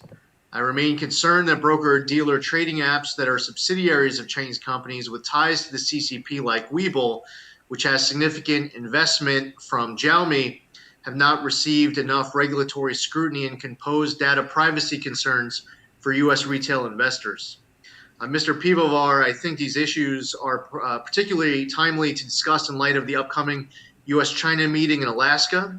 This isn't the first time Chinese investors have tried to buy into our capital markets. You were an SEC commissioner in 2018 when the commission rejected the proposed acquisition of the Chicago Stock Exchange by a Chinese-led group of investors. Can you speak a little to the concerns the SEC had at that time? Yes, thank you, Congressman. Yeah, as you mentioned, there was a Chinese-led investor group that wanted to buy the Chicago Stock Exchange. It had passed CFIUS review, and it came to the commission. And under our statute, there are certain prohibitions and limitations in terms of ownership of the exchanges to make sure that we're protecting investors and that they're fulfilling all of their obligations. All we did was simply ask questions about who the investors were, who their investors were, and very quickly some of those investors fell away. And in other cases, they were not able to provide us with answers that made us comfortable that they would in fact be able to fulfill their duties under the federal securities law. So that was the basis for us rejecting that. Thank you. I yield back. Thank you. The gentleman from Illinois, Mr. Caston, is now recognized for 5 minutes. Thank you, Madam Chair, and to all our witnesses. I want to echo what my friend Mr. Hill said. This has really been an exceptional hearing. I've been learning a ton. Mr. Arnick, you made a comment in your opening remarks that was really struck me, and I want to make sure I understood this right. If I scribbled it down right, you said spreads become narrower when Robinhood servers go down. That is a heck of a statement. That's causal. Can you just comment on? Can you explain that in a little bit more detail and whether, to the degree you have any confidence in whether that's a correlation or causality? Thank you for the question, Congressman. When Robinhood would have a technology outage, those retail orders would not go to off-exchange venues and would come back to the exchanges. And when those orders came to the exchanges, not surprisingly, more order flow migrating to the exchanges would narrow spreads. So first of all, that meant that the retail investors who are trading through any other app are getting narrower spreads and better price improvement and an improved experience and less costs. But it also means that the rest of the market, the institutions, the pension funds, the mutual funds that really represent 90% of the long-term investors, they're able to interact with that order flow on the exchanges. And that order flow, for the same reasons that the market makers want to monopolize it just for themselves, when it's participating in a diverse environment on a public sunlit exchange, the best outcome accrues to everybody with those narrower spreads and less toxicity on the exchange.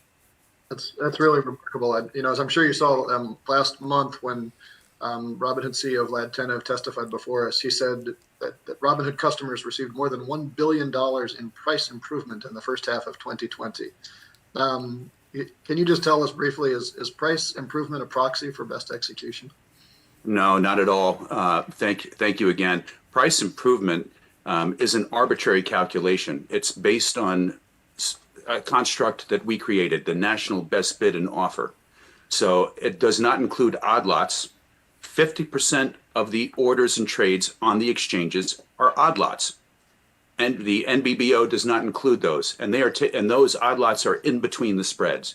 It doesn't take into account hidden orders on the exchange. Exchanges have hidden midpoint orders. It doesn't take into account dark pool midpoint orders. So there's a whole mess of liquidity that demonstrate that the best available price is certainly not the NBBO. So to say that I price improve the NBBO by X, I don't care, 1 billion, 2 billion, 3 billion in aggregate, it rings false. It's not the truth.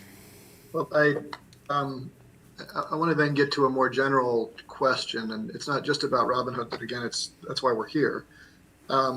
As you mentioned in your exchange with Ms. Axney was really remarkable about the trajectory of Robinhood shifting from flat rates to a percent of the spread payments for their payment for order flow. But in his testimony, Mr. Tenev not only acknowledged that point, but said that in their options market, this may be true in equities as well, but he said in their options business, they categorically do not route trades to anyone with whom they do not have a payment for order flow agreement. So without speaking to Robinhood generally, if you are a brokerage that is earning your revenue as a percent of the spread, and you are only routing trades to people with whom you earn payment for order flow, is there any universe where that is consistent with actually fulfilling your best execution obligations? I believe absolutely not. They have no mechanisms to trade directly on any of the numerous venues that exist to trade. Dark pools, exchanges, these cost money. And apparently Robinhood is more interested in the revenue side of their business model than actually incurring cost where they can fulfill their duties to seek best execution, the best prices everywhere. Mr. Kelleher, with 30 seconds left, is there anything you'd like to add to anything that Mr. Arnick has said? No, he's exactly right. I mean, frankly, the SEC should consider taking fraudulent action for people who claim price improvement off of NBBO because it's at best misleading, if not a fraudulent claim, and knowingly so. Thank you, and I yield back. Thank you. The gentleman from Georgia, Mr. Laudermilk, is now recognized for 5 minutes. Well, thank you, Madam Chair. I appreciate all the witnesses being here. And I want to associate myself with Mr. Hill's comment earlier, which was regarding the content and the discussion that we've been having in these two hearings. I think it has been very informative. It's been very interesting content. And I think this is I'm going to take my doggy on a walk. Discussions that we should be having. Now, with that said, in the first hearing on this topic, I raised concerns about the fact that some of my colleagues on the other side of the aisle were using this situation with GameStop as an opportunity to push for more regulations, even before we had all the information in. Now, it's ironic because regulation is exactly what caused the trading with Robinhood in the first place. As I mentioned that, the chairwoman responded and said that no one is calling for more regulations at that time. But I had already known at the time that some had been asking for regulations. And obviously, we live in a political era to where a crisis can't go without using it to do something. And as we know, Elizabeth Warren and others are using this issue to demand a laundry list of new regulations on options trading, payment for order flow, short selling, even a devastating financial transaction tax that would require the average person to work 2.5 years longer before they can retire. Now, we all know in a free market system, which truly investing is within that free market, especially when you bring in the average consumer, they know that there is a risk involved. The greater the potential profit that you can make or the return, the greater the risk you're going to have. That's just a basis of of the market and of any free market system. And so we have to be very cautious as we're going forward in trying to make a risk-free environment, but with high returns. It just doesn't work in that environment. In fact, I know of several people who had never been involved in the stock market, but they took their stimulus money. Several were working. They said, look, I don't need stimulus money, but I know that eventually the government's going to tax it back from me. So I will at least start making some money. I can't make any money by investing in a savings account because interest rates are so low. Money markets are useless. So they've opened these trading accounts, and they're actually using some of the stimulus money to invest, and they're concerned about some of what's going on. Now, these calls for more regulation, I think, are ill-advised and premature for multiple reasons. And witnesses at the first hearing said that markets are not broken, and the SEC chair and the SEC commissioners have said that core market infrastructure has been resilient through all of this. What's more, the SEC is looking into these events and so far has not indicated that there was market manipulation. Adding more regulations would now be like a judge handing down a sentence before any charges are actually filed. So my question, Mr. Pivovar, can you describe how options trading, payment for order flow, and short selling are already regulated by the SEC and other agencies?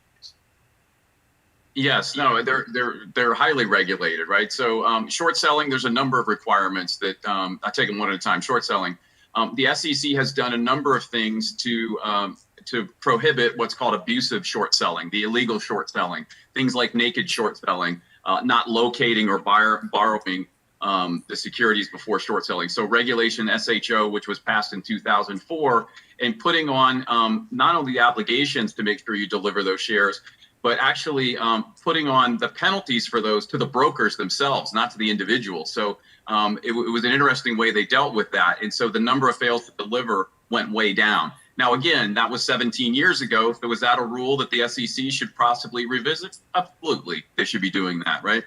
Options trading also is highly regulated by the SEC. There's a dedicated team within the Division of Trading and Markets that oversees just the options market. And the Division of Examinations and Enforcement team also have individuals that monitor for noncompliance in wrongdoing in those markets. And I apologize, was there a third one that you asked about? It was the short selling and order flow and options. Payment for order flow. Yeah, no, payment for order flow. That's another one where the SEC has regulations on that. We've talked extensively about the best execution obligations. Of course, they should revisit whether they're working well in here. Of course, they should revisit the transparency of payment for order flow. Some of the witnesses have talked about the fact that some of the measures of price improvement in the 605 statistics are not perfect. Rather than just throw them out and say we can't use them, I take a different approach. Why don't we make them more transparent, more useful for investors so that we can actually see how much price improvement is actually being given in the markets? Well, my time is up. I'll submit the other questions for the record and I yield back. Thank you very much. The gentlewoman from Massachusetts, Ms. Presley, is now recognized for 5 minutes. Thank you, Madam Chair, for convening this hearing and all the witnesses for joining us here today. I represent the Massachusetts 7th Congressional District, and like all districts across the country is reeling from the economic impacts of this pandemic. In Massachusetts, since February 2020, over 200,000 fewer people are employed. Children in 12% of households do not have enough food to eat, and many of the smallest businesses have permanently shuttered their doors. Research shows that following the 2008 recession, gambling and cheap lottery tickets increased among those who continued struggling financially.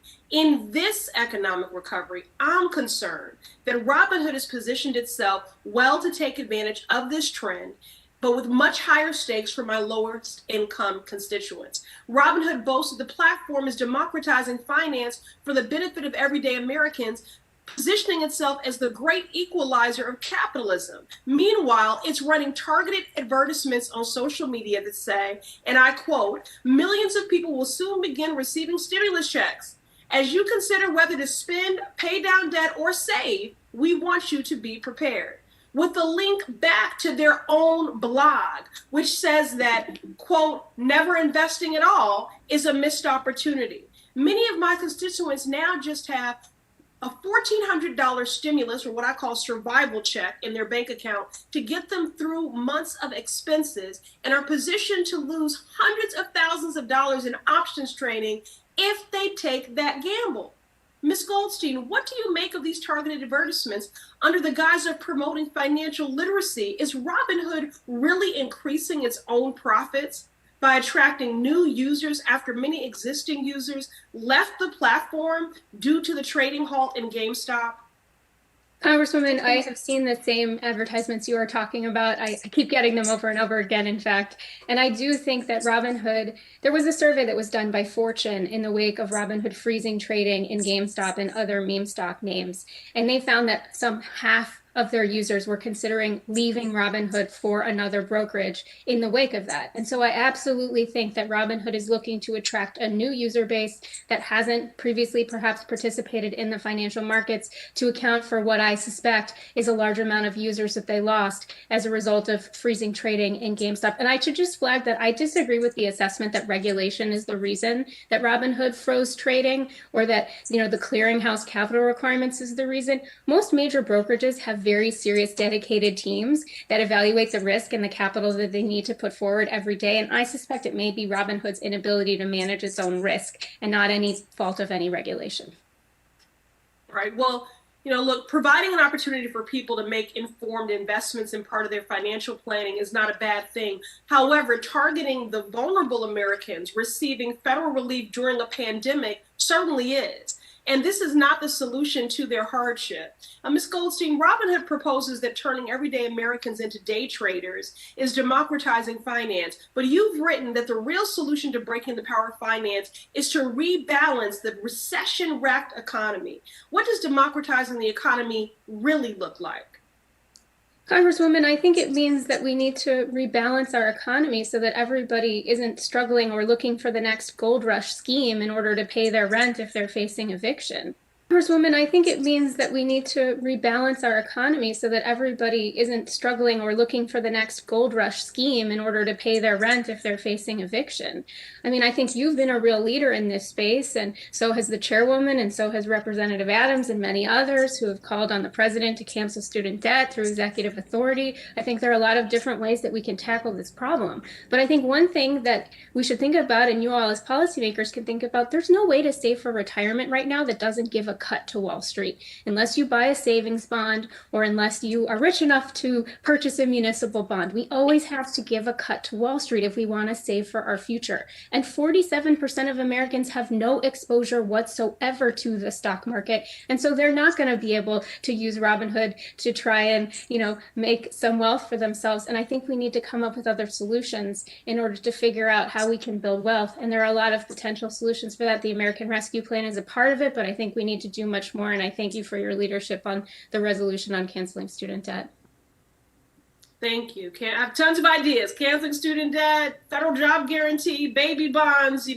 One thing's for sure, we need to be investing in people and in jobs, and thinking about transformational, bold policies. And that's what I'll continue to push for, to close the wealth gap and to create opportunities in our communities. So thank you for being here today.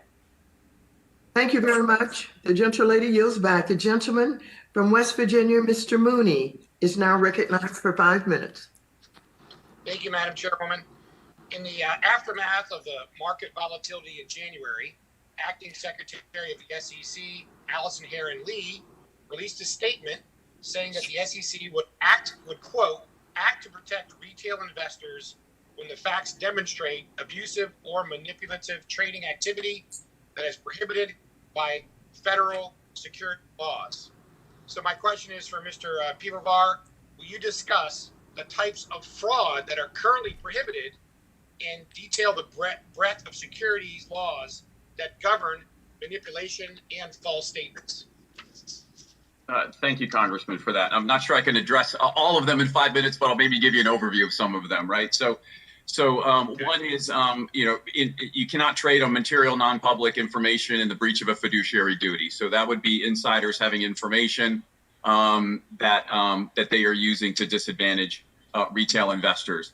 You cannot engage in manipulative trading activity, and that can take the place of doing, for example, the typical pump and dump schemes where people put out into the marketplace and into the internet, wherever, false and misleading information that would paint a rosy picture of a particular company, trying to increase the share price after they've already bought the securities. So they pump up the securities and then dump their shares at the high price and leaving retail investors holding the bag afterwards. You cannot engage in other manipulative trading activity. In the case of very high frequent trading, you cannot do spoofing and those sorts of things to give the appearance that you're providing liquidity and pull that away in order to induce traders to trade in those sorts of things. So there's all kinds of different securities laws that protect investors.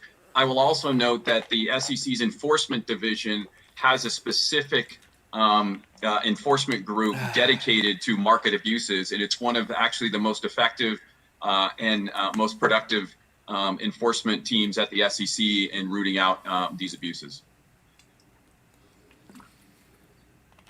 You're on mute, Congressman. Sorry, quick follow-up, Mr. Pivar. You indicated in your testimony that you have confidence the SEC is well equipped to identify and act upon market manipulation as it relates to the GameStop case. Is that correct? Absolutely correct. For the reason if one, they have the authority to do it, and two, they have an incredible enforcement staff, particularly the market abuse team is very good at looking at these.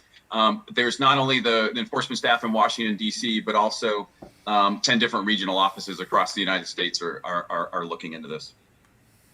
All right. Well, I just want to say, listening to the interviews from some on the left, you might not realize that the SEC already has the tools to go after market manipulation.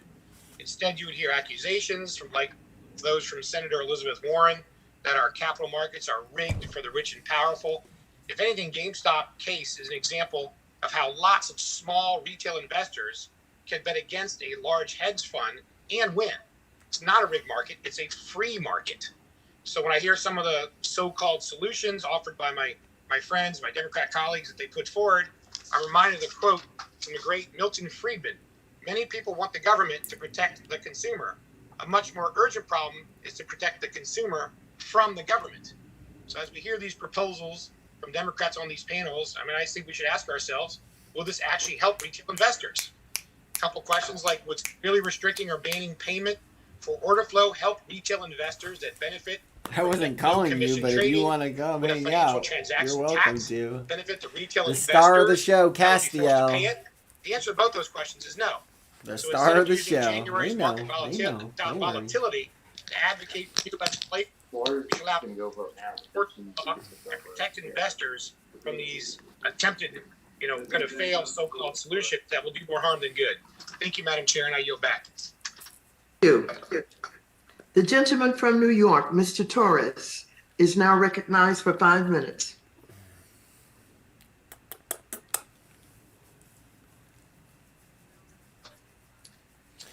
Is Mr. Torres on the platform?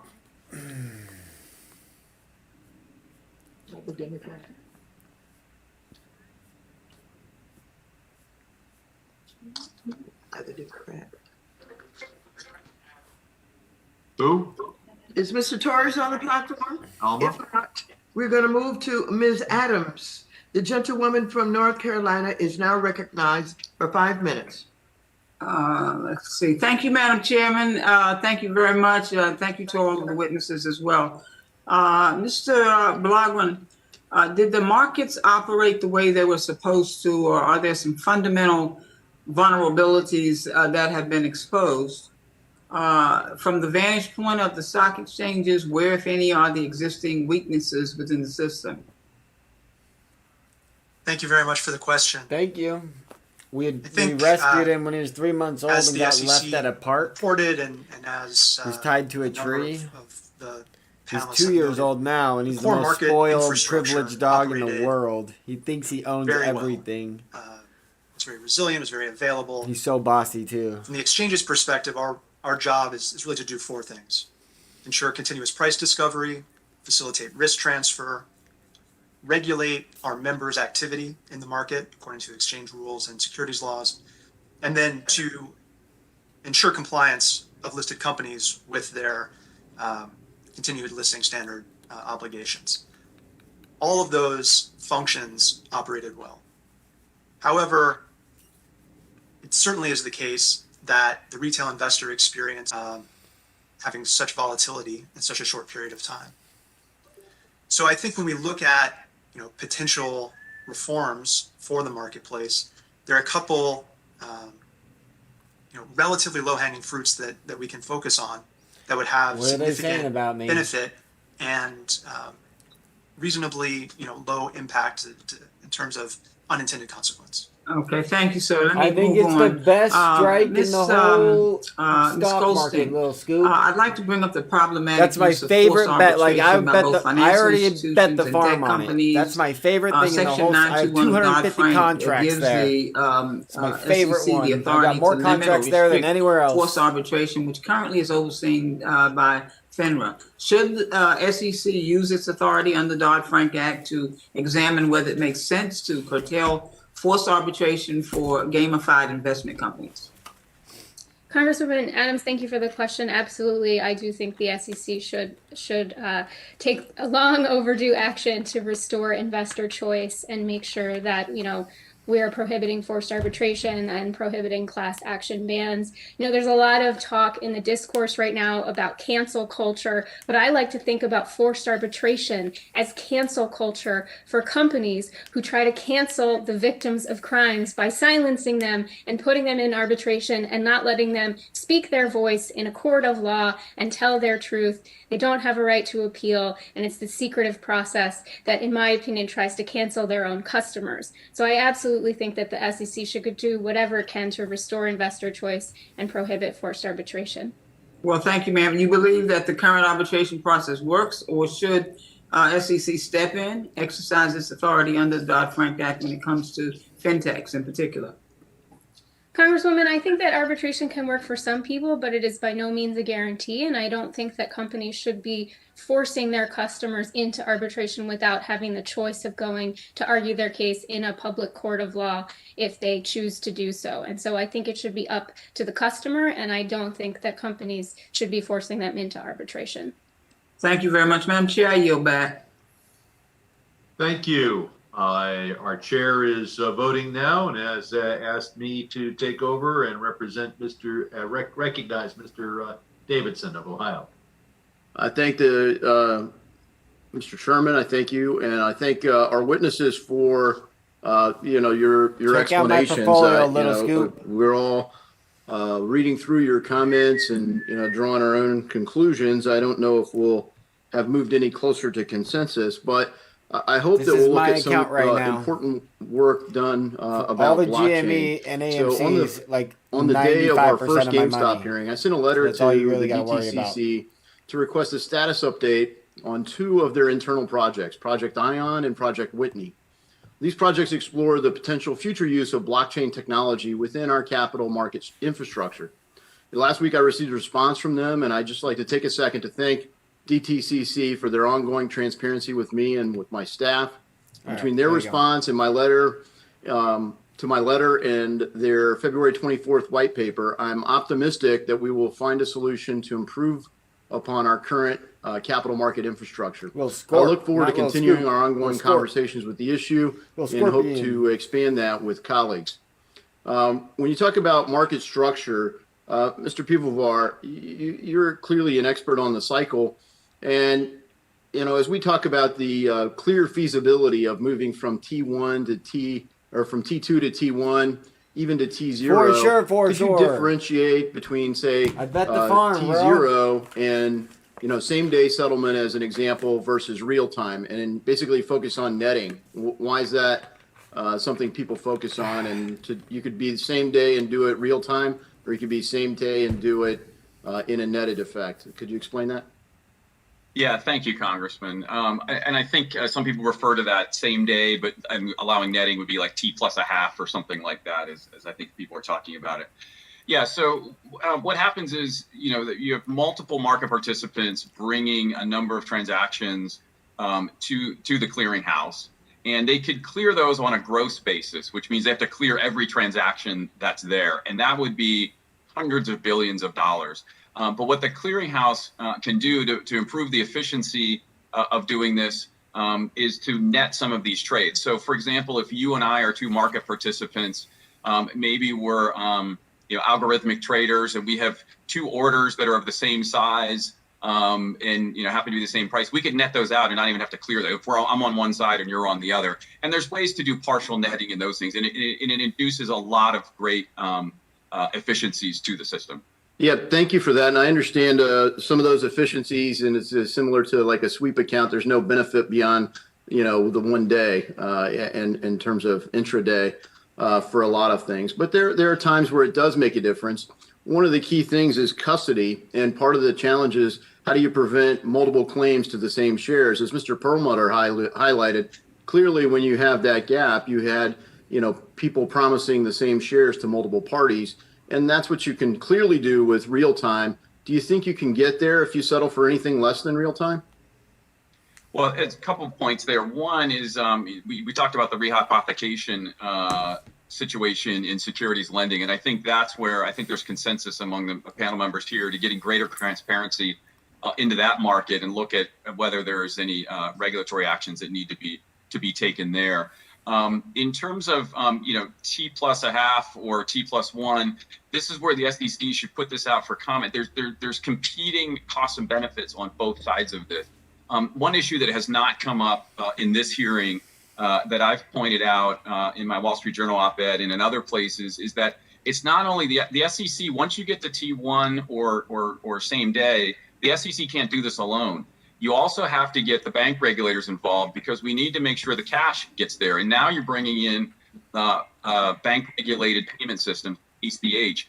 Add to that, what about foreign currency transactions for cross-border trade? That has to be settled. So not something that is you can't overcome, but this is one where the SEC is going to have to coordinate with the bank regulators to make sure that all of these pieces fit together. Yeah, I thank you for that. And I will say that the blockchain coupled with a payment system, smart contracts could settle all that without an intermediary. And I think that, at scale is the question, and we may be a ways out from that. I want to highlight just the SEC suspending trading for certain shares based off of essentially social media posts.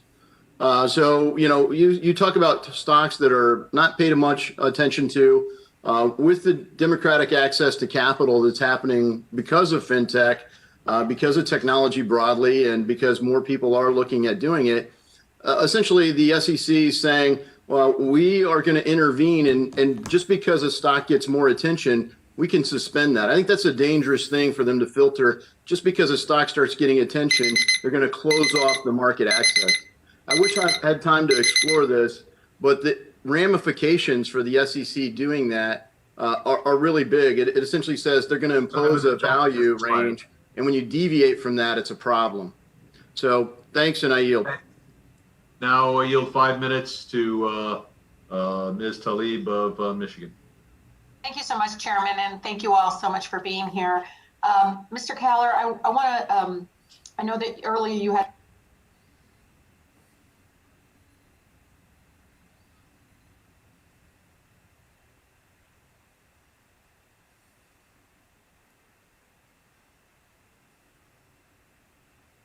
testified about that our market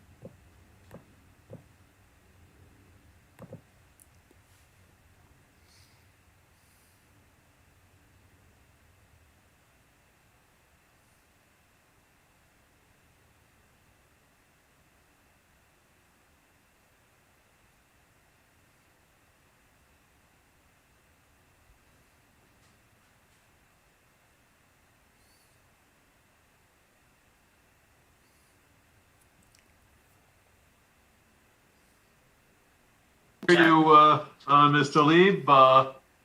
So why don't you proceed? All right, thank you so much, Chairman. I apologize for that, Mr. Kahaler. So one of the things that I would like to hear from you, if you agree, yes or no, do you think the current regulation of private equity meets your standard of, quote, transparent, well-regulated and policed? Yes or no? Absolutely not. Yeah, is it true that private equity firms don't have to share data on their climate risks? Correct. How about how they treat their workers and their portfolio companies? Not that I'm aware of. Isn't it true they don't have to share data on whether they're promoting racial equity and diversity? They do not. They're private companies. The disclosure is almost zero. That's right. And even though they control more than like double the number of companies publicly traded on the U.S. I mean, it's double. It's 8,000 companies in the United States. So I thank you for that, Mr. Kahaler. Ms. Goldstein, would you agree that private equity firms use this lack of transparency to shield themselves from harm they do to our workers and our communities? Yes, Congresswoman, I agree. So, Ms. Goldstein, we know that pension funds are some of the largest investors in private equity. That's where it impacts my residents, right? Many of my residents in my district are relying on their pensions to retire with human dignity. Aren't their retirements at a higher risk because we don't require private equity firms to make the same disclosures as publicly traded companies? Congresswoman, yes, I think that's a risk with private equity. I think it's also a risk with hedge funds who also lack many of the disclosure standards that other types of firms have to submit. So yes, I would agree with you. So I'm asking many of my colleagues, I think this is something that we can work together in a bipartisan way. And I'm really grateful for the committee to be focused on making public markets fairer and more transparent for retail investors. But we truly do owe it to our working people, our neighbors around the country, to hold private equity firms to the same standard, rather than allow them to continue looting businesses across the country. I thank you, Chairman, and I yield.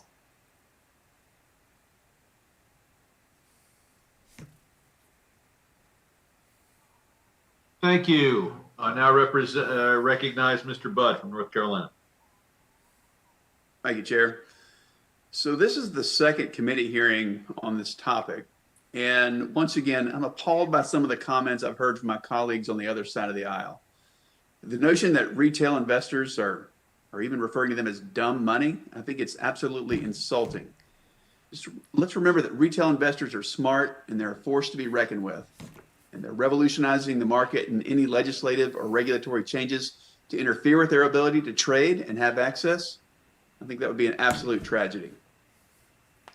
So, Commissioner Pivovar, do you believe that the SEC is well equipped to make value judgments as to what constitutes a good or a bad game-like feature? And in your opinion, do you believe that gamification is actually this grave systemic danger that my friends on the other side of the aisle make it to sound like? Thank you, Congressman, for that question. In terms of the gamification that Robinhood is apparently using, I'm not a customer. I don't have the app, so I can't comment on that.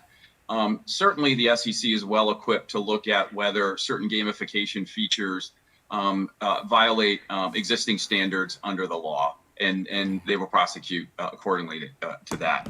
One point I will mention is that gamification as a term, as being used here very narrowly, is to point out that there are types of games that are out there, simulations that are very valid ways for people to learn. Right. In fact, business schools, MBA programs are abandoning many of the traditional case method and lecture type classes and in encouraging the students to learn through gamification, simplification. Cybersecurity classes are being taught through gamification. You can't teach it out of a textbook and those sorts of things. So this is part of our society that's going forward. It's actually, it's obviously something the SEC has to look at, but to paint a broad brush and to say that gamification is necessarily bad or a systemic issue, I think you need to go on my channel and go and find the video. Type in TheGodPill and Rocket Mortgage and watch those two videos, and you'll see how options work. You can close anytime you want before expiration. Has been provided by a brokerage.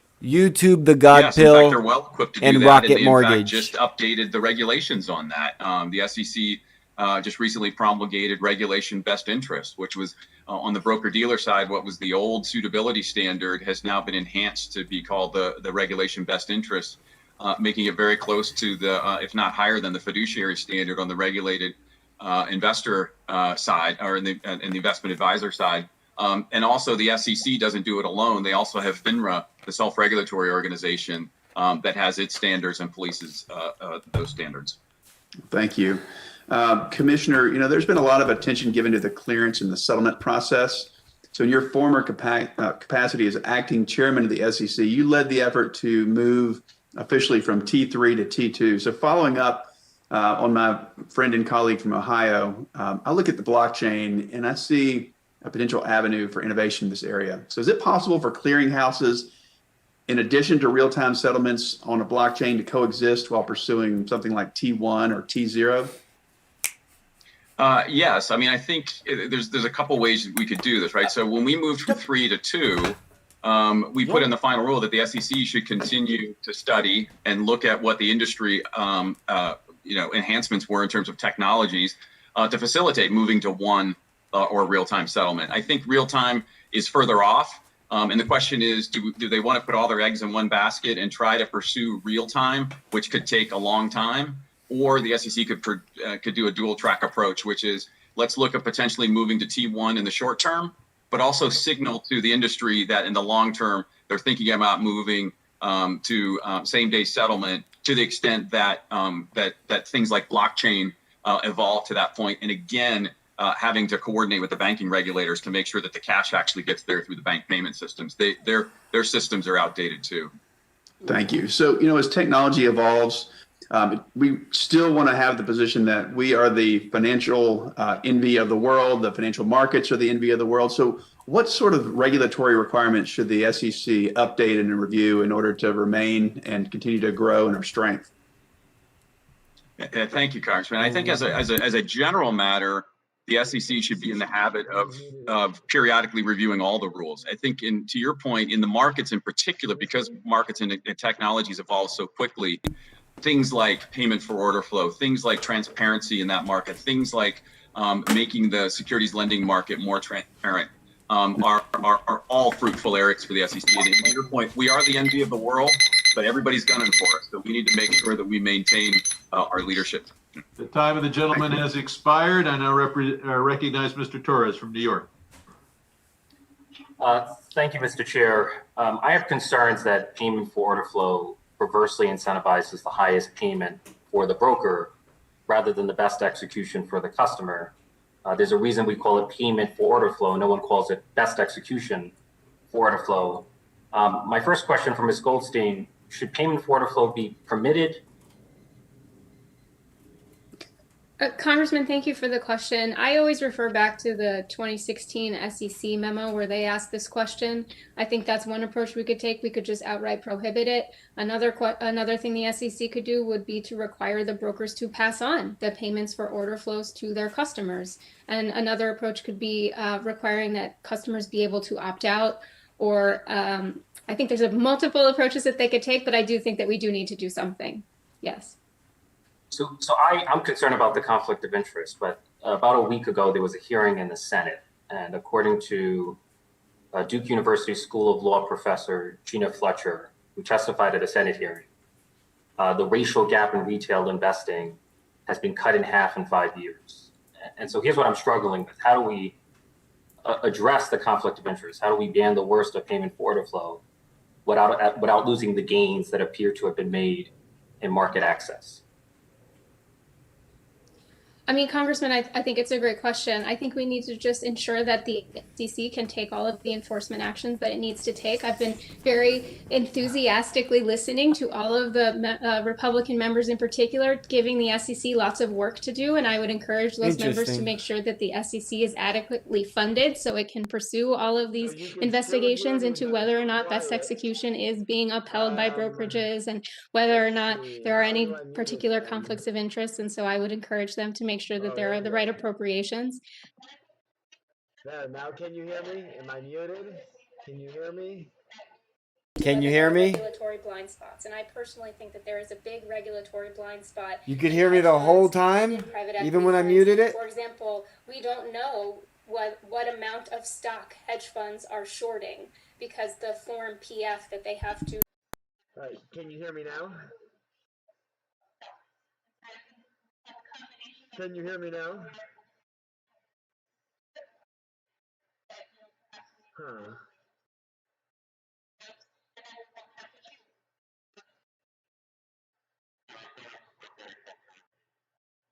I got my desktop audio.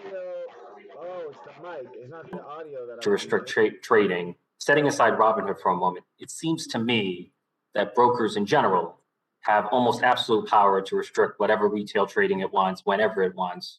Should there be any legal limits on the ability of a broker to impose?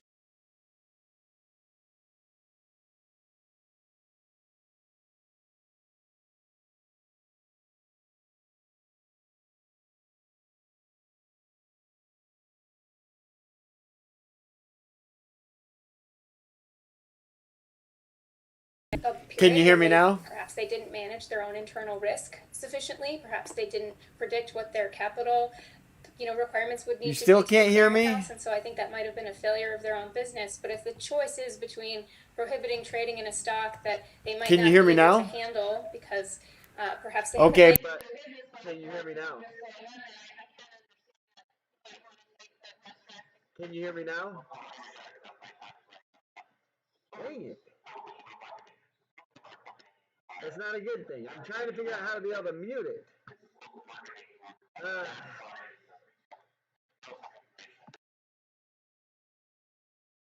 Okay. That works. We'll leave it like that. All right.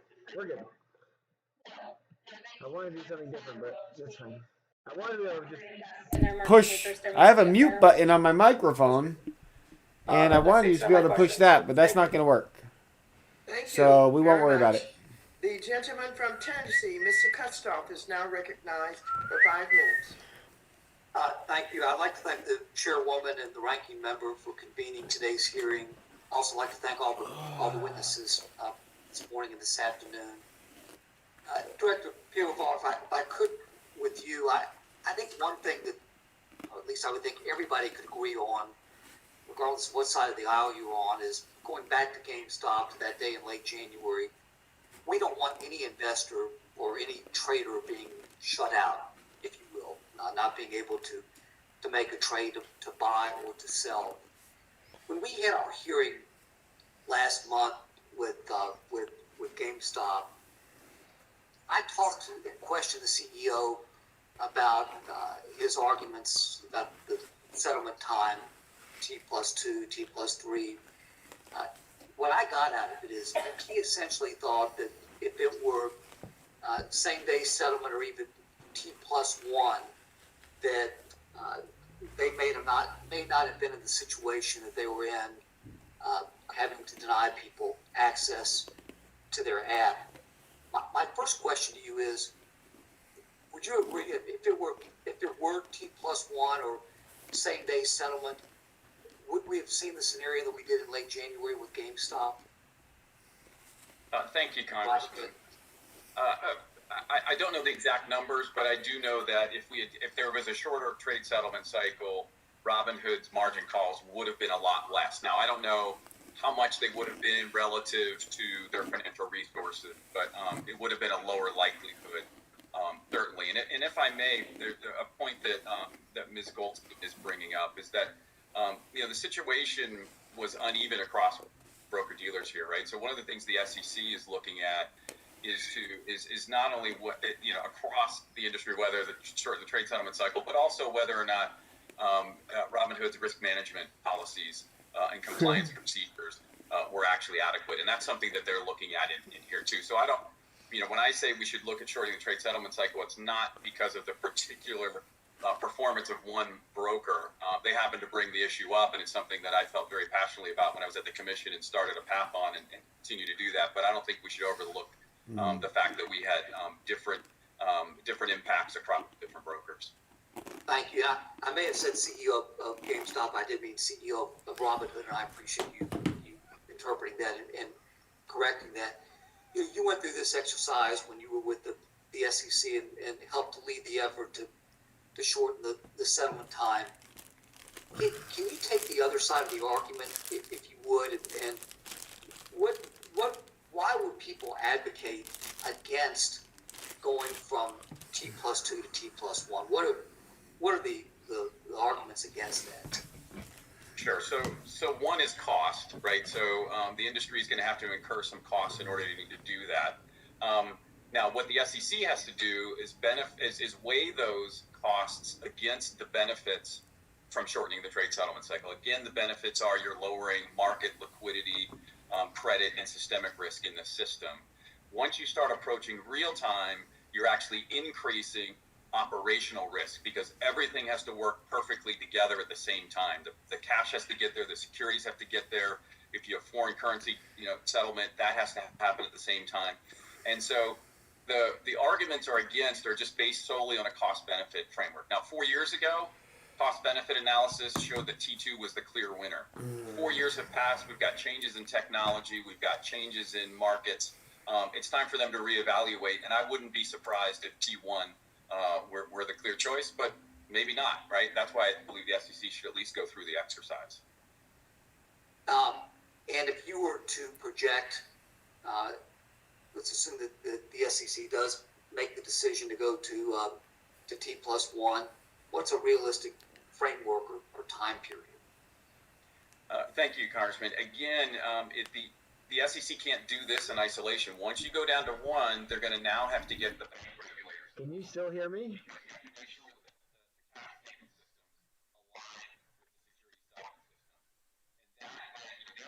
Can you guys hear anything?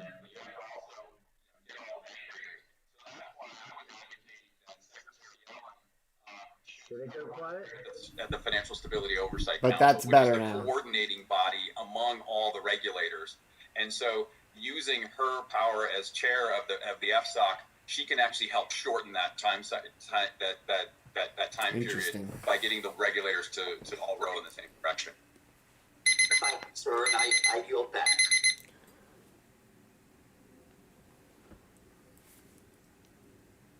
Dean is now recognized for 5 minutes.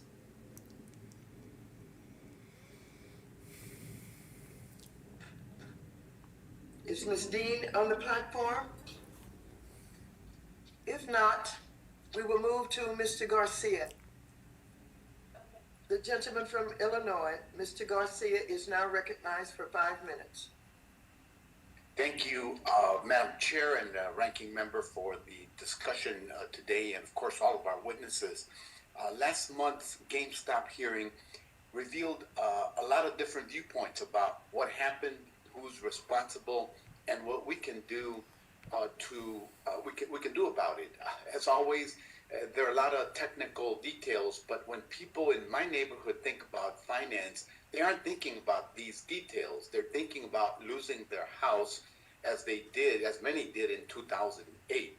They think about the stock market. Look at all my orders. During You guys, the pandemic, holy cow! I've never looked at this. Guys, look at the screen right now. And if you ask me, these are all the contracts I've been buying since mid-February. Look at that list of freaking massive amounts of freaking contracts. Just, I'm a freaking animal. Finance and helping the little guy. Ain't nobody on my level. That was GameStop, and then this is AMC. It rewards huge firms that can handle. Oh my goodness! Oh no! Oh no! I'm a freaking. Of retail trading actually. Holy cow! It does, and the fact that those big players have almost no disclosure obligations and very few regulations makes it even worse. And one thing that hasn't been brought up that is a major problem, which is I don't know how to turn the computer off. Are a big part of the shadow banking system. There's a lack of transparency. There's a lack of regulation. There's a lack of oversight. There's a lack of accountability. Is that better? All of that enables secret wealth extraction by the big dogs in finance, all at the expense of the retail investor and the retail trader.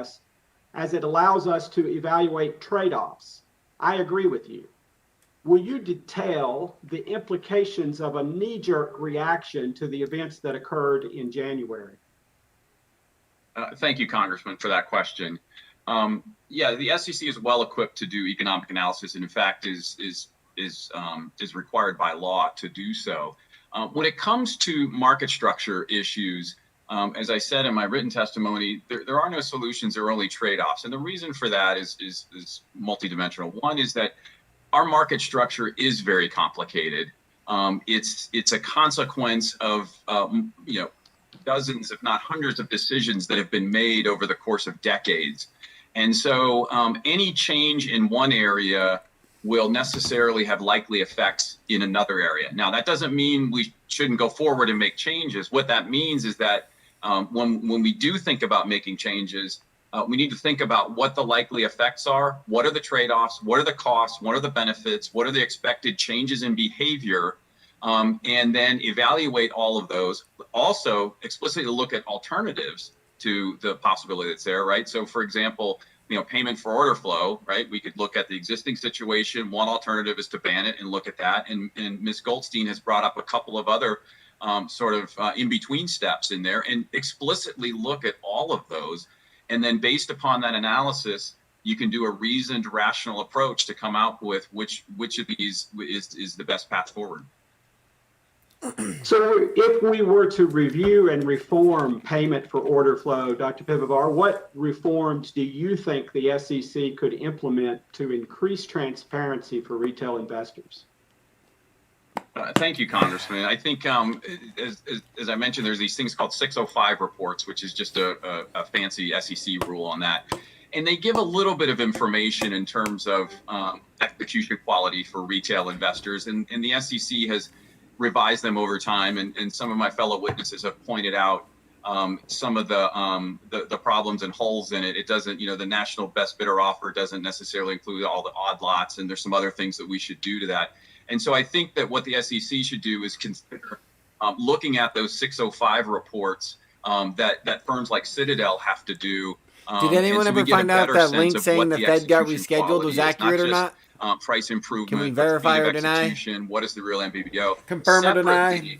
There are different types of reports that firms like Robinhood have to do, which are called 606 reports. They're not very granular at all. And I think that we could do a lot to provide some more transparency into the 606 reports and the 605 reports so that we can find out for particular customers at particular brokers that send their trades in particular stocks to particular wholesalers, how well are they doing? I think that would help shed a lot of light in terms of public transparency of best execution. Thank you. In a challenging global economy, the strength of our capital markets is vital to long-term economic growth. Yet regulatory burdens and increasing amounts of red tape prevent small businesses from thriving and stifles American innovation. The advances we have seen over the last decade in technology have improved the way Americans and our businesses perform financial activities. Due to these advancements, we are seeing more investors who have historically been left out, active in the markets, and we should not stand in their way. And with that, Madam Chair, I yield back. Thank you. The gentlewoman from Pennsylvania, Ms. Dean, is now recognized for 5 minutes.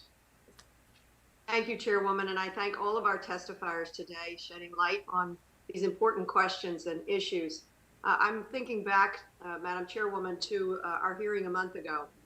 At that hearing, I questioned, and we all did, Mr. Tenev of Robinhood, and he acknowledged mistakes or failures by his company about actions that the company took to inform customers, but he struggled to tell us what he was acknowledging or what he was apologizing for.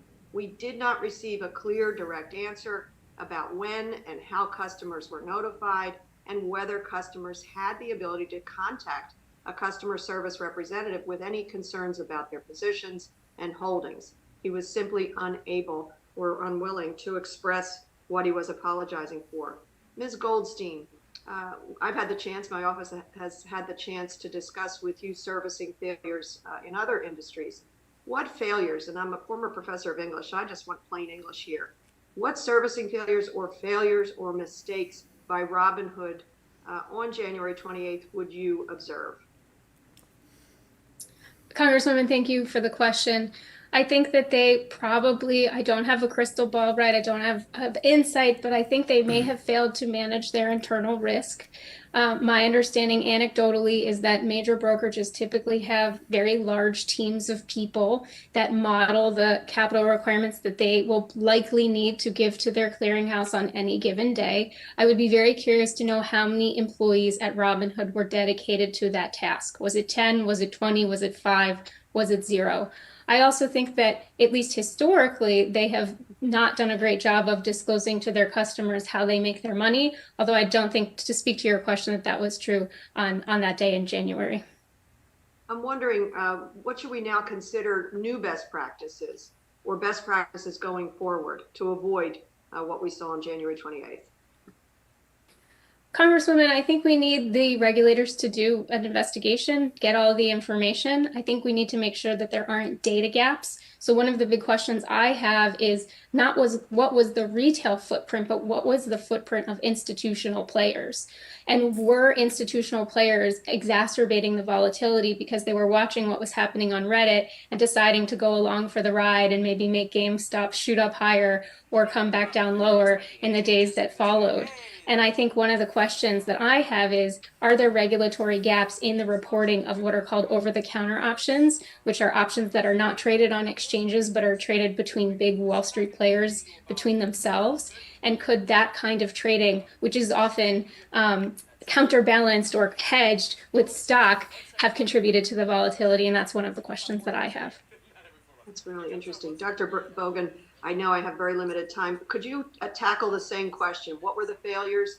And I'd also like to hear more about how do servicing practices nudge user behavior?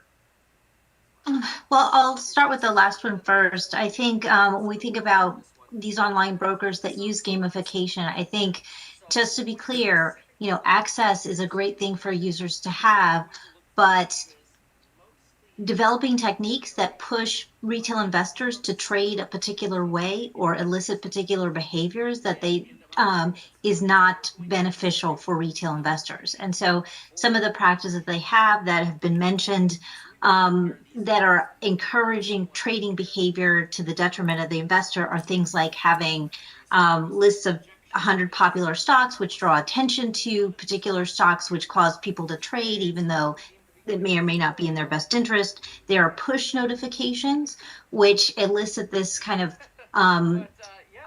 response of fear of missing out, which encourage people to trade because it's triggering a particular behavioral bias. Additionally, I know people have made a lot of talk about kind of the confetti and it looks like a game. That does make it fun, but it does belie the real risks that investors are taking on. Another important point, too, that I don't think has been brought up is that some of these investors are targeting kind of the younger market, which is great to encourage new people into the markets, but they're specifically targeting a segment that is less literate, less financially literate, according to every survey, and less likely to be sophisticated. And so I think those are concerns as well. Certainly concerns. And real quickly, with the time remaining, Dr. Bogan, you talked about clear, concise disclosures about customer risk. Can you point to any best practice examples of those? I'm sorry. I yield back. I'll submit more questions. Thank you.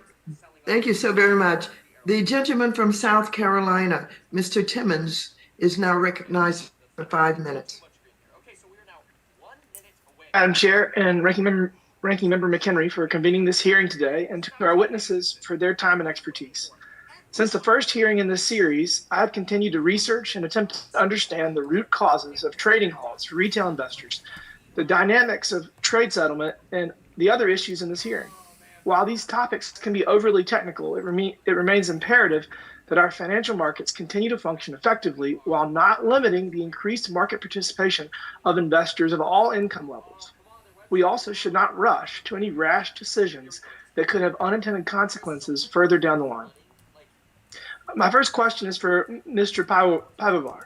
As you've stated, you were involved in the transition from settlement going from T3 to T2. In your opinion, what roadblocks will market makers and participants face in the transition from T2 to T1, and do you believe that this can be achieved earlier than the initial timeline? Thank you, Congressman. I don't think there are any roadblocks from the market participant side. In fact, when we went from T3 to T2, we worked very closely there was an industry coalition that came together called the T2 Coalition that was buy side, sell side. exchanges, the clearing agencies, also even a group representing retail investors. And what they did was they were able to tell us what a reasonable timeline was for all of them across the industry. And so I think similarly, they could, start that group again, call themselves the T1 Coalition, and talk about particular challenges. One of the things I will note that 4 years ago we went through this, the big challenge of 2 versus 1 was that with few exceptions, going from 3 to 2 was just taking existing back office processes, which are very complicated, and for many of the firms, were just effectively speeding those up. They didn't have to retool and set up new systems. Once you start going to 1 or 0, the costs go up because you're going to have to retool some of the systems. Now, the benefits may outweigh those costs, and so that's what the SEC should go through from a public policy perspective and look at those. But I wouldn't say those are roadblocks, but those are the challenges that they would face. Sure, thank you. And do you believe this can be done by the industry without any government or limited government involvement beyond cheerleading the effort?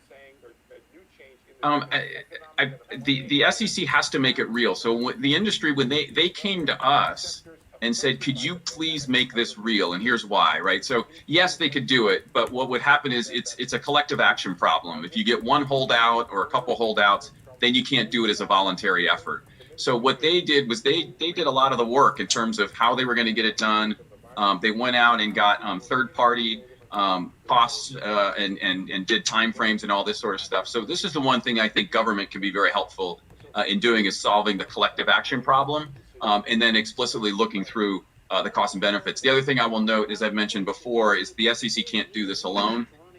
Once you go to 1 or 0, because you have to get the bank regulators involved to make sure that the bank payment systems, the cash gets there too. So it's a little bit more difficult going to 1 or 0 than it is going to 2. Oh, that's going to crash. This is a fake jump. This is a freaking fake dead cat bounce right here. What would be the trade-offs if we were to eliminate the accredited investor standard? Oh, I love this. Just keep skyrocketing. There's an obvious Please go to benefit 4,500 right now. Allowing more investors to access private markets. And as I previously said, I think this is a very important part of where investors should put their money. So there's a lot of benefits on the side of concern about education and understanding. We'd have to see where we want to land on those. That must mean tomorrow's the day. Explore whether having. If they're going to steal one more day, that means tomorrow's the day. As a substitute for wealth in terms of access is appropriate. I think we have to. I just want to say, I think we have to take the lessons of history. About 20 years ago, when we talked about ECNs and the fragmentation of the dominant few market exchanges, there were these sorts of similar concerns. What we wound up with is a far better marketplace. We had to enact regulations to solve the issues of fragmentation, but where we landed was something much better. The post-ECN world is vastly better than what it was before. But we should take the same approach here now with private markets, with PFOF. Oh, nice. Somebody just sent me the link. Yahoo Finance. Thank you. And innovation and regulation are yin and yang. And so when you look at gamification, building habits like regular savings, regularly looking at education, it says 11 a.m., but it's already 11 a.m. that are healthy are clearly good. How to regulate that is challenging, but that's our natural path forward. We should open up the private markets. We should open up gamification in healthy ways. We should innovate and regulate in lockstep. Somebody said the Dow's on fire. Thank you very much. Thank you for that answer. Where's the Dow on my stupid chart? The gentleman from Massachusetts, Mr. Auchincloss, is now recognized for 5 minutes. Is Mr. Auchincloss on the platform? How is the Dow not on here? If not, the gentleman from Guam, Mr. San Nicolas, is now recognized for 5 minutes.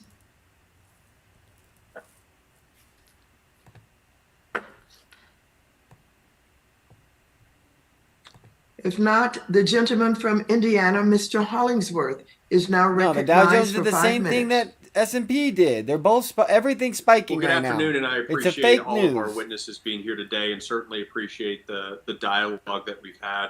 I've touched on this several times in previous hearings, but wanted to touch on it yet again. Again, none of my comments should be construed as being in favor of or opposed to dark pools or lit trading or exchanges. I certainly believe in an even playing field where all competitors can compete for flow. But I wanted to really specifically dial in on some of this.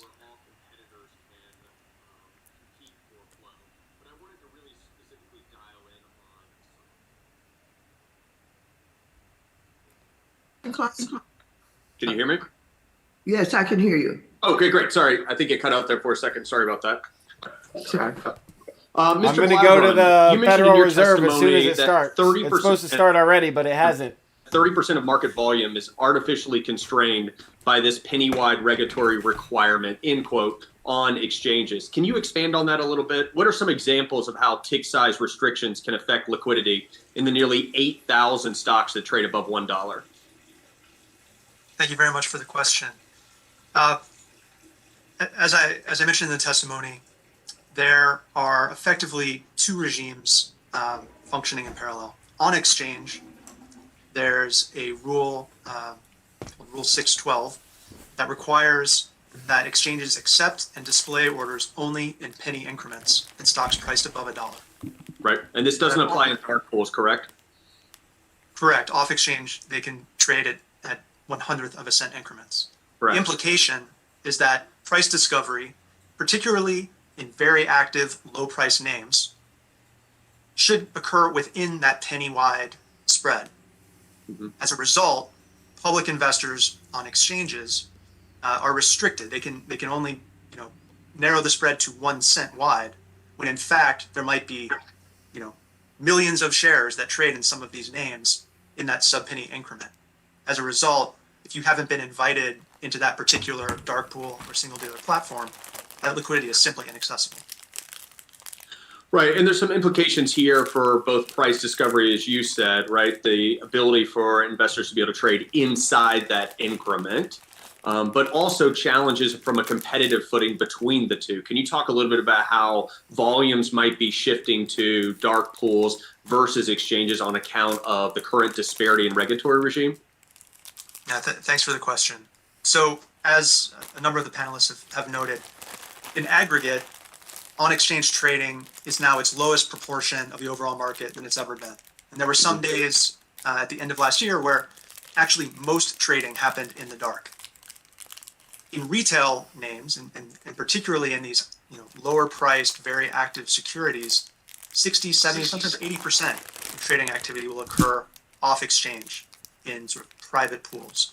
So I think there's a real public interest in trying to ensure that, one, the price discovery process is efficient, which goes to the questions we've been discussing previously about having good benchmarks for measuring things like price improvement, and also to encourage the broadest set of investors possible to compete and offer one another the opportunity to interact with their liquidity. Now, certainly there's been an abundance of evidence that's shown the amount of savings retail investors are achieving by virtue of payment for order flow and other market makers that might lead to dark pools. However, there might be some hidden costs associated with the increase in volume on dark pools versus exchanges in price discovery or price movement. Can you talk a little bit about that? I just saw a chat in two different Jerome regulatory regimes. Powell, like what we're waiting for him to talk. With dark pools, and they said Jerome Powell said that rates are going up in April, doesn't have and a fair that access it was fake news that they're saying that the rates aren't going up right now because it's kind of fake news because it's true because it's not going up for 2 more weeks. But supposedly it's going up in April, and so everyone's gonna start selling right now. If he comes out and says that, which I really hope. Reg SCI or sort of stability regulation. Let go, let go, let go! We're not asking for those regulatory burdens to be shifted to dark pools as well. We're simply hoping for a level playing field. Let the public investors who participate on exchanges trade at the same price points. And it certainly stands to reason that retail investors and investors writ large would benefit from a competitive platform that was agnostic between players. Correct. To the extent that there's another public investor that's going to offer a more competitive price, that accrues to the benefit of the investor. Thank you very much. The gentleman from Guam, Mr. San Nicolas, is now recognized for 5 minutes. Thank you, Madam Chairwoman, and thank you to our witnesses for being here today. This hearing has been very, very informative. and your background and expertise are very well noted, and I am absolutely interested in considering policy options as a result. I wanted to circle back on the purpose of why we have markets. I think we get so caught up on the trading aspect of it and the volatility of it. But really, Mr. Kelleher, you I think in your opening statements really captured the fact that markets exist for us to be able to grow our commerce, grow our private sector, and it's supposed to be providing environments for those kind of activities to take place. And when I dug deeper into the whole GameStop trade that kind of precipitated all of these inquiries, one of the things that really jumped out at me was the fact that, at least on what I was able to find as a layperson, the information on the short interest on the GameStop stock was indicating that it was at 150%. And that really just kind of jumped out at me for a number of reasons. And Mr. Blogren, your testimony about the opacity of short selling data really captured my attention as well. And I wanted to kind of tie it all together before I get into my questions by stating this. When we have short selling in the market, it is intended to kind of be a balancing component. But when you have 150% of a stock's float short sold and the price compressed as a result of that, you're inhibiting businesses from being able to go out and raise equity at a higher price point. And so, Mr. Blogren, can you expand on your testimony on the opacity of the short selling that is going on and how that potentially could be inhibiting businesses from being able to go out and raise equity capital at a rate that would be more, I think, reflective of the fair market value of the stock? Thank you very much for the question. With respect to raising capital, you're certainly right that if a stock price is depressed, then the cost of capital for the company would be higher than it would otherwise be.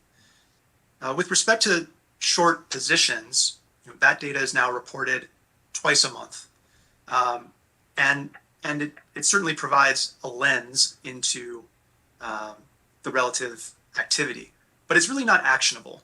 It doesn't allow a market participant, whether they're hoping to borrow the stock or whether they're considering lending their securities, regulators or the issuers themselves, to understand if there is risk developing, if there is this potential for rehypothecation to introduce some significant problem.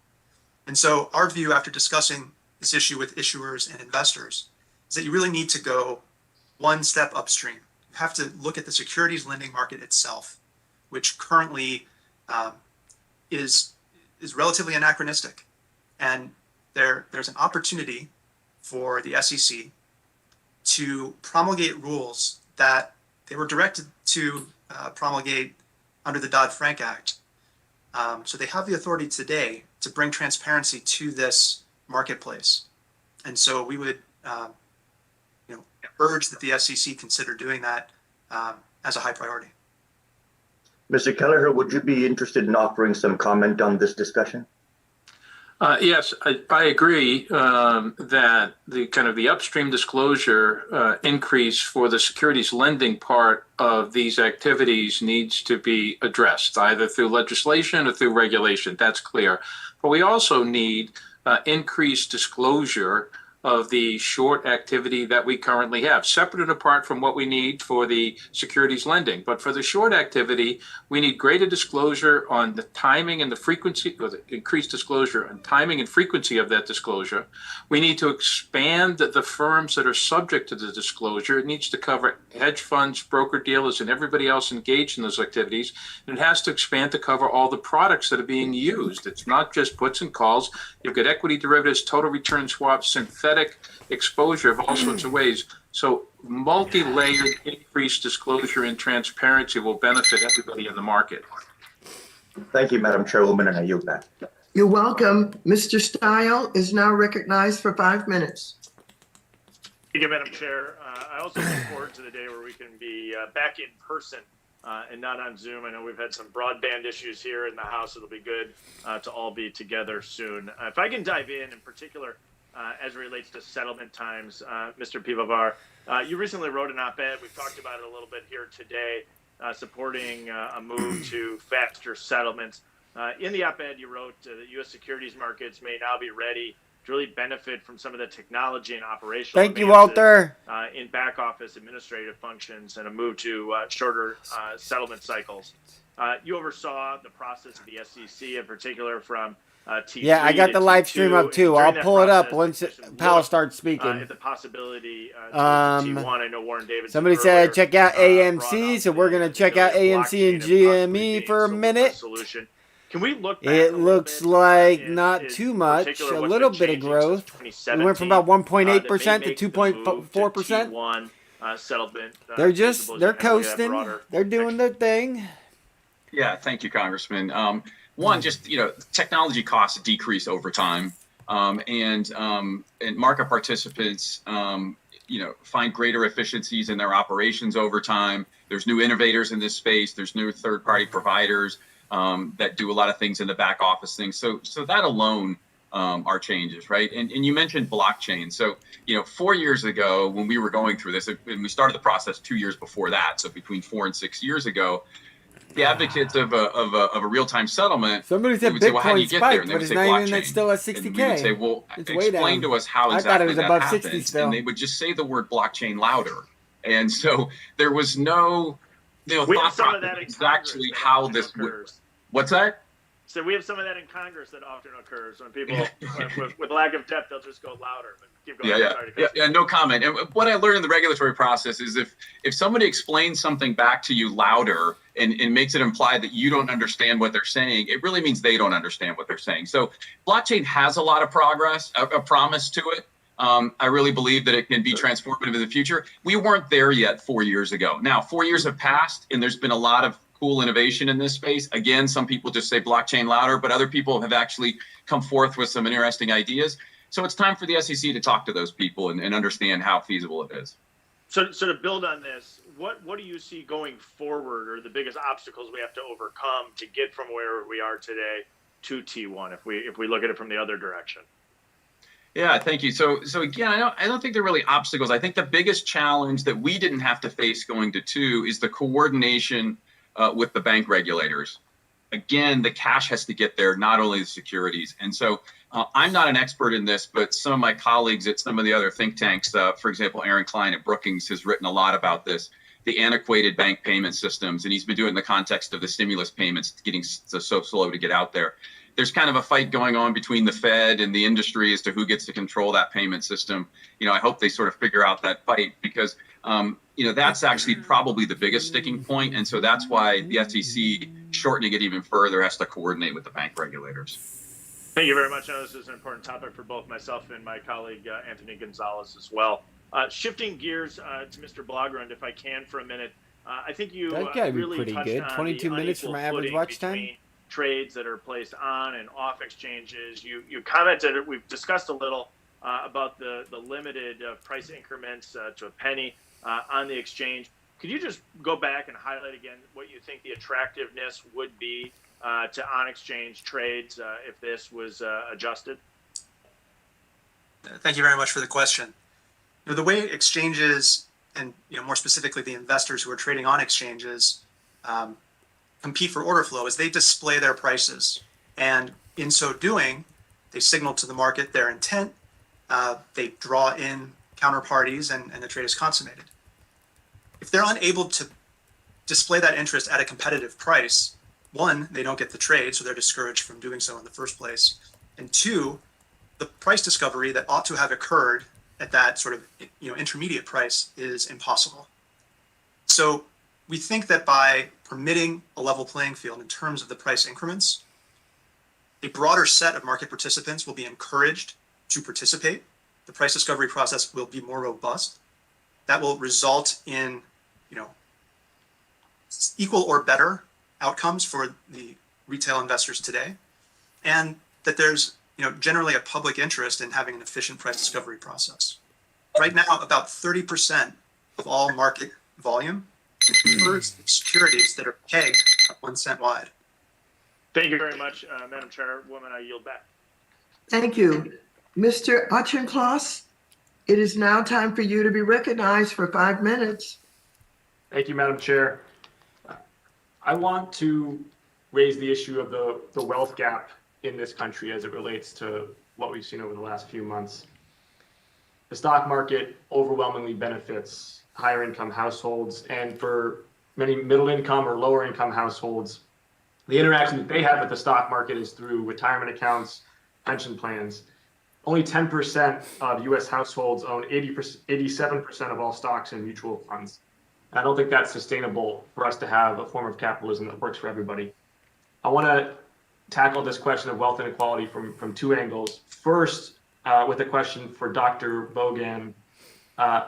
We have seen, I think, in the last few months, examples of what does not work in terms of fintech and people's psychology. I raised in the last hearing my concerns about inducing people to trade options through a gamification on an app. But I would welcome, Dr. Bogan, thoughts from you about what types of gamification, what types of fintech actually promote healthy wealth building activities that are more inclusive of the American population. Well, I think that, first of all, thank you for the question, Congressman. I appreciate it.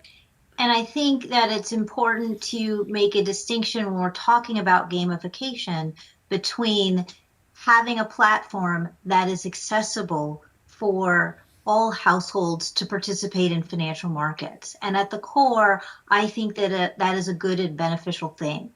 What I think we need to carefully think about is the way people access those platforms and the user interface. I mean, we've talked a lot about the evolution of technology, and that's how people interface with financial markets, but the research on sort of behavioral cues has advanced quite a lot over the past decade. And there is a lot of information about how to set defaults and push people to use it for good and for bad. And I think where we need to take a careful look is at these user interfaces. I think access is great, but are the nudges and behavioral techniques being used for good or for bad and to manipulate customers in a particular way? I think that's a key area to investigate. To be looking at, as Cass Sunstein would say, the nudge factor for default choices in terms of how people save. Exactly right. Exactly right. And Richard Thaler does a lot of work with that too as well for retirement savings. And the second question is for you, Mr. Blaugrund, and it's about IPOs, which might seem like they're not really related to fintech or to wealth inequality. But my concern is that over the last 20 to 25 years, IPOs have become more rare. And when we have less private companies going public, we have fewer Americans able to access the value creation that happens. And increasingly, we've got companies raising in the private markets for valuations that are astronomical by the standards of even the 1990s or early 2000s. And a lot of that value capture is happening for a smaller and smaller pool of investors. Can you talk about things that the New York Stock Exchange and other organizations are doing to make IPOs easier and to democratize the access to the wealth that's being created there? Thank you for the question. It's a issue that we spend a ton of energy thinking about and trying to influence in a positive way. As you know, public companies are now larger and older when they have their IPO. And so we are keenly interested in trying to find more innovative ways to bring younger, faster growing companies to the public market. Two of the ways that have been introduced recently or have achieved more interest recently. The first is a direct listing. That is a mechanism that allows any investor to participate in the IPO-ish first trade in a way that democratizes access to capital markets that we think is ultimately going to be in a very effective way for companies that are interested in issues of equality to participate in the market. The second is the growth in special purpose acquisition companies, or SPACs. But Mr. Blog, I apologize for interrupting you, but our time is limited here. The SPACs are not, though, really going to democratize access to the value creation that's happening pre-IPO, because these are still private vessels, and the value is still being captured by a small number of investors in the know. I mean, you have to explain to me how that's going to democratize it. I think there's more work to do, but SPACs offer, in some ways, a retail-oriented product that's offering exposures similar to private equity. Thank you. The gentleman from Ohio, Mr. Gonzalez, is now recognized for 5 minutes. Thank you, Madam Chair. Thank you for holding this hearing and for all our participants. This hearing is supposed to be about GameStop and Robinhood, and I thought it was supposed to be about preventing a halting in trading that we saw that day.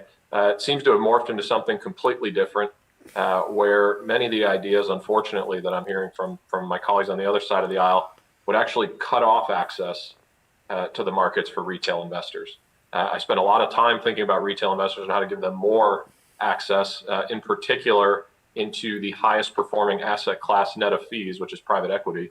One idea, and this is for Mr. Piwowar, that I've had is to provide that access through closed-end funds. What safeguards exist inside of closed-end funds that would help in this regard? Thank you, Congressman, for that question. Closed-end funds are regulated much in the same way that mutual funds and other open-ended funds like ETFs are regulated by the SEC and are subject to the Investment Company and Investment Advisors Act. It's a well-established regulatory framework that's been around since 1940. I believe that private equity investments, private company investments are it's particularly appropriate to put them in the closed-end fund structure. The open-end funds, mutual funds have daily redemption liquidity, or ETFs have almost instantaneous liquidity. These are less liquid assets, and so the closed-end fund structure, and in particular a subset of them, the interval funds, which allow for periodic redemptions rather than daily redemptions, would provide a nice vehicle for that with all the protections that we just talked about. Thank you. And moving back to the T2 versus T1 debate. So, one of the reasons, or the reason why Robinhood had to restrict buys is because they didn't have the capital. We uncovered that last time. They didn't have the capital to make their deposit at the time it came in, and so they stopped the order flow. If we move from T2 to T1, what effect would that have had on the amount that would have been required at that time? It would have gone down, correct, Mr. Piwowar? That's correct. It certainly would have gone down. Now, I don't know the exact formula that DTC uses, but it is a function of the amount of days. So it certainly would have gone down. Would have been more than half or less than half. I don't know, but it would have gone down. But all else being equal, Robinhood would have had a lower deposit number, and so in theory may not have been forced to halt the buy side, which again I thought was the point of this hearing. So hopefully we can coalesce around a T2 versus T1 debate. I'm in the T1 camp. Additionally, another way that they could have lowered the risk is if they had stronger capital requirements potentially. Do you have any thoughts on that? Because as you probably know, Schwab did not have to halt buy orders. Robinhood did, and they are under two different capital regimes and have two different business models. So I'm curious if you have any thoughts on the capital side of this requirement as well. Yeah, thank you, Congressman. I believe Mr. Tenev testified that they met all of their SEC net capital requirements and were in compliance all that time. And so net capital requirements are one way that the SEC protects customers. The other is explicit customer protection rule, where they have to segregate the assets and the firms can't use them. The SEC's net capital requirements were established in the 1970s. They've been revised over time. One of the areas of concern for me is that those requirements aren't as transparent as they should be, particularly for new entrants. If you're an established entrant, you can hire broker-dealer lawyers who've been around for a long time and know the intricacies of this. And so I think one thing the SEC should look at I don't know whether we have the right levels or whether the right securities are given the proper haircuts and all those sort of things, but at least certainly make it more transparent so that new firms like Robinhood are know ahead of time whether they're complying and whether they're safely above the minimum requirements. Thank you. With my last 30 seconds, what would have happened to Robinhood account holders had Robinhood not been able to make their deposit requirement? What is the downside of it? Yeah, thank you, Congressman.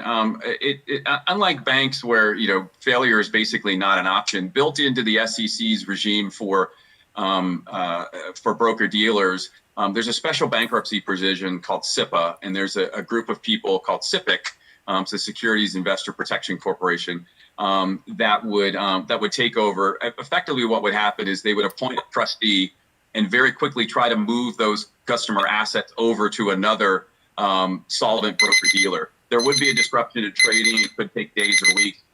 It just depends on whether customer assets were segregated properly. With force on our shores. There's a regime that would have. Looking back, it was clear that addressing a fast-moving global pandemic would be plainly and primarily the realm of healthcare providers and experts. And we are grateful to them and to all the essential workers for their service and sacrifice. The danger to the U.S. economy was also clear. Congress provided by far the fastest and largest response to any post-war economic downturn, offering fiscal support for households, businesses, healthcare providers, and state and local governments. Here at the Federal Reserve, we rapidly deployed our full range of tools to provide relief and stability, to ensure that the recovery will be as strong as possible, and to limit lasting damage to the economy. We are strongly committed to achieving the monetary policy goals that Congress has given us: maximum employment and price stability. The economic fallout has been real and widespread, but with the benefit of perspective, we can say that some of the very worst economic outcomes have been avoided by swift and forceful action from Congress, from across government, and in cities and towns across the country. More people held on to their jobs, more businesses kept their doors open, and more incomes were saved as a result of these swift and forceful policy actions.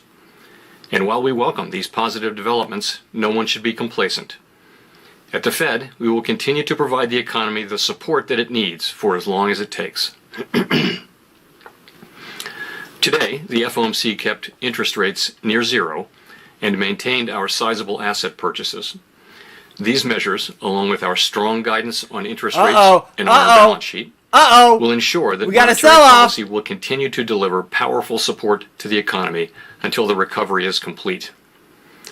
The path of the economy continues to depend significantly on the course of the virus and the measures undertaken to control its spread. All right. But since January, the number of new cases, hospitalizations, and deaths has fallen, and ongoing vaccinations offer hope for a return to more normal conditions later this year.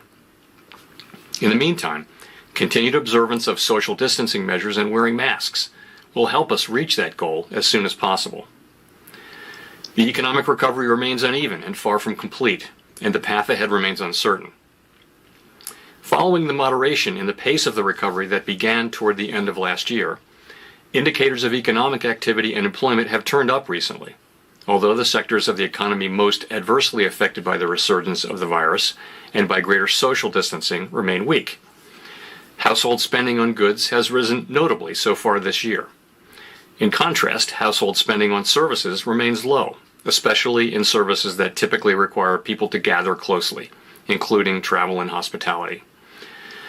The housing sector has more than fully recovered from the downturn, while business investment and manufacturing production have also picked up. The overall recovery in economic activity since last spring is due importantly to unprecedented fiscal and monetary policy actions, which have provided essential support to households, businesses, and communities. The recovery has progressed more quickly than generally expected, and forecasts from FOMC participants for economic growth this year have been revised up notably since our December summary of economic projections. In commenting on the stronger outlook, participants noted progress on vaccinations, as well as recent fiscal policy. As with overall economic activity, conditions in the labor market have turned up recently.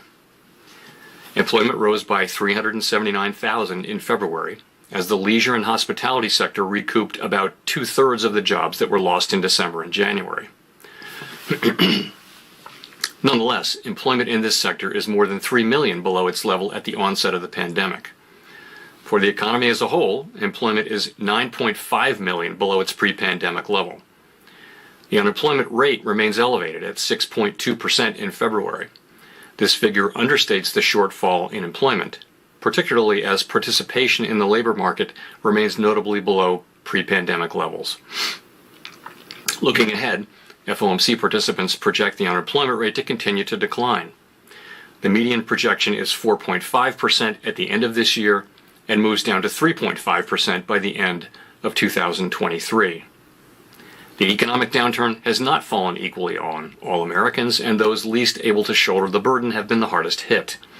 In particular, the high level of joblessness has been especially severe for lower wage workers in the service sector and for African Americans and Hispanics. The economic dislocation has upended many lives and created great uncertainty about the future. Overall inflation remains below our 2% longer run objective. Over the next few months, 12-month measures of inflation will move up as the very low readings from March and April of last year fall out of the calculation. Beyond these base effects, we could also see upward pressure on prices if spending rebounds quickly as the economy continues to reopen, particularly if supply bottlenecks limit how quickly production can respond in the near term. However, these one-time increases in prices are likely to have only transient effects on inflation.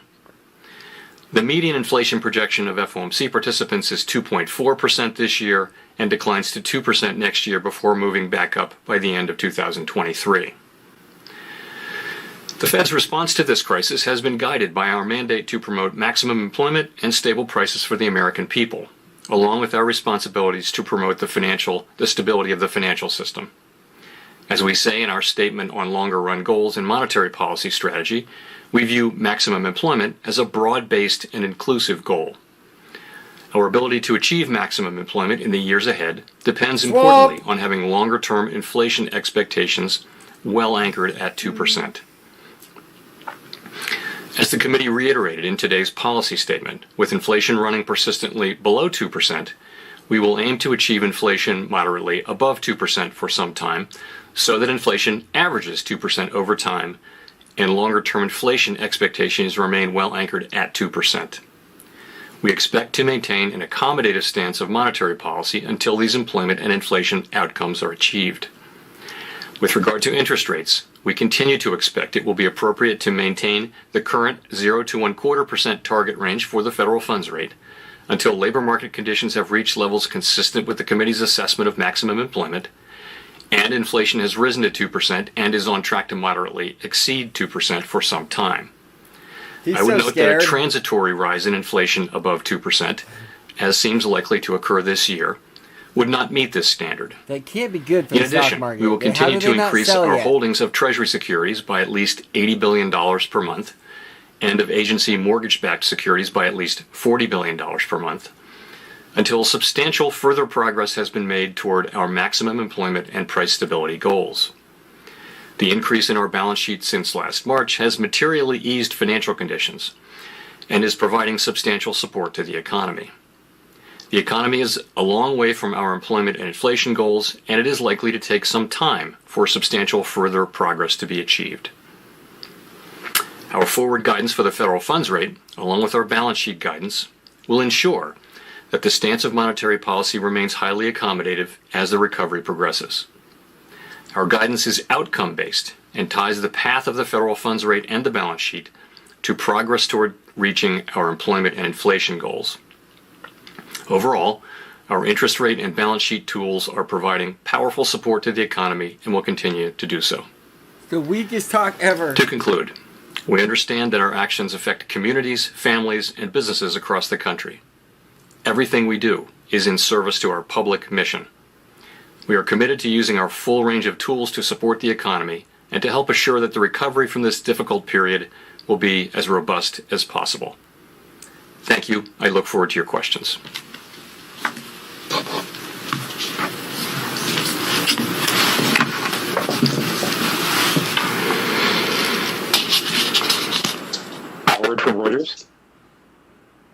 Hi, Chair Powell, and thanks for that. So could you talk us through how the forecasts for 2021 map into the substantial further progress definition? 2.4% inflation, I understand that's considered transitory. That still seems like some progress there. 4.5% unemployment. Is it time to start talking about tapering yet? Not yet. As you pointed out, we've said that we would continue asset purchases at this pace until we see substantial further progress, and that's actual progress, not forecast progress.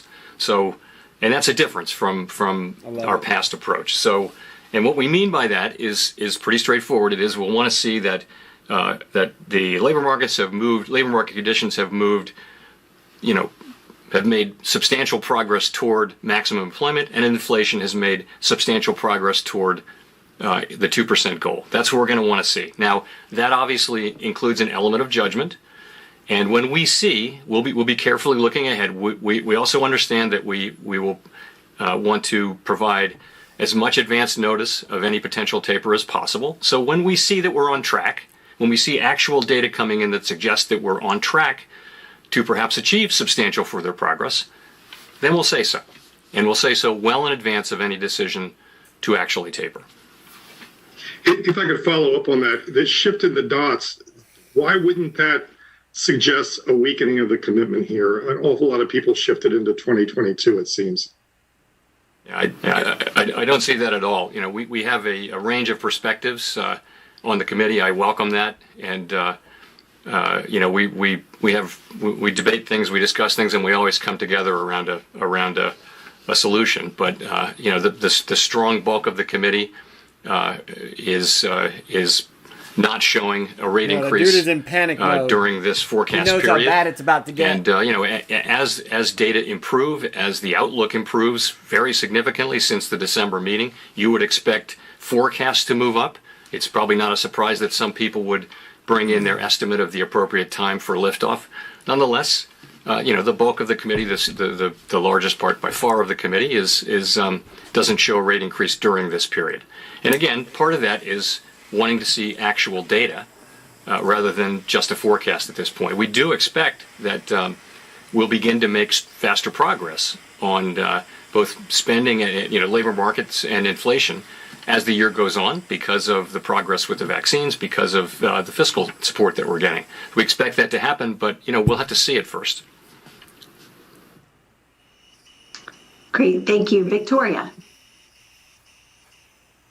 Hi, Chair Powell. I wanted to ask about the supplementary leverage ratio. There's been a lot of talk about what you all are going to do this month, which I'm happy to hear an update if you have one. But just sort of more broadly, do you think long term that the leverage ratio poses problems for implementing monetary policy at a time when the reserve supply is going to remain large? And if so, do you think that changes to the leverage ratio, including the SLR, are the way to deal with that problem? Victoria, we'll have something to announce on that in coming days, and I'm not going to expound upon your questions. Why don't you ask another question if you'd like to, because that one I'm just going to say that we're something in coming days. Sure. Okay. Well, then I'll ask about unemployment. There's the unemployment rate is you all have projections for the U6 rate, but you've also been, really emphasizing the fact that that's not the only thing that you all are looking at. You're also looking at labor force participation and things like that. So are you all looking at ways of maybe adding to how you're projecting the unemployment rate to the summary of economic projections? Well, let me say, as we say in our statement on longer run goals and monetary policy strategy, we look to a range of indicators on labor market. We never only looked at the unemployment rate, which is the only indicator of labor market outcomes that's in the SEP. We look at a very broad range. You hear us talk all the time about participation, about employment to population, which is the combination of the two, about different measures of unemployment. So it's wages, it's the job flows, it's all of those things they go into an assessment disparities of various groups. All that goes into an assessment of maximum employment. The trying to incorporate all of that into the summary of economic projections would not be practical. That's obviously high. the thing that we That's do include super is just high. the unemployment rate, and that's a very insufficient Woo! No, statistic. I like to so see that. it doesn't include a lot of other things that we do look at. And I wouldn't want to say that we're looking to include the other dozen things that we look at into the SEP, but from time to time we do look at adding different things. But I would just say the SEP it's a summary. It's one device. It's a bull trap. It's not going to include all of the things that we look at. I think you know the things that we look at, which we talk about all the time. So we're not actually looking actively at significantly broadening those indicators in the SEP right now. Thank you. Chris Rugaber, Associated Press. Thank you. Chair Powell, I wanted to ask about the forecast overall. You're forecasting very low unemployment rate next year, and in 2023, you have inflation, or the Fed overall is in the SEP forecasting inflation at or above 2% by 2023. Yet no rate hike in any of this forecast horizon. So is this telling us that to see a higher inflation rate than what's projected, or do you not, as you've been talking about, is the unemployment rate insufficient, or what is this telling us about the Fed's reaction function? That it seems you're meeting the Fed's dual mandate by 2023, yet again, no rate hike expected.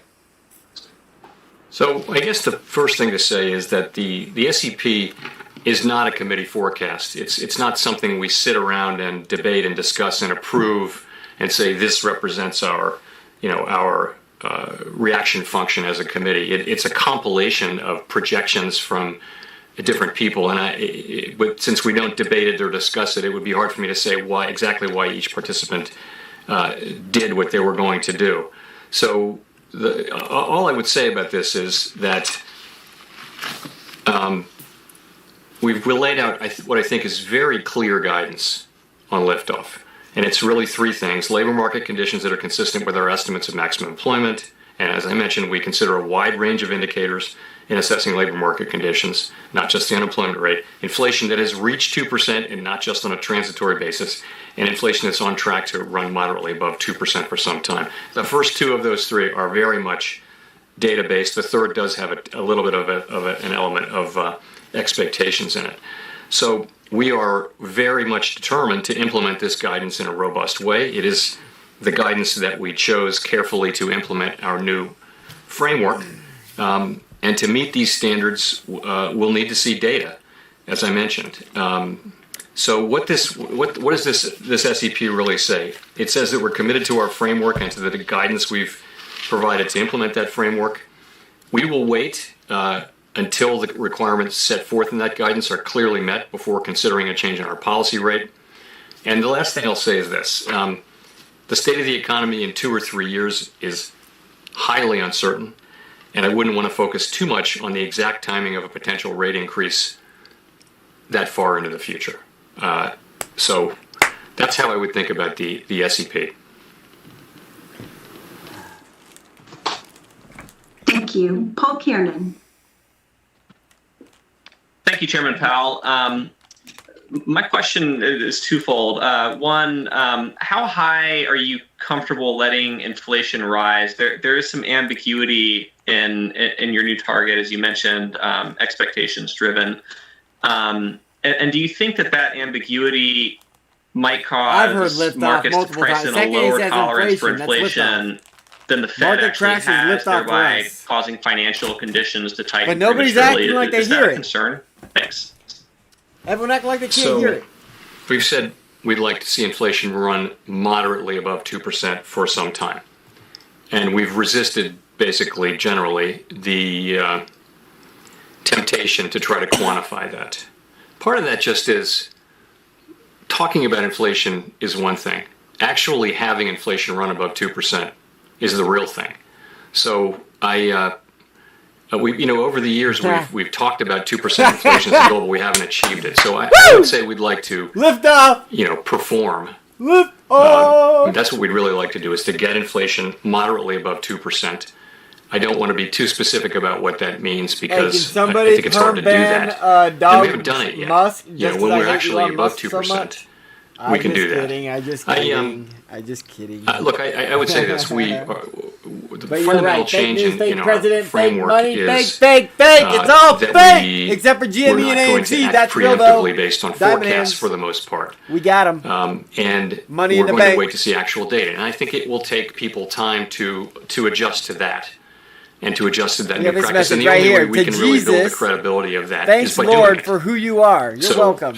That's how I would You are think about very that. welcome. Thank you. Matthew Bosler.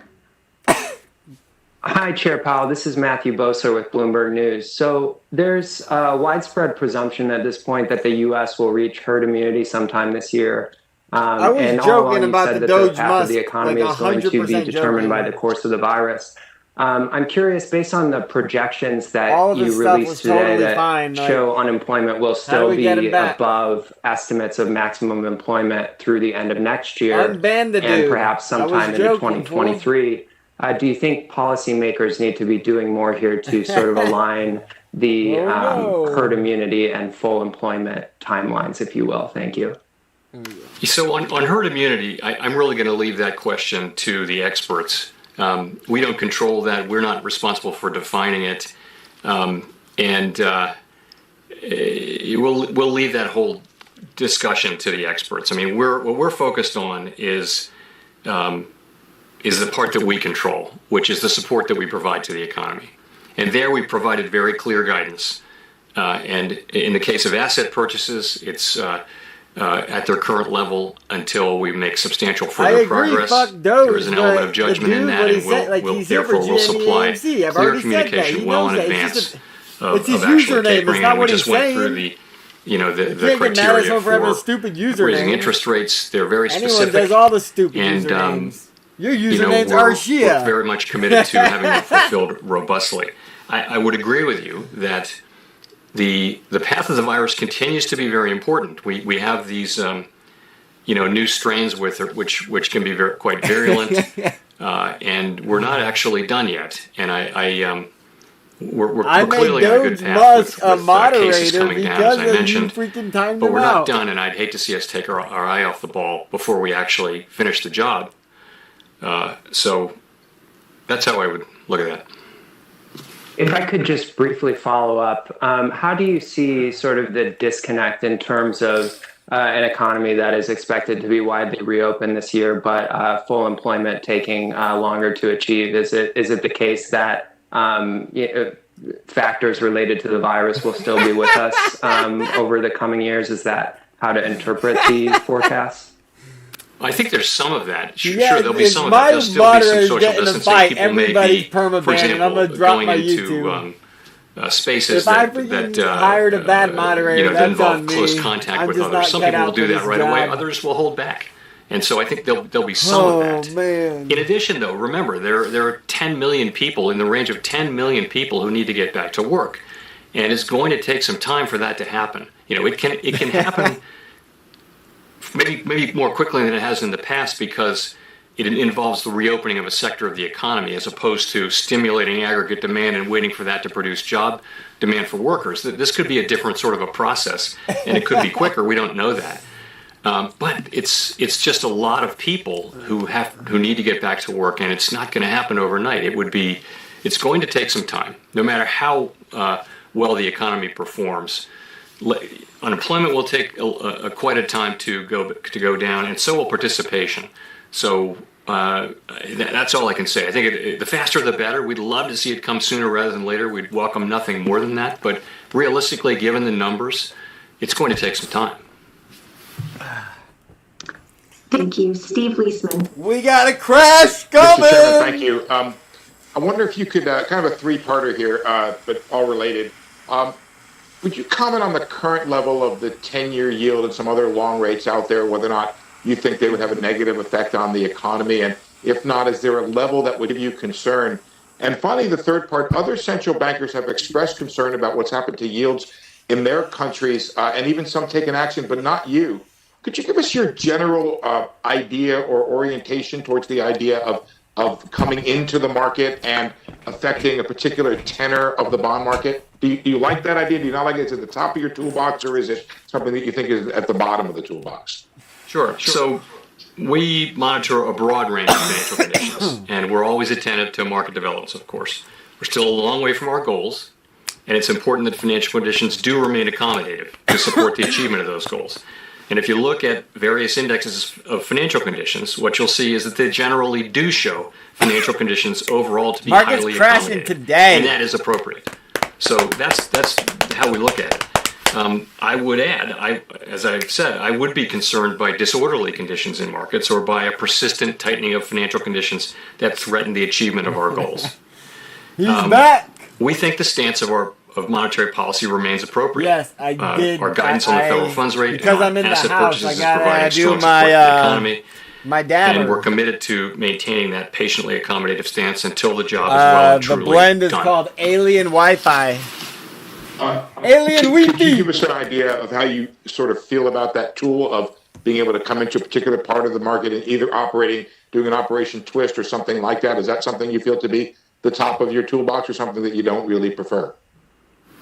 You know, the tools we have are the tools we have. What I'm telling you is that the stance of monetary policy we have today, we believe is appropriate.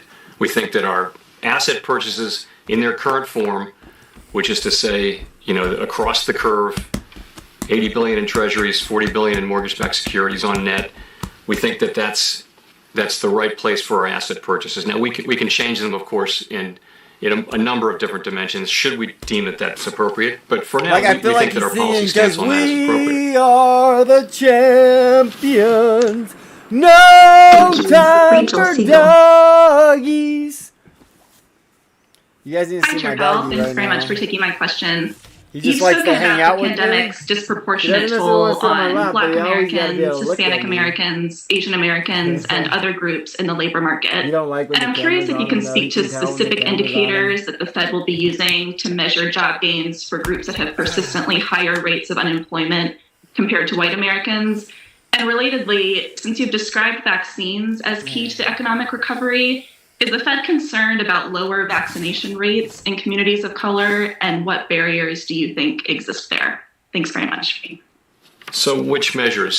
So we do monitor and communicate very regularly about different labor market disparities in the labor market, let's say. So the African American unemployment rate is substantially elevated, and so is the Hispanic unemployment rate. So we look at those and we see those as, you know, it's slack in the labor market. It's sad to see because those disparities had really come down to record lows since we started keeping the data that way.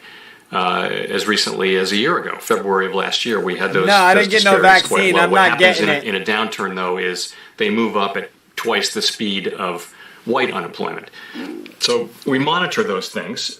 Our tools, of course, affect unemployment generally, but we're going to look at those as a form of slack in the labor market and hope Clean that, water and electricity that for there's all. progress there. Housing and for this all. particular downturn, of Minimum course, was food for all. just a I'm direct down. hit Let's go. on a part of the No one's economy got to that fight to employs survive no many more. minorities But and you got to lower-paid fight to be able to workers, do all the luxury public-facing crap. Workers in the service industries. GME. In many cases, don't have a lot of financial assets. We got a They're not GME tremendously guy right here, well-paid. Tyler Chessa. They might have other jobs. Shout and out things for like Tyler that. So this was Chessa. a direct hit on that part of the economy, and it's the There we go. slowest part of the AMC to economy the Moon recover. by So, Benjamin yeah, we'd like to Ryan. see- Uh-oh. Oh, no. I just There's fucked all up. sorts of talk now. What have all I around done? About how Oh, I'm an amateur. In terms of disparate levels of vaccination, Get out of here.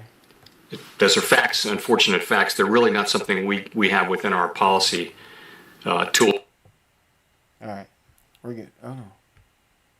Yes, that there are significant disparities between different ethnic groups, and All right, I'm going to stop touching it, I that's promise. not for us. That's for fiscal authorities and the government more generally to work on. Chills to the... Buy NFT chills to the James moon. Smealy. NFT to the moon.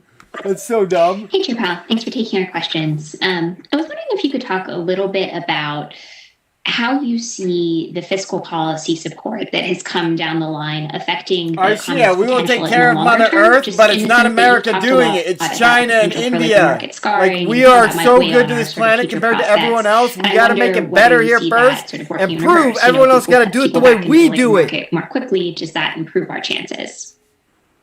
So I do think that fiscal policy overall will have really helped us to avoid much of the Like scarring a capital that we were very, very F concerned Doge about at the must. beginning. I'm down for And I think something like that's that, just, like F the Doge size must. and the speed I'm all with about which that. Congress has delivered, with the CARES Act and since then, is going to wind up very much accelerating the return to full employment. It's going to make a huge difference in people's lives, and it has already. As I mentioned in my remarks, I got the answers. You guys are just here to learn and like get my back when I freaking go talk to the politicians. We've never seen an event like this, but part of it is just the strength of the fiscal response, which I think will look good over the years. Longer term, I've never seen a more embarrassing meeting ever. This is the worst Fed meeting ever. The first part of it is about avoiding scarring, and I think we've not avoided all of the scarring, but we've probably avoided the worst cases there. And I hope we keep at it. And we will keep at it with our policies, of course, to do whatever we can to make sure that continues. Longer term, though, what it takes to drive productive capacity per capita or per hour worked to raise living standards over time is investment in people's skills and aptitudes, investment in plant and equipment, investment in software. It takes a lot of investment to support a more productive economy and raise living standards. And that's, that hasn't been the principal focus with these measures, our measures certainly, and we don't have those tools, but what Congress has been doing has mainly been replacing lost income and beginning to support people as the economy returns to normal. But there should be a focus on a longer term focus, I think, would be healthy on the investment front. Thank you. Although you could aim higher and go for a Citadel or something. Thank you, Chair Powell. I wanted to ask a question about the Eurozone. While the outlook for the U.S. economy has much improved, progress in the Eurozone has been far less encouraging, and it's showing signs of serious weakness due to the slower vaccination rollout and renewed lockdowns and restrictions. I mean, just because Wall Street's finally selling out now, I still think it makes them dumb people. So let's not say they're not dumb people just because they're finally going to try to save whatever they can. The Eurozone could drag down really dumb. The U.S. recovery as it did in a way retail investors about to win of the financial crisis. You're right that the pace of the recovery is we're having diverging recoveries here, as we did after the last crisis, and in this case, as well as the other one, the U.S.'s recovery is leading the global recovery, and we conduct policy, of course, here. Our focus is on our objectives are domestic ones. It's maximum employment and price stability here in the United States. We monitor developments abroad, and because we know that those can affect our outcomes. So I think U.S. demand, very strong U.S. demand, if as the economy improves, is going to support global activity as well over time. That'll be through imports, and when the U.S. economy is strong, that strength tends to support global activity as well. So that's one thing. I don't worry. I don't think the market's going to crash until at least this. I'd love to see Europe growing faster. I'd love to see the vaccine rollout going more smoothly. But I don't worry too much about us in the near term because we're on a very good track. Very strong fiscal support coming. Now vaccination going quickly, and cases coming down. I think we're in a good place. It's all ahead of us, but the data should get stronger fairly quickly here and remain strong for some time here. Thank you. Hannah Lang. Hi, thanks so much for taking our questions. I wanted to ask if the Fed is planning on extending the same restrictions on bank dividends and share repurchases that are currently in place into the second quarter.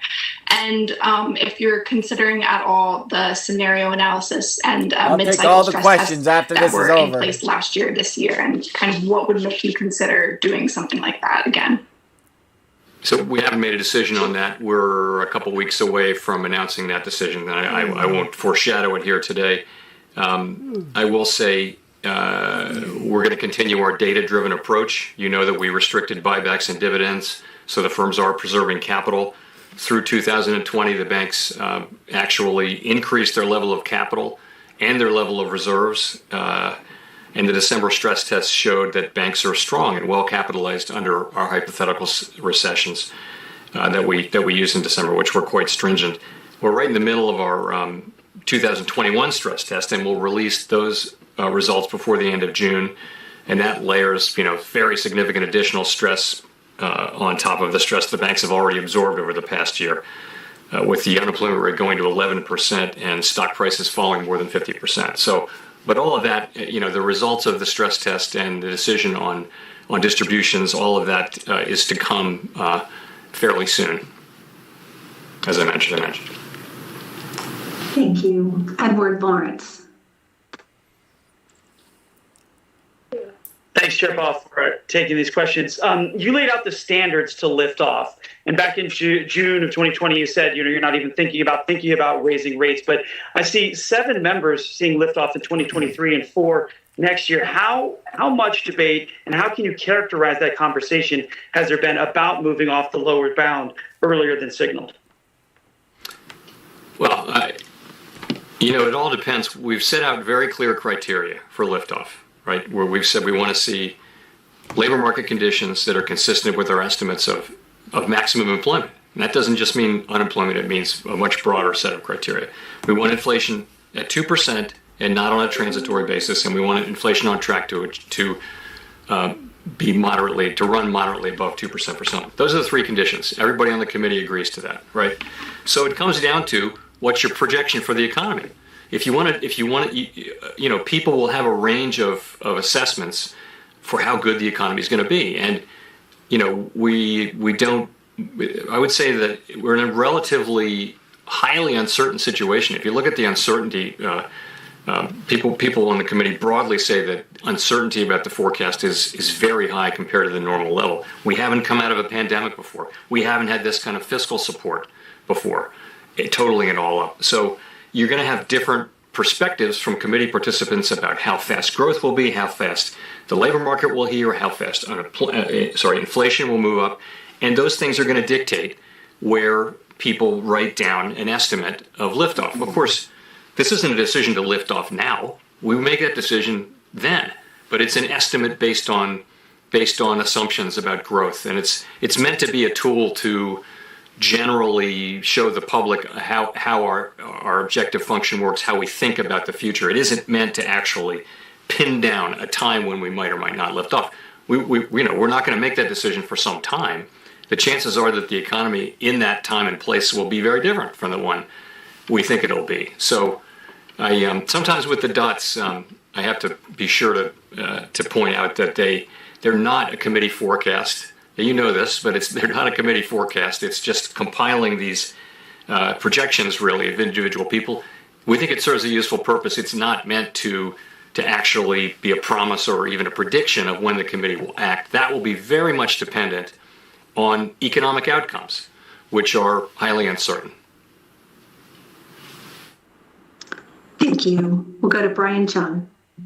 Other Chairman Powell, I wanted to elaborate a little bit on your commentary about the fiscal stimulus. So it sounds like you, I guess, see the case for even maybe more investment, at least from Congress, to support the more productive economy, as you answered to Gina's question. So we just had $1.9 trillion in spending. So where do you see the fiscal space right now? Do you still, I guess, maybe see the country in a place right now where it wouldn't be a concern if there were to be more spending at this time? No, so Brian, it's not up to us to decide what Congress should spend money on or when. I was answering Gina's question, which really was, how do we assure lack of damage to scarring, for example, or lack of damage to the productive capacity of the economy? And I think what's happened so far has done a pretty good job of that. really, I wanted to make the longer run point that if to work on the productivity over longer periods, that comes down to a number of things. But one of those things is investment in people, in their skills, education, aptitude, all of those things. I'm not in any way suggesting that that's something Congress should work on right now, or that that's just not that's not our job. I'm just saying that is what fiscal policy can do.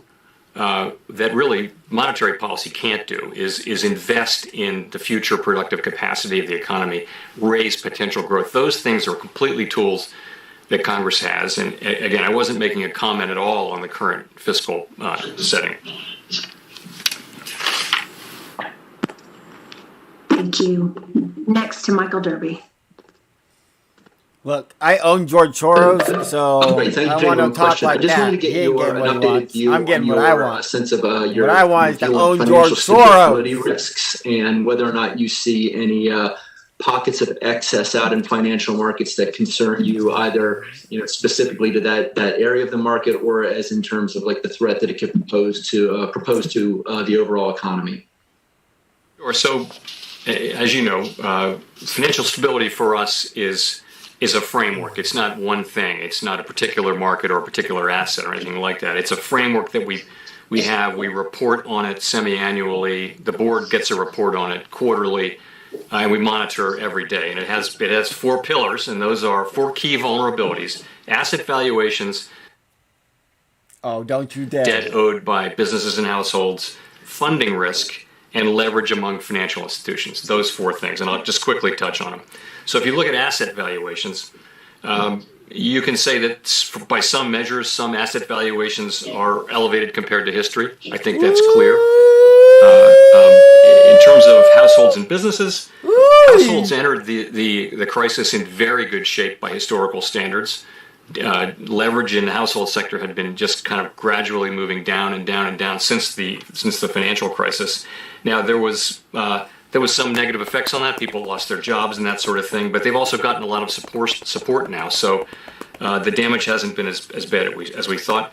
Businesses, by the same token, had a high debt load coming in, and many saw their revenues decline. But they've done so much financing, and there's a lot of cash on their balance sheets. So nothing in those 2 sectors really jumps out as really troubling. Short-term, I mentioned funding risk as the last one. So we saw again in this crisis breakdowns in parts of the short-term funding markets. Came under a tremendous amount of stress, and they've been quiet since the spring. And we shut down our facilities and all that. But we don't feel like we can let the moment pass without just saying again that some aspects of the short-term funding markets and more broadly non-bank financial intermediation didn't hold up so well under great stress, under tremendous stress, and we need to go back and look at that. So a very high priority for us as regulators and supervisors is going to be to go back, and this will involve all the other regulatory agencies. It does involve all of them as well, and see if we can strengthen those things. You shouldn't have passed that last stimulus. That's a sort of a broader, detailed look. What's Volkswagen doing? What does that Chairman, mean? can you the help stock me going crazy or understand something? something about the SEP and your forecasts? The inflation that you're talking about for this year, say, is transitory. Then by 2023, you're back down to 2.1%. There's no forecast for a rate increase for 2023. If you get to 3.5% unemployment, but inflation's only at 2 or 2.1%, are you willing to leave rates at 0 going forward from there, or roughly 0 going forward from there? In other words, could we be in a Japan-like situation where rates just stay low because inflation does? Well, I wouldn't read too much into the March 2021 SEP. Dot plot. Remember what it is. It's a compilation of individual projections by individual members. They're all making different assessments. They have different forecasts, economic forecasts. Some have more optimistic ones, some less optimistic. And also remember that the SEP doesn't actually include all the things that go into maximum employment, right? It only includes unemployment. So I would just say we've set out clear guidance. The message from the SEP that I would like to leave with people is we set out clear guidance. I mentioned what it was. It's inflation it's labor market conditions consistent with our estimates of maximum employment. And that's not just unemployment, it's all the other indicators. But overall totaling up to maximum employment. It's inflation at 2% and not on a transient basis, and inflation on track to exceed 2% for moderately for some time. Those are the criteria. We're committed to robustly implementing that guidance, and that's what this says. That's really all it says. We're going to wait until those requirements are met. And again, the state of the economy in 2 or 3 years is highly uncertain, and I wouldn't want to focus too much on the exact timing of a potential rate increase that far into the future. If I could follow up, I'm just wondering, before 2019, shall we say, you were focused on with having interest rates too low. Now, are you saying we're willing to live with it until we reach these goals, even if you reach your goal on maximum employment? So what I would say is we're committed to giving the economy the support that it needs to return as quickly as possible to a state of maximum employment and price stability. And, to the extent having rates low and support for monetary policy broadly, to the extent that raises other questions, we think it's absolutely essential to maintain the strength and stability of the broader financial system, and to carefully monitor financial stability questions, if that's what you're getting at. We do that. We monitor them very carefully. I would point out that over the long expansion, longest in U.S. history, 10 years and 8 months, rates were very low they were at zero for 7 years, and then never got above 2.4% roughly. During that, we didn't see actually excess buildup of debt. We didn't see asset prices form into bubbles that would threaten the progress of the economy. We didn't see we didn't see a housing bubble. The things that have tended to really hurt an economy and have in recent history hurt the U.S. We didn't see them build up despite very low rates. Part of that just is that you're in a low rate environment. You're in a much lower rate environment, and the connection between low rates and the kind of financial instability issues is just not as tight as people think it is. That's not to say we ignore it. We don't ignore it. We watch it very carefully, and we think there is a connection. I would say there is, but it's not quite so clear. We actually monitor financial conditions very, very broadly and carefully, and we didn't do that before the global financial crisis 12 years ago. Now we do. And we've also, put a lot of time and effort into strengthening the large financial institutions that form the core of our financial system are much stronger, much more resilient. That's true of the banks. I think it's true of the CCPs. We want it to be true of other non-bank financial intermediation markets and institutions. So I think that's monetary policy should be, to me, provide for achieving our macroeconomic aims. Financial regulatory policy and supervision should be for strengthening the financial system so that it is strong and robust and can withstand the kinds of things that it couldn't, frankly. And we learned that in 2008, 9, 10. This time around, the regulated part of the financial system held up very well. We found some other areas that need strengthening, and that's what we're working on now. Thank you. Anakin, CNN. Thanks for taking my question. Chairman Powell, could you talk to us a little bit about the relationship between the persistent pandemic unemployment and the expected increase in inflation? Does the former offset the latter to some degree? I'm sorry, could you repeat that? You broke up there for a second. Oh, no. I was hoping that wouldn't happen. Can you hear me now? Yes, yeah. Okay, great. I was asking if you could talk to us a little bit about the relationship between the persistent pandemic unemployment and the expected increase in inflation. I'm wondering whether the former offsets the latter and to which degree you guys are monitoring this. You're asking about the relationship between unemployment and inflation? Is that the question? Yes, exactly. Okay. They offset each other, the persistent pandemic unemployment. Yeah. I think I'm hearing you correctly. So I would say a couple things. There was a time when there was a tight connection between unemployment and inflation. That time is long gone. We had extremely low unemployment not extremely low. We had low unemployment in 2018 and 19 and the beginning of 20 without having troubling inflation at all. We were at 3.5%. We were bouncing around with unemployment 3.5% to 4%. And it wasn't just unemployment. Participation was high. Wages were moving up. It was a very healthy thing. And we didn't see price inflation move up. There is a relationship between wage inflation and unemployment.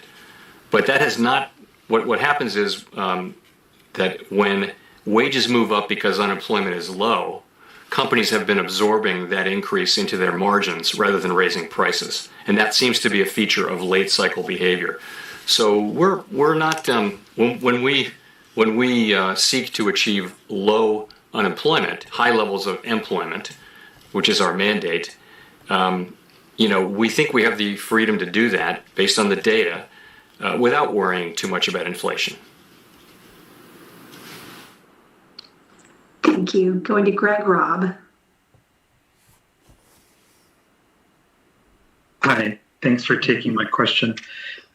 I wanted to follow up a little bit. I understand what you're saying about the dot plot and the message you're trying to send with the dot plot, but does the same apply for the taper tantrum? You've said that it's going to take some time to get some fundamental progress on your goals, but it seems like some time could now be any time.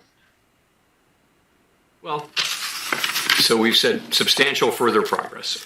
Now, if you go back November, December, and January, progress in the labor market slowed very sharply. So you had an average of 29,000 jobs per month. If you go back and look at the level of job creation before that was very, very high, very high. So we weren't making any progress on the labor market from November through January. February, we saw a nice pickup, a good job report, 379,465 private sector. So that's good. It can go so much higher though, and it would be nice to see to really make faster progress. That's different from substantial progress. We'd like to see it be higher than that, and I think it will be. That's the expectation is you'll see now, I think, really strong job creation return. Not as high as it was in the very early days of the recovery, the reopening of the economy, but nonetheless very strong. Okay, so what I'm saying is to achieve substantial progress from where we are, having had 3 months of very little progress, it's going to take some time. And we don't want to get into, I don't want to get into trying to put a pin on the calendar someplace because it's going to be data dependent. When we see ourselves on track to make substantial further progress, we're going to say so. We understand fully that test is one that involves judgment. If you remember during the global financial crisis recovery, we said quantitative easing number 3 was the test was a substantial improvement in the outlook for the labor market. Well, what does that mean? Well, it means a substantial improvement in the outlook for the labor market. It meant we would communicate when we thought we had that. This is just like that, in a way. What we're saying is substantial further progress toward our goals. We'll tell people when we think, until we give us a signal, you can assume we're not there yet. And as we approach it, well in advance, we will give a signal that yes, we're on a path to possibly achieve that, to consider tapering. So that's how we're planning to handle it. It's not different really from QE3, and I think what we've learned from the experience of these last dozen years is to communicate very carefully, very clearly, well in advance, and then follow through with your communications. In this case, it's an outcome-based set of guidance, as our rate guidance is, and it's going to depend on the progress of the economy. That's why it's not appropriate to start pointing at dates yet. Thank you. Thank you. Don Lee, LA Times. Hi, Chair Powell. As you know, households are sitting on a lot of excess savings, and I wonder if combined with that you have an unleashing of pent-up demand. How much do you think that would affect inflation, and would you expect that to be transitory? And everyone who's forecasting these, what we're all doing is we are looking at the amount of savings. We're looking at, we have reasonably good data on that, and we're looking at the government transfers that'll be made as part of the various laws, and we're trying to make an assessment on what will be the tendency of people to spend that money, the marginal propensity to consume. And from that, you can develop an estimate of the impact on spending, on growth, on hiring, and ultimately on inflation. So that's what we're all doing. And we can look at history and we can make estimates, and those are all very transparent and public, and you can compare one to the other. And of course, we've all done that. And I think we've made very conservative assumptions and sensible mainstream assumptions at each step of that process. And what it comes down to is what I said before, which is there very likely will be a step up in inflation as March and April of last year drop out of the 12-month window because they were very low inflation numbers. That'll be a fairly significant pop in inflation. It'll wear off quickly, though, because it's just the way the numbers are calculated. Past that, as the economy reopens, people will start spending more, and that you can only go out to dinner once per night, but a lot of people can go out to dinner, and so and they're not doing that now. They're not going to restaurants, not going to theaters. That part of the economy, and travel and hotels, that part of the economy is really not functioning at full capacity. But as that happens, people can start to spend. It's also wouldn't be surprising and you're seeing this now, particularly in the goods economy, there'll be bottlenecks. They won't be able to service all of the demand, maybe for a period. So those things could lead to, and we've modeled that. Other people have too. And what we see is relatively modest increases in inflation. So, but those are not permanent things. What'll happen is the supply side. The supply side in the United States is very dynamic. People start businesses. They reopen restaurants. The airlines will be flying again. All of those things will happen. And so it'll turn out to be a one-time sort of bulge in prices, but it won't change bulge in prices. Inflation going forward because inflation expectations are strongly that sounds like a big bulge around to me. 2%. That was scary. We know that inflation dynamics gas do is at $30 a gallon. There was a time when inflation went up, it would stay up, and that time is not now. That hasn't been the case for some decades. And we think we won't suddenly change to another regime. These things tend to change over time, and they tend to change when the central bank doesn't understand that having inflation expectations anchored at 2% is the key to it all. Having them anchored at 2% is what gives us the ability to push hard when the economy is really weak. If we saw inflation expectations moving materially above 2%, of course, we would conduct policy in a way that would make sure that didn't happen. We're committed to having inflation expectations anchored at 2%, not materially above or below 2%. So that's, I think if you look at the savings, look at all of that, model it, that's kind of what comes out of our assessment. There are different possibilities. Bulls get trapped. It's a relatively very unusual situation to have all these savings. Bears and make money. This amount of fiscal support and monetary policy support. Apes strong nonetheless, together. that is our most likely case. And as the data come in and the economy performs, we'll of course adjust. Our outcome-based guidance will immediately adapt, we think, to meet whatever the actual path of the economy is. Thank you. We'll go to Scott Horsley for the last question. Let's go. You got 30 minutes till market close. Thanks, Chairman Powell. My question is about those supply chain bottlenecks, especially on the goods side.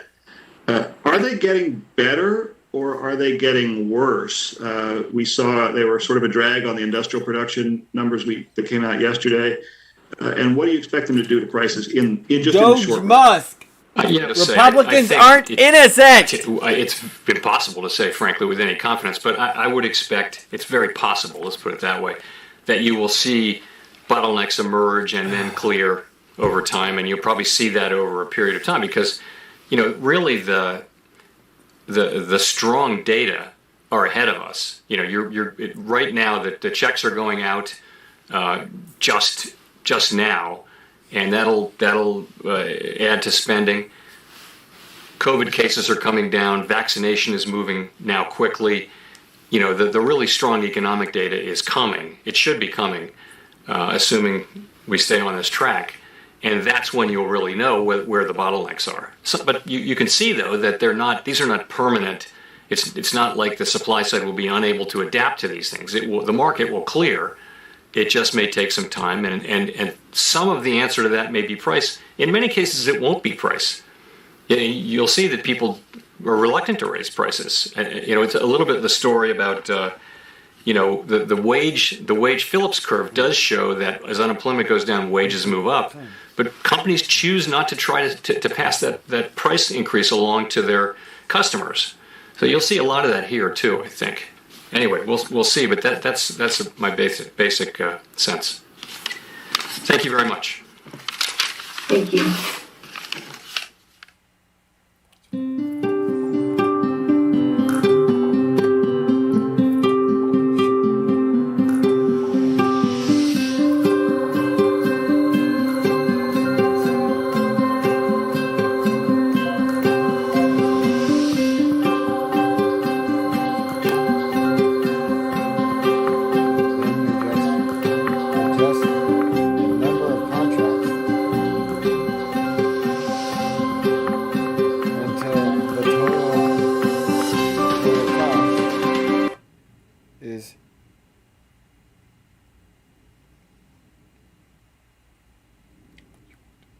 There we go. All right, that one should be good. All right, we got 30 minutes. That just ended. That was a huge win for us. I don't care who you are. That was amazing. Like, if you're in GME and AMC, you are feeling so strong right there. That's what I'm talking about. They know. Diamond Hands in the chat. The following oh, no, they just under stole my Creative freaking Commons chat. license. Your support will help MIT OpenCourseWare continue to offer high-quality education. What's going on with the U.S. Treasury? Is it going down? How long is that? Like, did everyone just not hear that? Inflation's here. It's here. He said it's here. He said it's here. He said there's one thing to talk about it, but there's another thing to live through it. And then he says we have to live through it. If you haven't gone to the grocery store, now's the time to go to the grocery store. Immediately. Buy whatever you need. I would prepare for at least 2 weeks. 2 weeks. It probably won't take that long to get everything like back to at least reasonably calm. But there's going to be like 2 weeks of craziness. Whew. Buy a couple guns. Stay safe out there. Go stay with your family. We're strong together. I got so much family that all live like within 10 minutes of each other. Like we can all get to the same house in 10 minutes.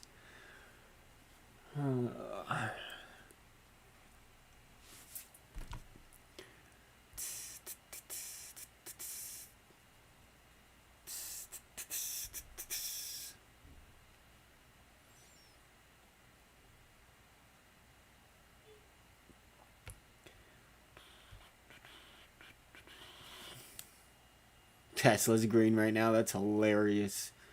Oh my goodness. Black freaking Riot is up 13%. That's hilarious. That's so funny.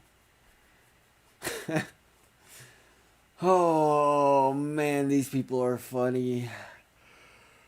Oh, GME. Falling down to break even? GME losing all of its gains. We got 30 minutes to close. Let's go! I want money today.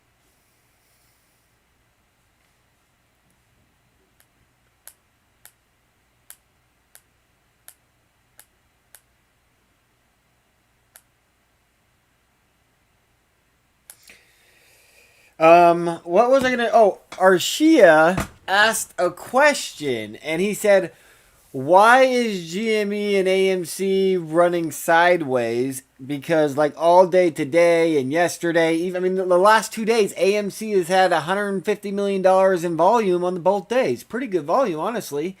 And so why is it not popping? Why aren't these stocks going up? And here's what's happening. They have a formula that they have designed probably decades ago that says if we trade this contract, this many contracts at this price below the mid price, let's just say, or this much above the mid price, they have a price prediction machine that says this many contracts will do this to the price. This many contracts will do this to the price. So when we as retail start flooding a thing and saying we want this price to go up, if they don't want that price to go up, they literally start selling the contracts they already own inside of there to combat your buying. And so you can have a lot of volume, but there's like a lot of selling to buying, even though all we were doing were buying and we weren't even selling. And so there are some of our people do sell, but most of it's coming from the price predictor. And so the more volume we put in, the more the Fed has to pump in to predict the price to be what they want it to be. And then sometimes it just gets so much momentum that it runs up. And like GameStop, they've had to halt it 20 times so far in the last 30 days. And it's all because sometimes the momentum grows so large that it's not even about the buying anymore. It's just the price has, like the market, it knows that GME and AMC are worth its weight in gold. Like it knows, it can sense everything going on right now. It can sense the fake money in the market. It can sense the billionaires' money that all comes in one bundle, and it can sense that there's 100 million different people invested in GameStop right now, and maybe it's only 10 million, but I don't care. Like, it's a lot of freaking people, and it can sense that, and that's the exponential growth factor right there. That's what makes it so powerful, is because apes strunk together.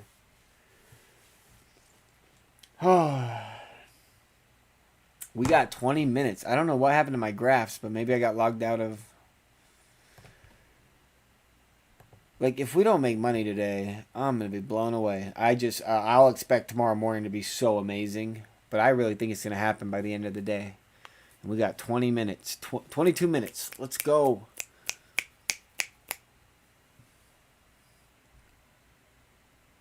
A billionaire doesn't come in and make one big order because they're scared. Every billionaire is scared to go broke. They're scared of the SEC. They're scared of everything. Ain't nobody out there right now that got money trying to change the world. Because I'm telling you, if I had money, I would already be changing the world. Like, there's so many easy things that can be changed right now, but ain't nobody trying. The only thing people focus on is profits. Profits, profits, profits, profits, profits, profits. I don't freaking care about no profits. Like, I just want to make so much money that profits don't even matter no more. Oh, man. And so that's why, like, here's the thing. Us as retail, we've already pumped enough energy into GME and AMC. It's going up as long as we hold. And so whether it takes a day or it takes 30 days, AMC is going to reach that mark. I'm going to get millions and millions of dollars out of AMC, and I'm going to pump GME. You better believe it. Like, if they don't want to be the billionaire that makes one big market order, I'm going to do it. You better believe it. And I believe that most billionaires don't have as nearly much liquid cash as we were led on to believe. Like, I don't think the average billionaire can spend more than 50 million to 100 million any given day. And I don't think, like, Jeff Bezos could have ever spent more than 2 or 3 billion in a day.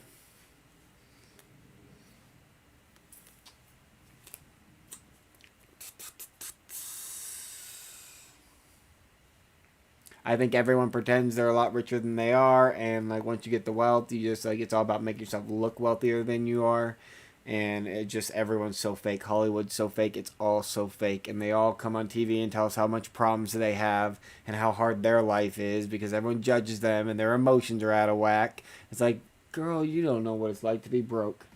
You got no clue what it's like when everyone hates you. You're broke and you just want to quit.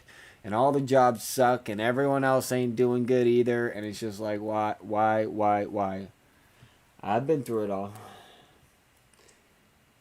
AMC trying to break. Yeah, I mean, 3% is pretty good for AMC today. Is it the high? Let's see what the high is for the day. 1366 is the high for the day. So we're still a little bit below that. We're a little bit below this time right here, and that's where we had the volume for sure. Isn't that wild? It's like basically it's almost no volume today. Ooh, but it's starting to pick up. All right. Today's volume is starting to pick up in AMC. We like to see that. You guys see that right there? Look at that big old green bar right there. Compared to all this little stuff. That's the biggest green bar in an hour and a half. GME is not looking too hot, but that's fake news. That's all hedgy crap right there.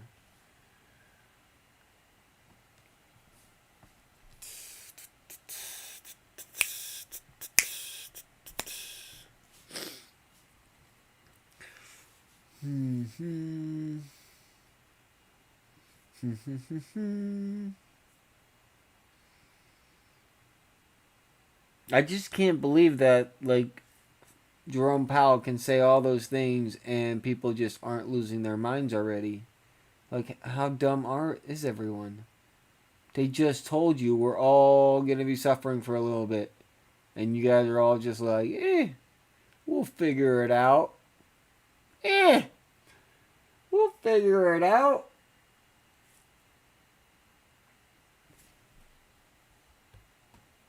Let me see something right here. I really like this flag thing that we're seeing. So let's see if I go back 2 years. Oh, it's not going to show it. I don't know how long these flags stay up after you make a trade, but I should have like just a massive number of flags in my SPY. I traded so many contracts. I mean, I'm talking hundreds of thousands, if not millions of contracts, of options contracts in the SPY when I first came in with 500,000. Yeah. All right. We can get back to AMC. Calm down, apes. Calm down.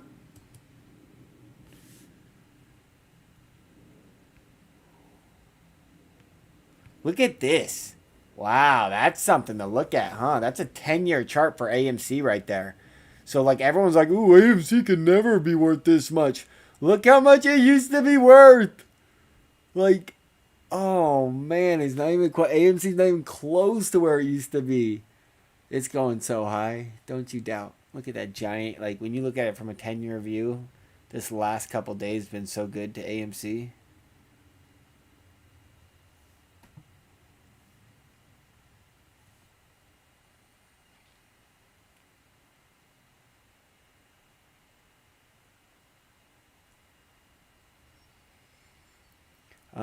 Let's get back to today. See what you got, AMC. See what you got.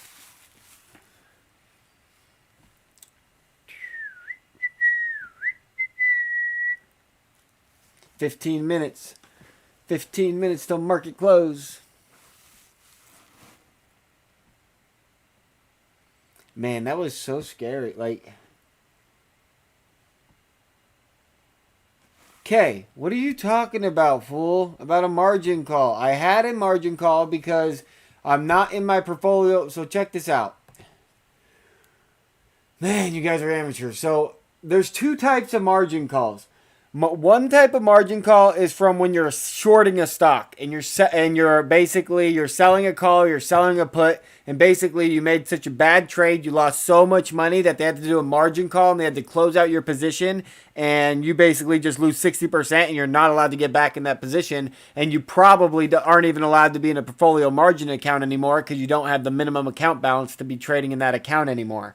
So that's what when people hear margin call, that's typically what you're thinking of. But if you don't have a portfolio margin account and then you only have a regular brokerage account and you like upgrade to an options level 4 account, there's only so many times, like you have a certain amount of buying power that you can put into the market, take out of the market, put into the market, and take out of the market at a time. And so when GME pops and I take out a bunch of money and then I put in a bunch of money here and then I take out money here and I'm watching the news and they tell me about Rocket Mortgage, so I put in money there and then I take out money here and then boom, boom, boom, boom. They said I did too much trading back and forth, and so I had a $65,000 margin call, which really doesn't like even stop anything. It just says that I can't, like I can only buy options with pure cash value, and I can't use any type of margin type opportunity or nothing, and including stocks. But all you have to do to settle that margin call is to bring in more than what the margin limit is. So my margin limit was $65,000. Well, you guys all saw me on Monday bring in $100,000 and freaking YOLO it. And as long as you bring in more than that margin limit, you can lose it all the next day. Your margin call is settled. So I do not have a margin call in my account. Get the F out of here. Boom. This margin call, it's going away. Don't you dare worry. I brought the money in. I already called them. I already talked to it. The margin call is not there. Don't even sweat it. So get off my back. Like, how can you look in my account and see, like, if I was worried about something, if I was losing all my money, like, you think my account would look like this right now? Like, why would I not just be, like, selling out of this stuff real quick? I got all this money. Like, I could cash this guy out right here. 250 AMC contracts, June 21, $40 strikes for $38,875 right now. And I could go spend that on a freaking truck. But why would I do that when it's about to print me a whole bunch of tendies? I'm about to get $10 to $100 million with that 38 grand right there.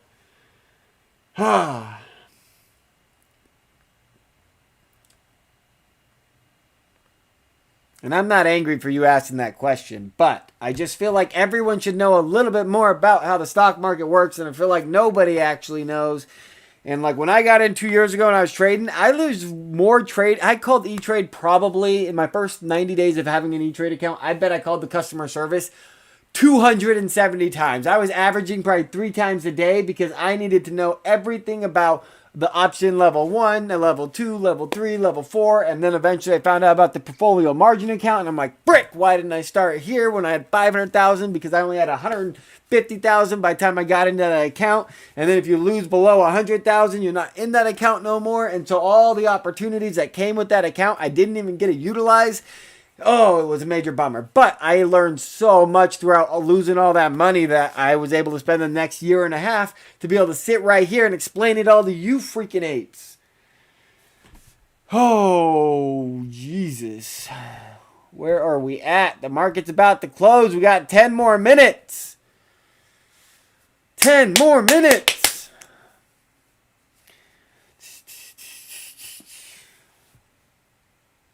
Oh, before we watch the final minutes of the market, let's do one other thing. DFV tweeted a couple things, and they're pretty funny. You are on. How can I help you? Hey, I just found your channel, and I had a really quick question. For someone like me who's got like a $3,000 account, how would you, like, what can I do to actually start to actually make real gains? Have you upgraded to options? Can you trade options? Yes, I can trade options. Okay, I would throw 100% of it. I'd throw 100% of it in the AMC June expiration $40 strike.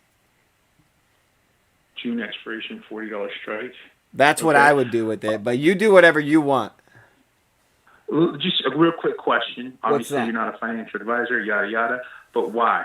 Why that strike? What makes you so confident about that? Okay, so like if you went to the May expiration and you went to the strikes, can you go ahead and do that for me real quick? Yeah. What's the largest strike you can find? So when you say strike, do you mean like the price? The price you're choosing that it's going to go to. All right, so hold on. Trade AMC options, and for May. Yep. May 21st, I see $28. That's the highest? That's the highest. All right, go to June. What's the highest? All right. June 18th, the highest is 40. Boom. There's your answer. If you go to all the options, the only one that has a $40 strike is the one that expires this Friday. So I own like 250 of those contracts too. So like I'm that bullish, right? I spent freaking $10,000 this week saying it's all going to happen by this Friday. Maybe it doesn't, but like if you want your safe money, AMC is going to be at $100 a stock, like without all of the hype that we're talking about. Like the stock should be priced at $100 right now. Like between all the things that have happened in the last couple months, and I can do a little case on that after the market closes. But if you go through all the expirations between now and all the way to June, you're going to find that the only $40 strike is that June one. And so that's why I chose June. And if you compare that $40 strike and the cost of it to that $28 strike of the May, the $40 one is probably cheaper. And so you get an extra month of theta.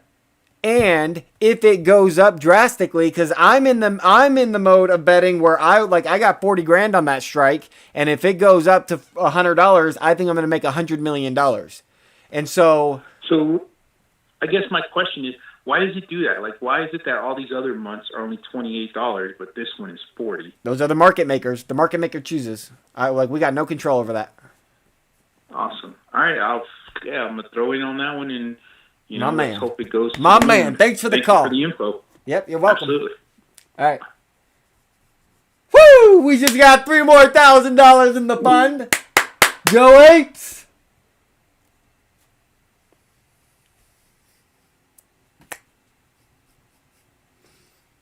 Boom, boom, boom, boom. Oh, we got some more viewers too. Nice. Let's get some subscribers. I like hearing that little ding happen. Ding, ding, ding.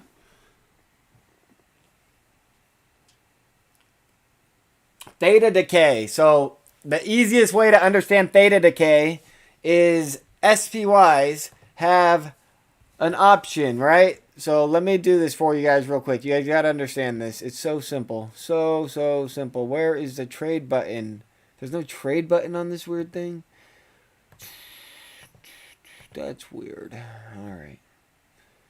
We're gonna leave. I got a couple minutes. I can do this real quick. Okay, so if I come here and I go to trading, there we go. Trade SPY, add option, delete. All right, so this is expiring today.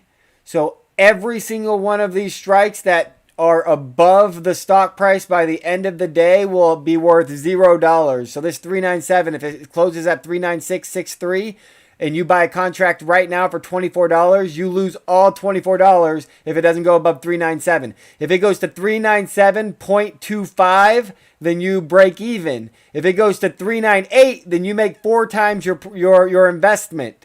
And so like if you're bullish on the very market close that you're going to see a couple dollar swing, this is actually a pretty good bet you can make where you'll win a lot of money on some of the closes. And especially if you bet one on the call and one on the put and you get the ones where it goes down real quick at the end and one where it goes up real quick at the end, that's actually not a bad strategy that you can make a lot of money with if you really perfected it. But ultimately, let's look at another expiration. So that's March 17th. This one is going to be March 19th.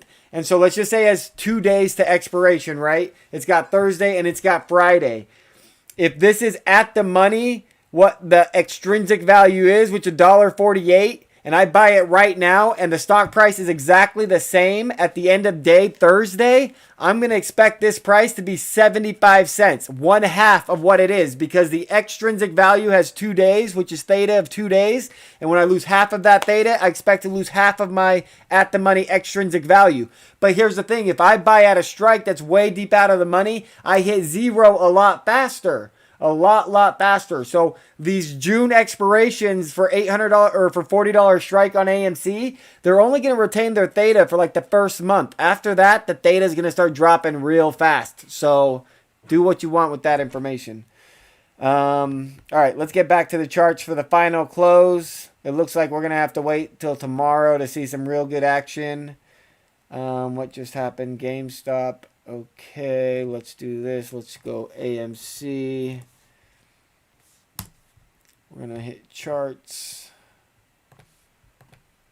Oh, then we're going to hit this guy. Then we're going to hit this guy. Then we're going to hit this guy. There we go. Oh, AMC's running a little bit. Let's close at a new high. We got 5 minutes.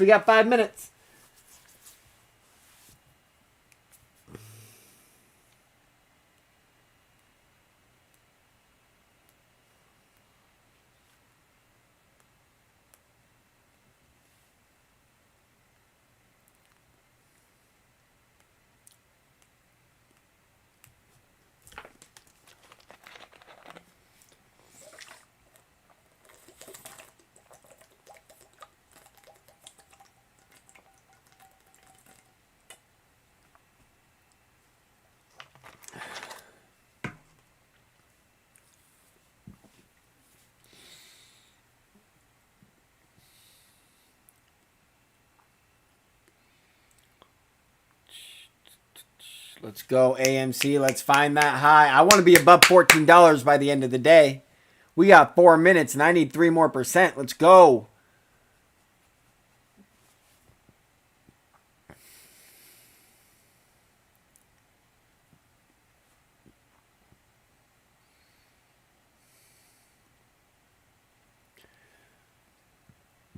Man, it looks like the Fed is freaking selling all their GME right now, trying to keep the price down.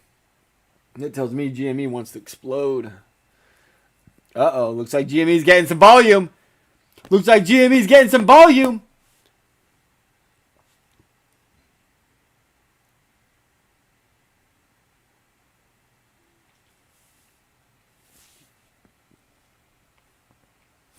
Oh, I gotta pull up the volume chart on this guy.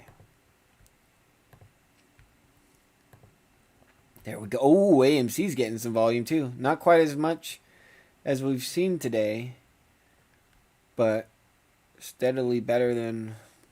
Yeah, I like it. I like it. I like it. What is going on here? Why? Oh, that's a 3-day. There we go. There we go. Okay. Nice, nice, nice. There we go. That's what I like to see. Those are pretty charts. Let's go, GME. Get back to where we need to be.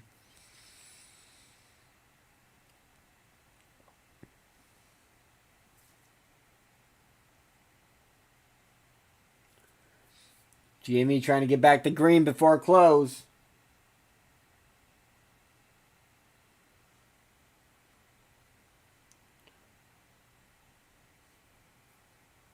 Don't worry about the separation between the GameStop AMC charts anymore. Like, they're super connected long term, and like in any given day, like they're not connected. But when they both when one gets a big spike, the other one's always going up at the same time. So don't even worry about that. They're like kind of off right now. But look at that, like they're both running right now. They're both running pretty right now. I love to see that. They're both getting positive volume.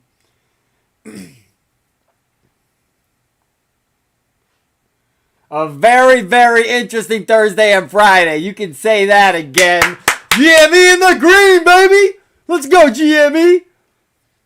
Woo! We got 1 more minute. Probably 10 seconds. Oh, no.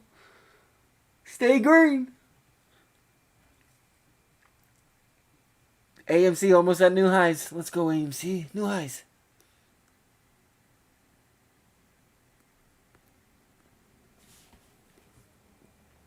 Oh, man. What a day. What a day. I'll take it. I'll take it.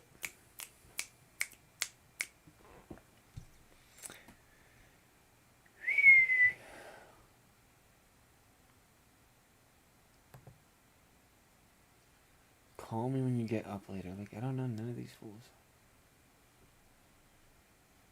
People act like I know them.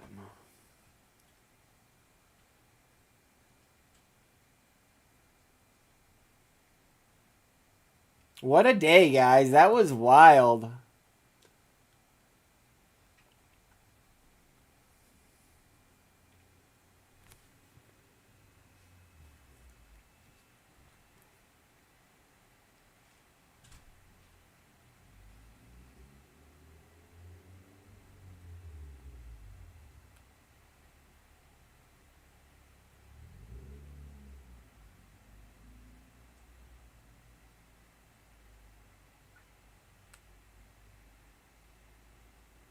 I'm definitely going to want to watch some after hours of just AMC and GME for a couple minutes at least.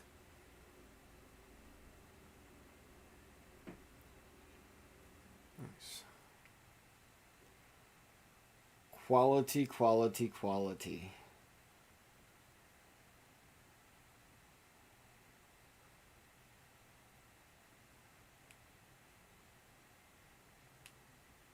Did somebody really buy 10 million AMC at the bell? That's impressive.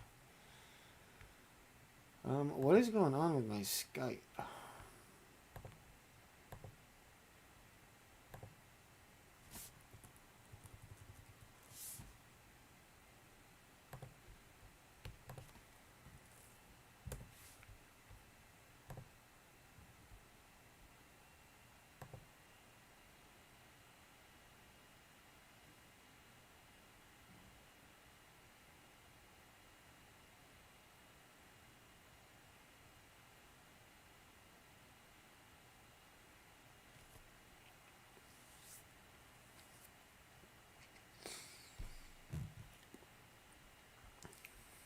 Arshia, you're going to have to teach me how to look at the order list.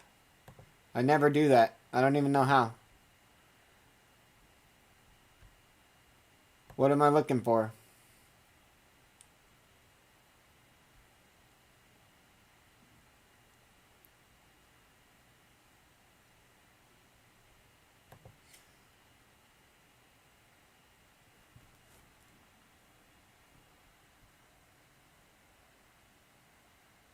Like, I see all these bars down here, but if I add that up, that doesn't add up to 10 million. So what do you mean check it out? How do I see? How do I see that somebody bought $10 million worth right before close? Because I almost don't believe it looking at my volume chart.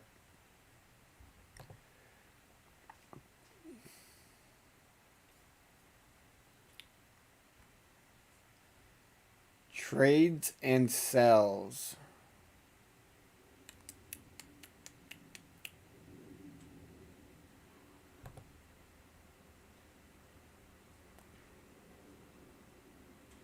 Trade history. Oh, that's my trade history.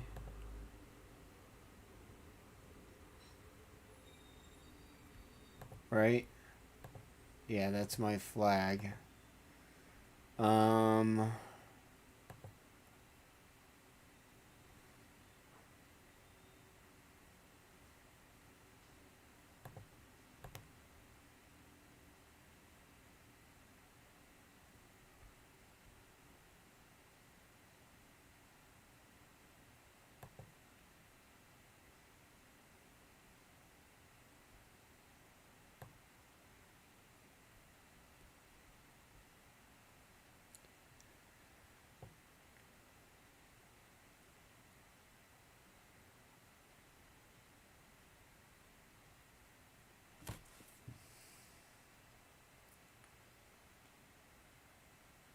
Oh, my volume doesn't include after the bell. I don't know how to see after the bell volume.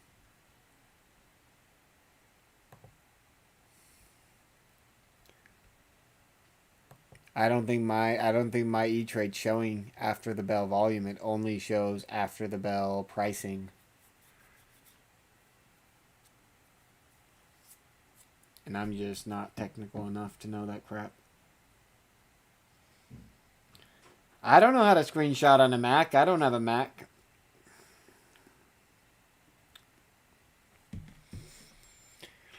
What do you guys want to learn about? Somebody say in the chat. We can talk about options. We can talk about like celebrities that like are all about GME and AMC. We could talk about we could talk about politics, or we could talk about the Bible and how it relates to GME and AMC. We could talk about how to price options. We could talk about which options are the best. We could talk about AMC and why I believe it'll go to 100 by June with or without this whole movement that's happening. We could talk about the movement that's like, what do you guys want to talk about?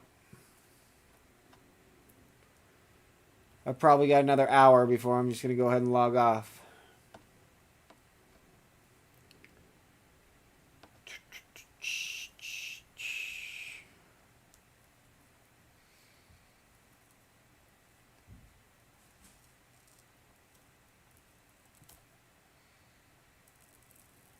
Maybe I'll stay on until 3 o'clock and just see if the futures open up super, super down.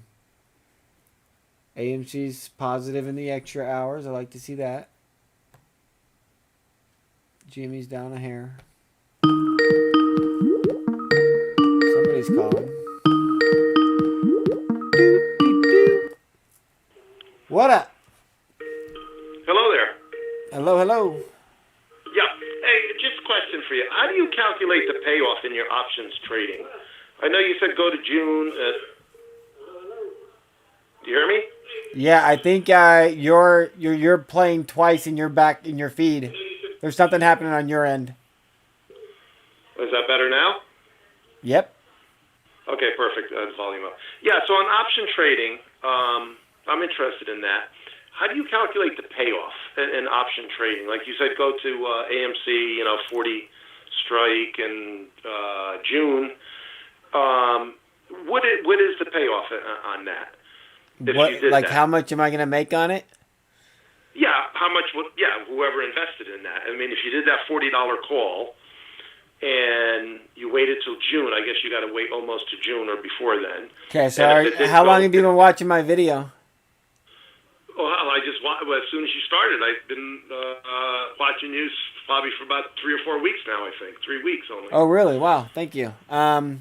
Yeah, no, I think you're awesome. I mean, I started watching, I was like, but then you're just like you're one to one the way I think. The whole package, everything. It's like, nice, awesome. But anyway, I mean, it's a great show. You're doing that awesome job. It's awesome. There's not many people like you out there. So did you see the stuff that I talked about, like on how I made the 10K into 1 million on GME? Did you see like the detailed stuff of that? I did, but I'm a little fuzzy in it, and I'm trying to, get into that option trading, which it doesn't seem complicated, but it just seems like the payoff, I don't know how do you... So here's what I want you to do. I'm going to show you two ways. There's two ways to calculate the option price value if it wins, right? So what you got to do is we're going to calculate two possibilities, right? We're going to calculate what if AMC goes to $40 and what if AMC goes to $100. But you're going to do the math, and I'm going to tell you how to do it, okay? Perfect. So go to the AMC June expiration, and let me know when you... Yep. Okay, go to the calls. I see $40 call. For sure. So 155 per what share, did whatever. AMC close at today? Oh, AMC closed at 1370. I think it's okay. So right go to the $14 strike. The $14 strike. Okay. Okay. Yep. Okay, so that $14 strike is the at the money price. Would you agree with that? Yeah. Break it. Yeah. At the money price. Yes. Okay, so that's how much the extrinsic value of an AMC option is worth until June. Now, every strike above that is a fraction of that cost, right? And it's like a bigger risk, and so it costs less. Does that make sense? That definitely makes sense, yes. Okay, so now write down the price of the ask price. And what is it? 1833, I believe. 1833. Perfect. So write that down. Now go back to the $40 strike. What is that? Actually, hold on. Before we do that, let's go to... Oh, we're not going to be able to go all the way there, but go ahead and go to the call of the $1 call. The $1 call. Wait, okay. Yep. Let's do the $14 call and the $1 call and get the ask price for that one as well. Okay, I believe that's $12.58, if I'm correct. No, it should be a lot more than that. Are you still in June? Yes. I am on June, yes. You're June saying 18th. it's less than the $14 call? Oh, you mean break even? No. What's the ask price? We just need the ask price for the $1 strike and the $14 strike. Okay.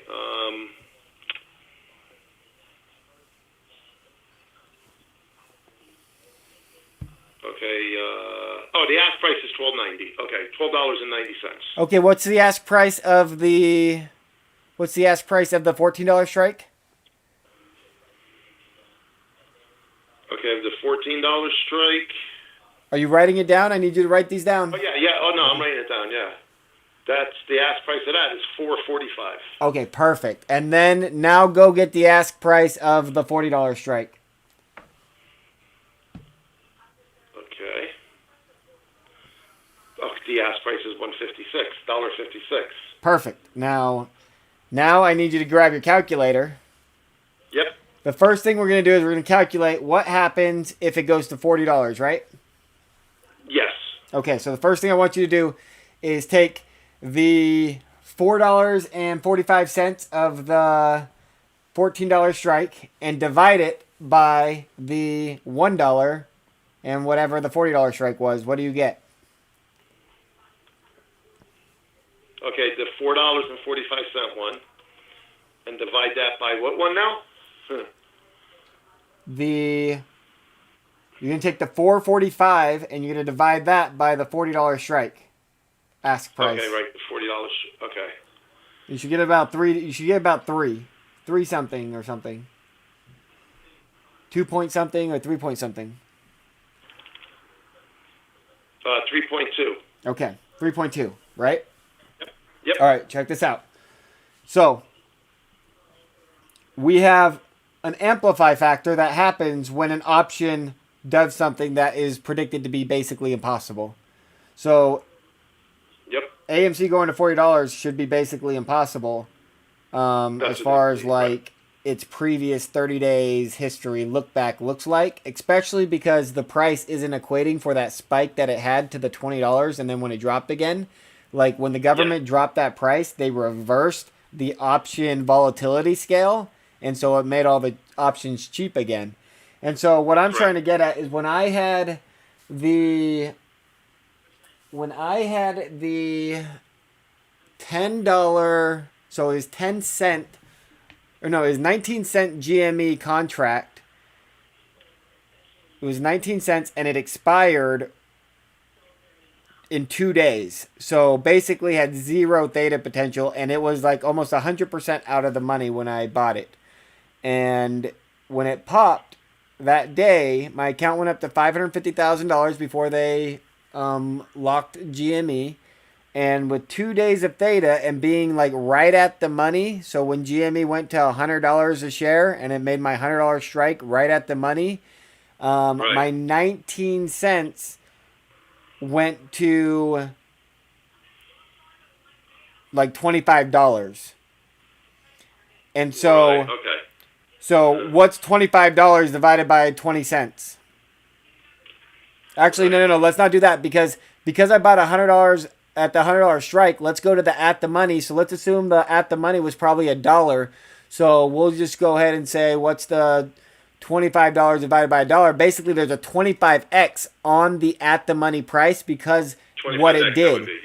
And so what's the 3? We already got the 3 from what if it goes up to the $40, we get a 3 times multiplier.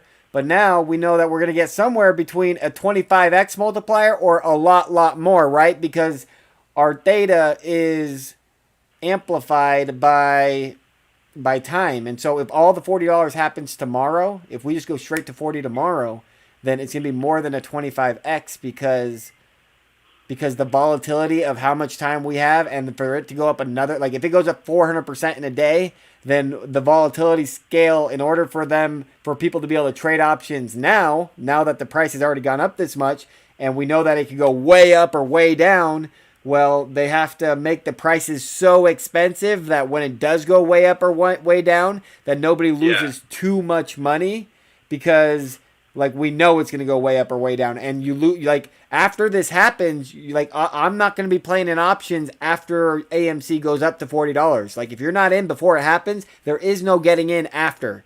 Like it's a one-time event, and then we take our profits and we go and we buy the stock and we finish the job, you know? Yes, correct.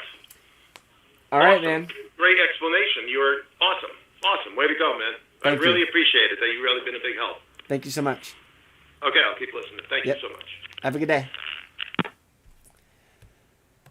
I think somebody else was calling in. If somebody else is calling in, now's the time to call. Maybe I was wrong about that.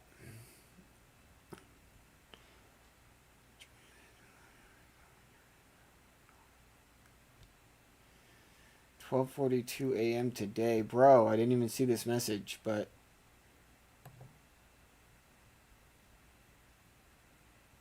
I see what you're saying. I got your number now. I can call you maybe later tonight if you want to message me.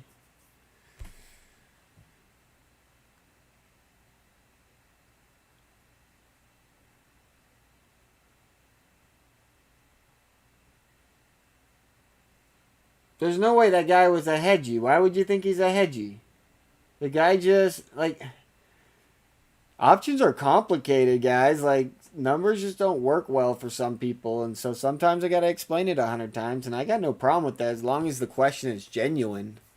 Like, I'm here to help the apes. I'm not here to help the smart people.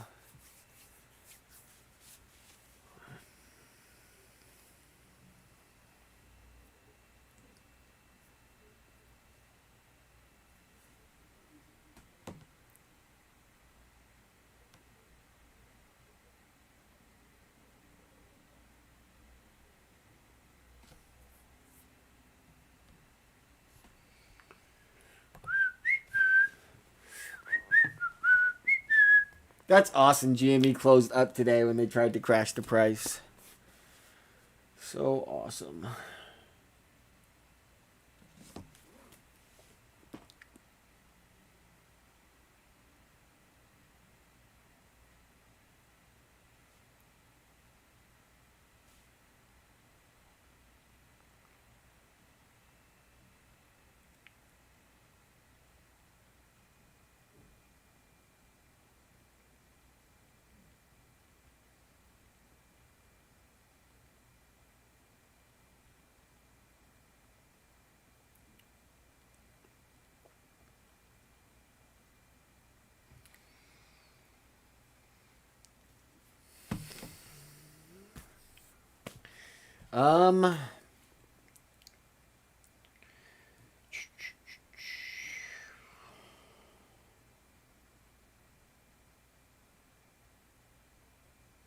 Man, wasn't that Fed Pal stuff just awesome? Like, I couldn't imagine him saying something more beneficial for us. Like, he just guaranteed our victory. Nail in the coffin. Like, I know we haven't seen the cash yet, but if you guys got in and you guys took my advice, like, get ready for that payday. I'm going to be live when the market is open, so you're going to have, like, a 20-second delay from seeing what I do. But, like, follow me.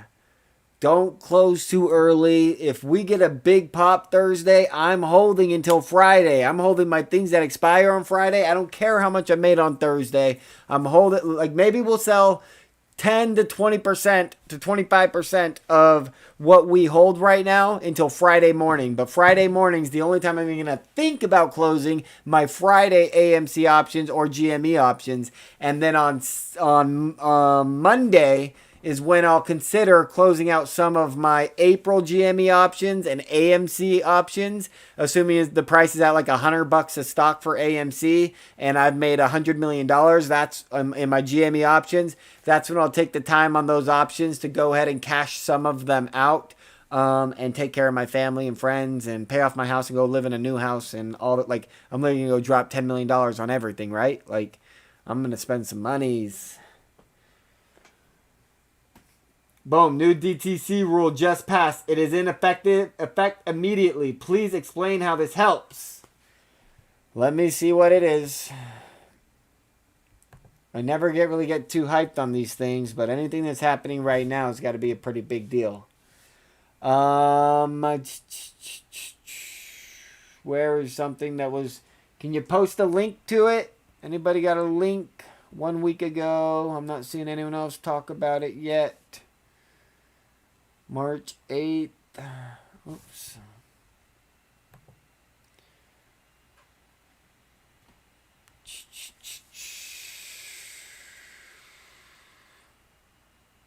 Where do I find this new DTCC rule?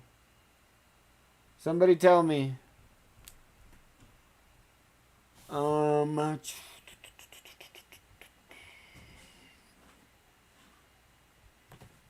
Change March 17th, 2021.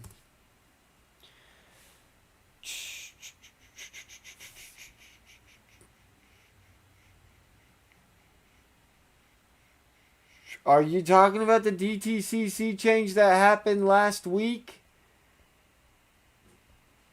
I mean, it didn't really... I don't think it does anything. Like, it's just... There's some little glitchy thing that happened and they know that it helps, but it's like... It's such a small piece of the puzzle. Like, focus on the big piece. Like, it's all happening tomorrow on Friday. They just told you inflation is coming. Get ready. Gas goes up to $5 tomorrow. It's going to have a 70% increase tomorrow. You said the rule just came into effect today, but what rule? Or is it the one that was passed last week, but then came in effect today? Is that what you're saying? Like, what? I don't know. I don't see it.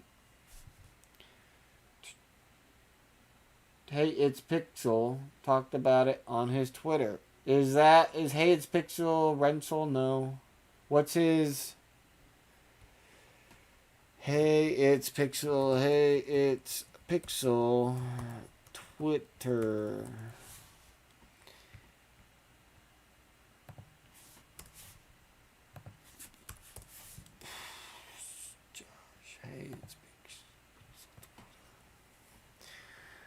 Let's see here.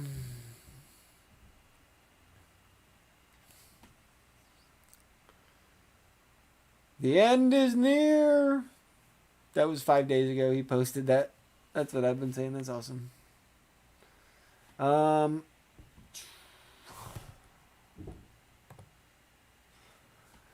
right.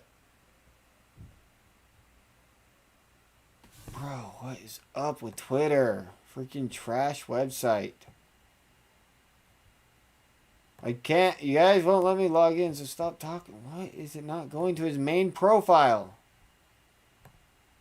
Alright, there we go. New DD. DTCC. There we go. Okay.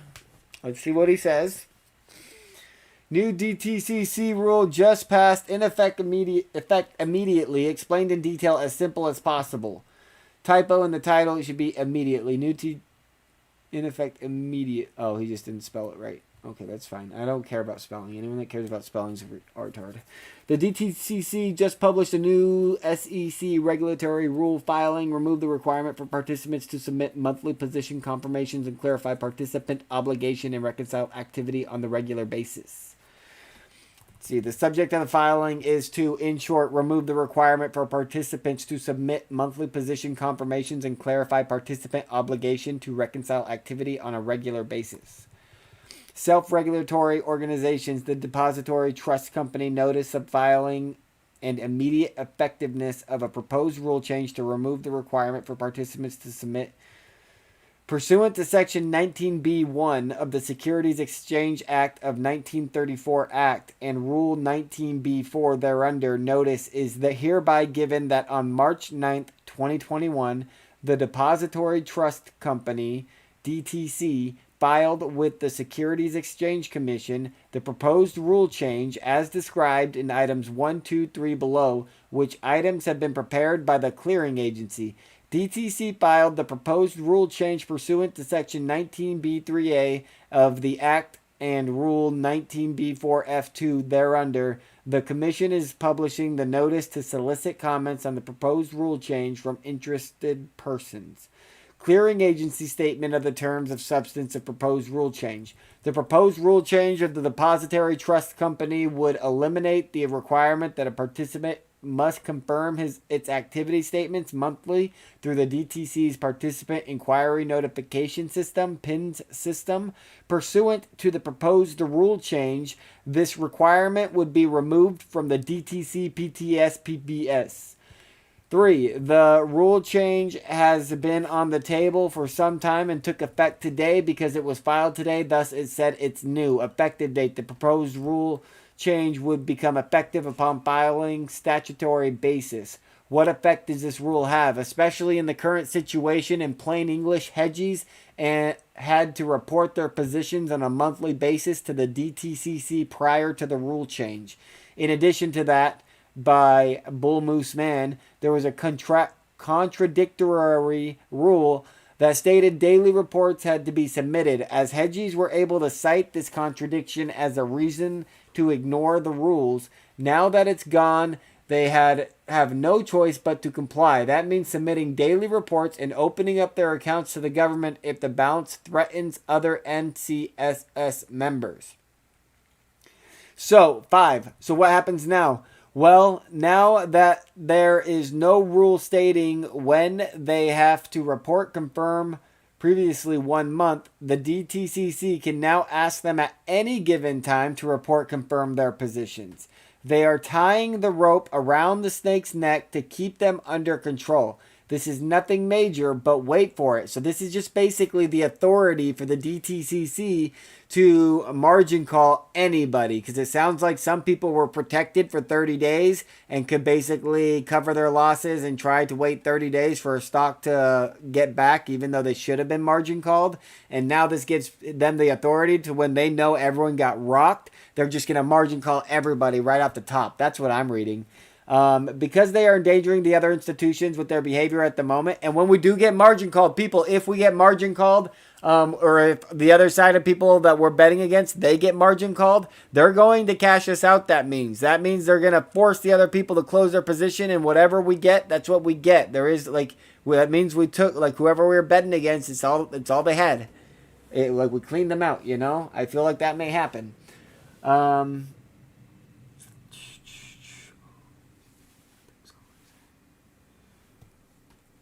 All right, so why this rule change is bigger than you think. This rule, in addition to the yet-to-be-passed SRNSCC 2021-801, stating that the DTCC can liquidate their members' positions at any time, just shows that the DTCC wants to keep everything under their control. So if they see Citadel doing illegal crap, remember, they can ask for the report on a daily basis now.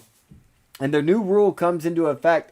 They would notice and come force Citadel to liquidate on close their positions. This is the most important thing about this rule.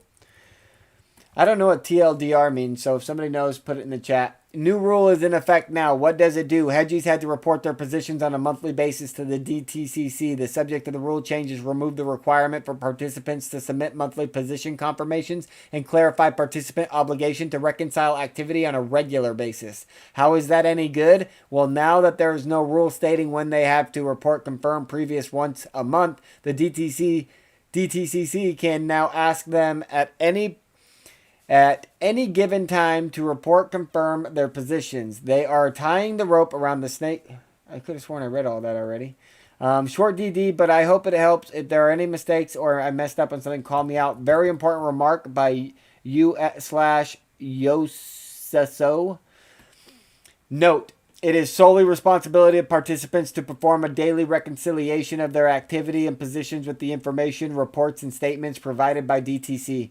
Participants must immediately report to the DTC any discrepancy between their activity and positions with the information, reports, and statements provided by DTC, or other issues relating to the accuracy of information, reports, and statements provided by DTC.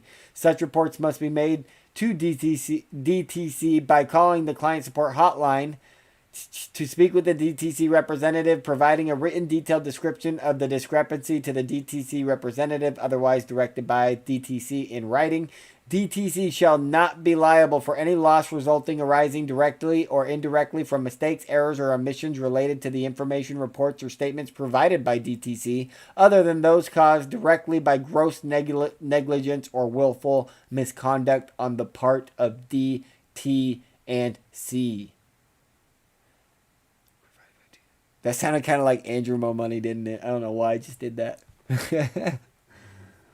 Oh, man. Interesting. Conclusion, the DTCC sounds like they're making sure to cover themselves because it's going to spill. Link to the whole document, dtcc.com. It's legit, fools. Legit. AMC over $14 in the after hours. That's what I'm talking about. Give me the good news. Oh, not quite. Oh, yeah, totally. 1409. That's what I'm talking about. All day or day.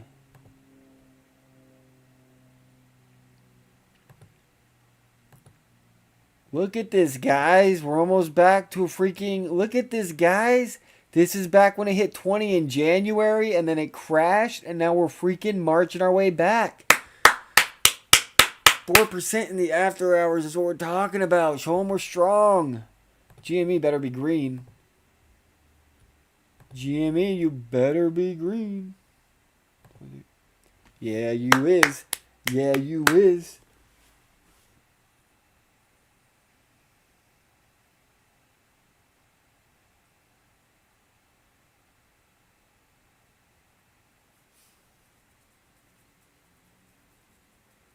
Did I read it? Did it all make sense to you guys? I thought that was pretty straightforward. Anyone got any questions on that?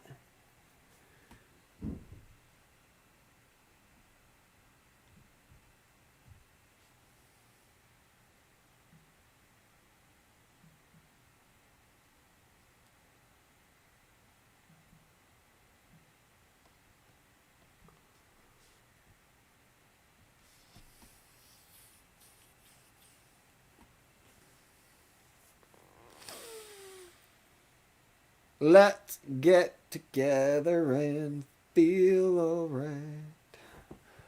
Oh, I'm on. I thought I was on AMC. My bad, guys. My bad, guys. There we go. Rookie mistake.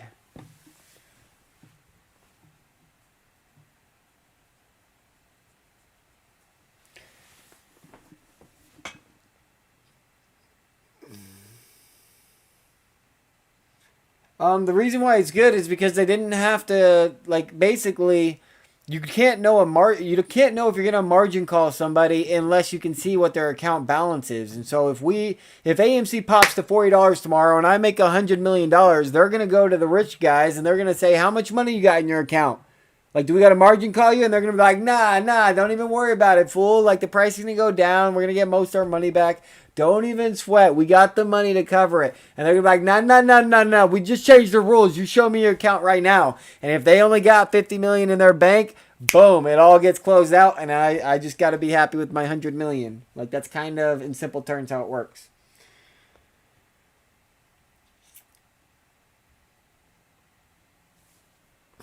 Thank you, Helen. I'm so glad you came to join. Please subscribe if you haven't already. Once we get to 1,000, you guys can do some super chats. And then, obviously, if we have 1,000 subscribers, there should be hundreds of people in there. Do little $5 super chats to get things going. And then those are the things that someday I'll be talking on. And every dollar that I get until it moons, I will be reinvesting or spending on like a spa treatment or something. And after it moons, like, I'm not going to be live streaming every day. I might do some weekly videos or monthly videos just because I hope to have a lot of fans and stuff. But, like, I'm not going to be manufacturing reasons to start YouTube videos so you guys can super chat me. That's not what this is about at all.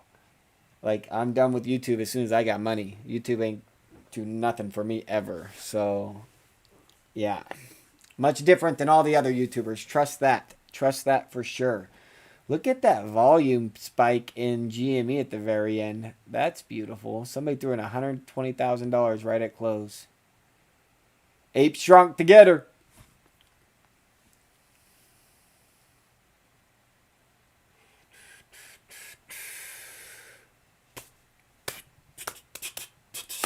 I think we make money tomorrow. Like, from what the Fed said today, what Jerome Powell said today, like, it's gonna scare people once they find it on the news tonight, and then boom, everyone starts calling and cashing out and saying I can't be in the market, and boom, the first sell-off starts, and then all the people that got their head in the sound start to hear about it when it drops 5-10%. And I told somebody else, when you see negative 10% on the S&P 500 or the Dow Jones or the NASDAQ in one day, we are at the finish line. It's basically done. Like, the next day, it's going to be 30% crash. And, like, so if you see 10% a day, just know we are at the finish line. I truly believe that's a factual statement.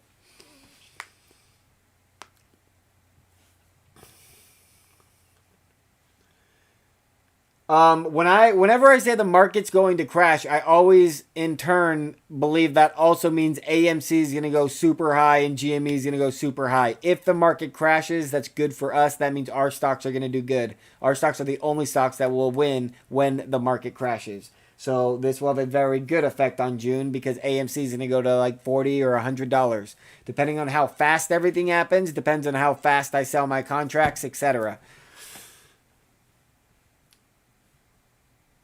Too long didn't read. Gotcha. There's not many things that are too long for me not to read. I mean, I speed read for sure, but like, that's a sign of intelligence is what I've always read. Like, you actually get better retention when you speed read things and you don't focus on every word.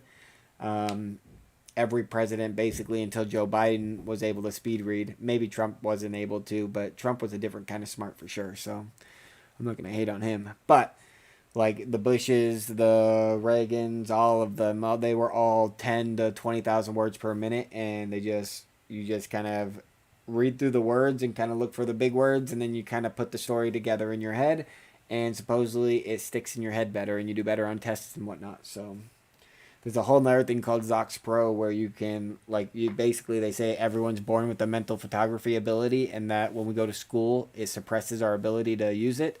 And that's why we learn so fast growing up, like how to speak and all the things. But that's why we slow down so much in our ability to, like, exponential growth our education. And so they got a whole system on how to train your brain to get back to the way that your brain needs to be. It's called Zox Pro, ZOXPRO, and it's a guy out of Australia. Basically, like a lot of it's like meditating and like just calming your mind and telling yourself, like, believe in yourself, you can do it, you can do anything, you're unstoppable.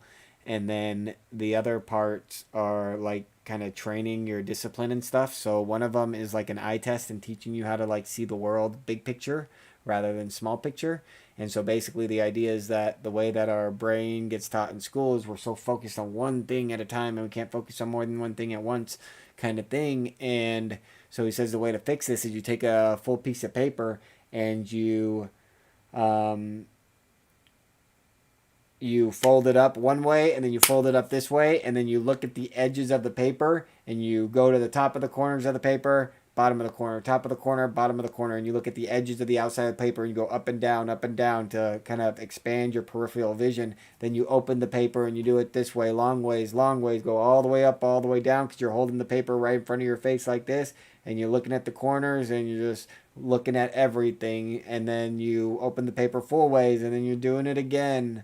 And you do this every day for, months, right? I did it for maybe 2 months. And then the other part is the Einstein Distraction Index. And I believe this is one of the, like, this should have been taught in school, and it should have been a whole hour of school every single day. And it should have been every grade you're in, you have to do an hour of this every grade, no matter what. And all it is teaching you how to not get distracted. And and it's teaching you how to measure your benchmarks. So basically what the Zox Pro thing tells you to do is to take a book and to have a pen and paper there with a timer and time. How long can you read the book before you notice that you got distracted and you don't really remember what you just read?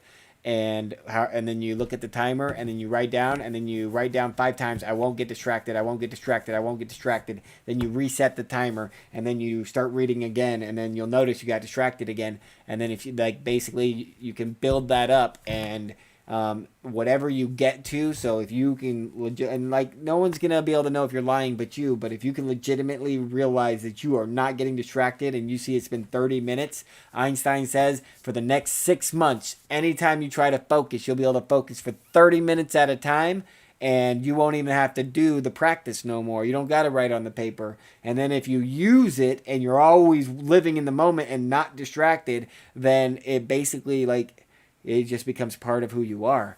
You kind of evolve. It's like it's the epitome of human evolution. It really is. And so Einstein was all about it. I'm all about Einstein. He was somebody that didn't do well in school until after he had a lot of success outside of school, and he kind of learned how the world works through his own hands and projects and all that good stuff. And that's kind of how I worked as well. So it's exciting.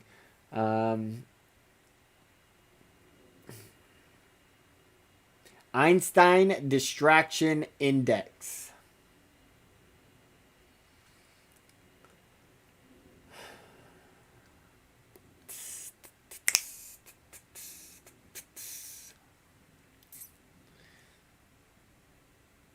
Oh, look at the extra hours going from 0 to 3%. That's wild. Just bouncing 40 cents at a time. Look at that, fools.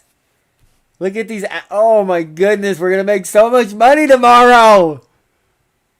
We're making tendies. Like, whenever you see markets glitching like this, you just know it's going to move bigger, like up or down big. And it's not going down. I know that much. So, yeah, one of the best things you can do for your whole life is master the Einstein Distraction Index. You only got to work on it 2 times a year. If you master it, I read articles and stuff about GME all the time, right? But I don't buy books or rent books or very little of that stuff, It's just not what, I'm living in the moment. I'm working on my projects, doing all that other stuff.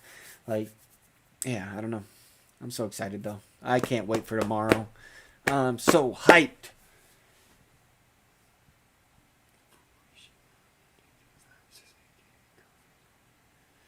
COVID ain't nothing to worry about. You guys all need to, like, if you're worried about it, like, just trust me. It ain't nothing to worry about, and I'm gonna prove it to everybody. We need to be brave. We need to get out of the house. We need to show the world that we're not scared, and yeah, we just need to love life. Look at those extra hours, though.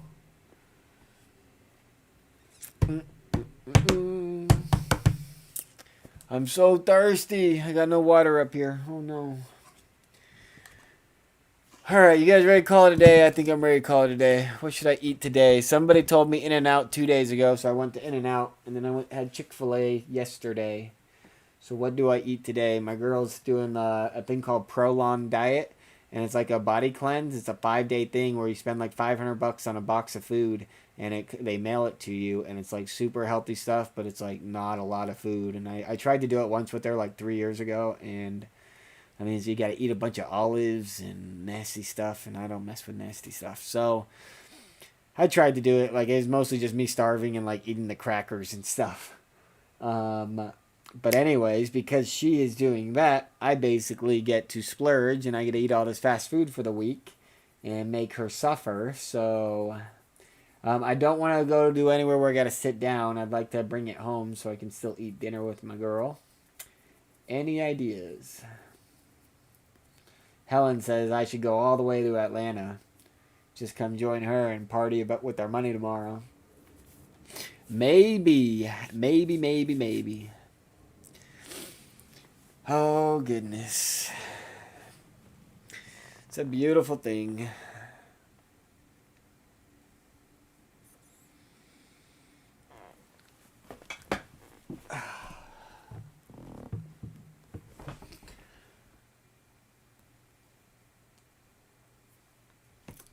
I could do a steak. I mean, maybe I'll go like Thirsty Lion. We got a Thirsty Lion over by where we live, and they got a bacon burger that is just so bomb. Like, it's got guacamole on it. It's got all the things, and they got a raspberry lemon drop with sugar around the rim that just woo-wee. So good.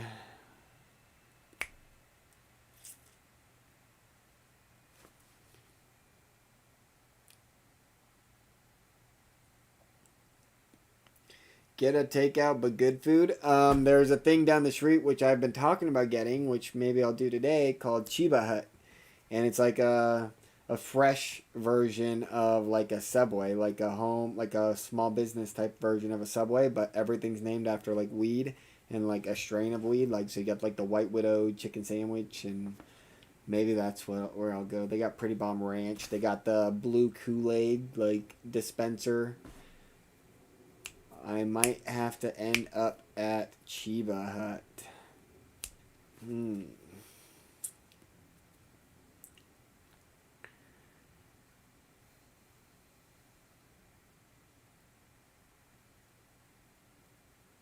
Alright, guys. Well, I think today was a win. We got all the news. We got to watch the Fed Pal. We got to... Actually, now that I think about it, I can't believe after the federal Pal thing ended, I didn't even go to check to see if the freaking Congress hearing ended. And it did, but what did we miss? I might have to go back and listen.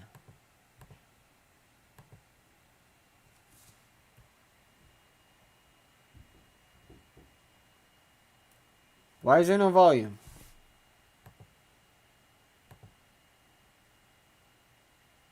Is it my computer? Oh, it's YouTube. At the time, and continue to understand that short selling has legit. Only ones there at the very, very best price, but an incrementally worse price was available from other market makers. So I would concur with Mr. Pivovar that my judgment is that the impact of Citadel stopping trading tomorrow would be minimal to the financial resources, but it would have been a lower likelihood. Certainly, and if I may, there's a point that that Ms. Goldstein is bringing up is that the situation was uneven across broker dealers here, right? So one of the things the SEC is looking at And stifles American innovation. The advances we have seen over the last decade in technology have improved the way Americans and our businesses perform financial activities. Due to these advancements, we are seeing more investors who have historically been left out. Users to have. What would be the trade-offs if we were to eliminate the accredited investor standard? There's an obvious benefit to allowing more investors to access private. All right, so we're going to Users start like to right have, here. I'm going to finish this and then we're going to call it a day. Developing techniques that push retail investors to trade a particular way or elicit particular behaviors that they is not beneficial for retail investors. And so some of the practices that they have that have been mentioned that are encouraging trading behavior to the detriment of the investor are things like having lists of 100 popular stocks which draw attention to particular stocks which cause people to trade even though it may or may not be in their best interest. There are push notifications which elicit this kind of response of fear of missing out, which encourage people to trade because it's triggering a particular behavioral bias.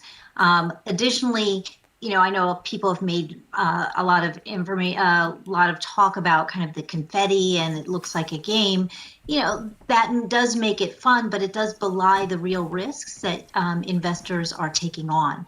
Another important point, too, that I don't think has been brought up is that some of these investors are targeting kind of the younger market, which is great to encourage new people into the markets, but they're specifically targeting a segment that is less literate, less financially literate, according to every survey, and less likely to be sophisticated. And so I think those are concerns as well.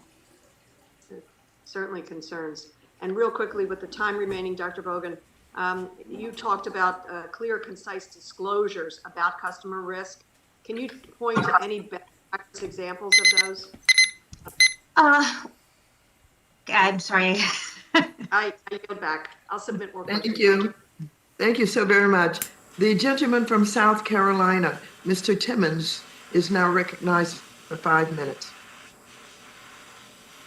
Madam Chair and Ranking Member McHenry for convening this hearing today, and to our witnesses for their time and expertise. Since the first hearing in this series, I've continued to research and attempt to understand the root causes of trading halts for retail investors, the dynamics of trade settlement, and the other issues in this hearing. While these topics can be overly technical, it remains imperative that our financial markets continue to function effectively while not limiting the increased market participation of investors of all income levels. We also should not rush to any rash decisions that could have unintended consequences further down the line. My first question is for Mr. Pivovar. As you've stated, you were involved in the transition from settlement going from T3 to T2. In your opinion, what roadblocks will market makers and participants face in the transition from T2 to T1, and do you believe that this can be achieved earlier than the initial timeline? Thank you, Congressman. I don't think there are any roadblocks from the market participant side. In fact, when we went from T3 to T2, we worked very closely there was an industry coalition that came together called the T2 Coalition. That was buy side, sell side, exchanges, the clearing agencies, also even a group representing retail investors. And what they did was they were able to tell us what a reasonable timeline was for all of them across the industry. And so I think similarly, they could start that group again, call themselves the T1 Coalition, and talk about particular challenges. One of the things I will note that 4 years ago we went through this, the big challenge of 2 versus 1 was that with few exceptions, going from 3 to 2 was just taking existing back office processes, which are very complicated. And for many of the firms, would just effectively speeding those up. They didn't have to retool and set up new systems.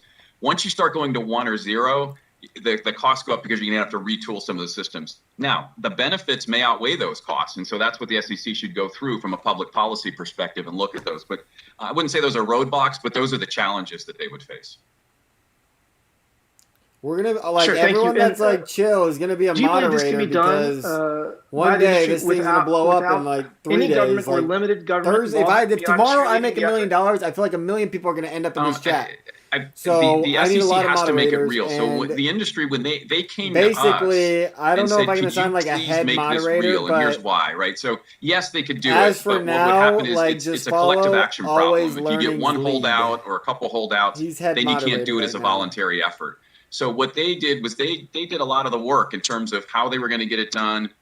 They went out and got third-party costs and did timeframes and all this sort of stuff. So this is the one thing I think government can be very helpful in doing, is solving the collective action problem, and then explicitly looking through the costs and benefits. The other thing I will note, as I've mentioned before, is the SEC can't do this alone once you go to 1 or 0, because you have to get the bank regulators involved to make sure that the bank payment systems, the cash gets there too. So it's a little bit more difficult going to 1 or 0 than it is going to 2. Noah Raymond said, look at thank you. HMNY Mr. Grugic, Movie Pass Company was what would be the Channel 7 trade-offs if we were to bankruptcy, eliminate tanked the to accredited investor sub-zero, standard? sold this week for $1.1 million to a Hollywood producer. There's an obvious benefit to allowing more investors investors to access private markets. And as I previously said, I think this is a very important part of where investors should put their money.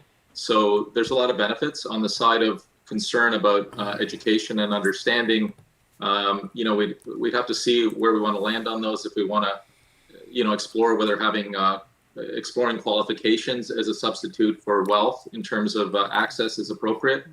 I think we have to. Less than a penny I just want a to say, stock. I think we have to take the lessons of history. I saw a couple of these About other 20 years stocks and ago, they when we talked halted about them. Did ECNs these ones get and the halted fragmentation recently? of the dominant few They did. exchanges, there were these Yeah, sorts I'm of gonna throw similar $100 in concerns. this tomorrow What we for wound sure. up with is a far better I got 3 marketplace. others that look We had just to like this. If enact, they're open tomorrow, regulations like to every solve time I the look issue at of them, they're already fragmentation. halted and Where they're we landed was closed. something much But better. anything The that's post-ECN world is this vastly cheap better of a than what it penny, was like I before. could throw $100 in it for We sure. should take the same approach here now with private markets, That's wild how with much volume it TFOP, gets. with Let's gamification, take where a we look at the recognize that charts, though. innovation is good, and then innovation let's and regulation come are here yin and yang. let's And so say when you look at gamification, building studies, habits like let's say regular savings, volume, regularly looking at save. education, rewards for things that Look- are healthy are clearly good.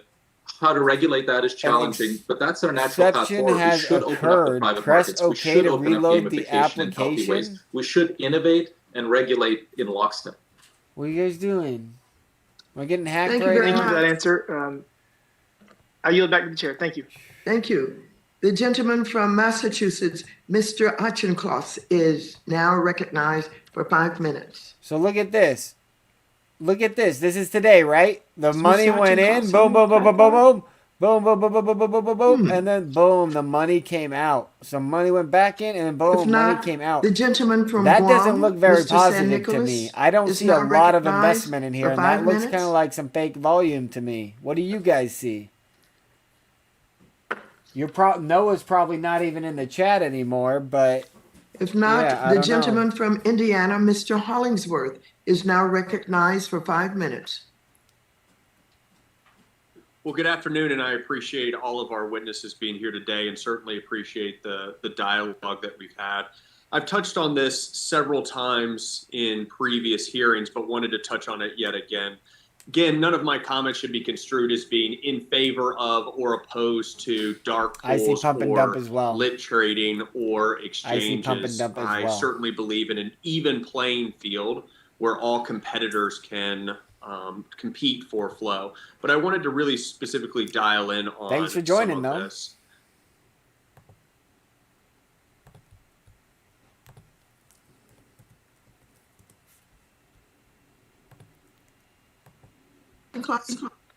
Can you hear me? Yes, I can hear you. Okay, great. Sorry, I think it cut out there for a second. Sorry about that. Sorry. Mr. Blaugrund, you mentioned in your testimony that 30% of market volume is artificially constrained by this penny-wide regulatory requirement, end quote, on exchanges. Can you expand on that a little bit? What are some examples of how tick size restrictions can affect liquidity in the nearly 8,000 stocks that trade above $1? Thank you very much for the question.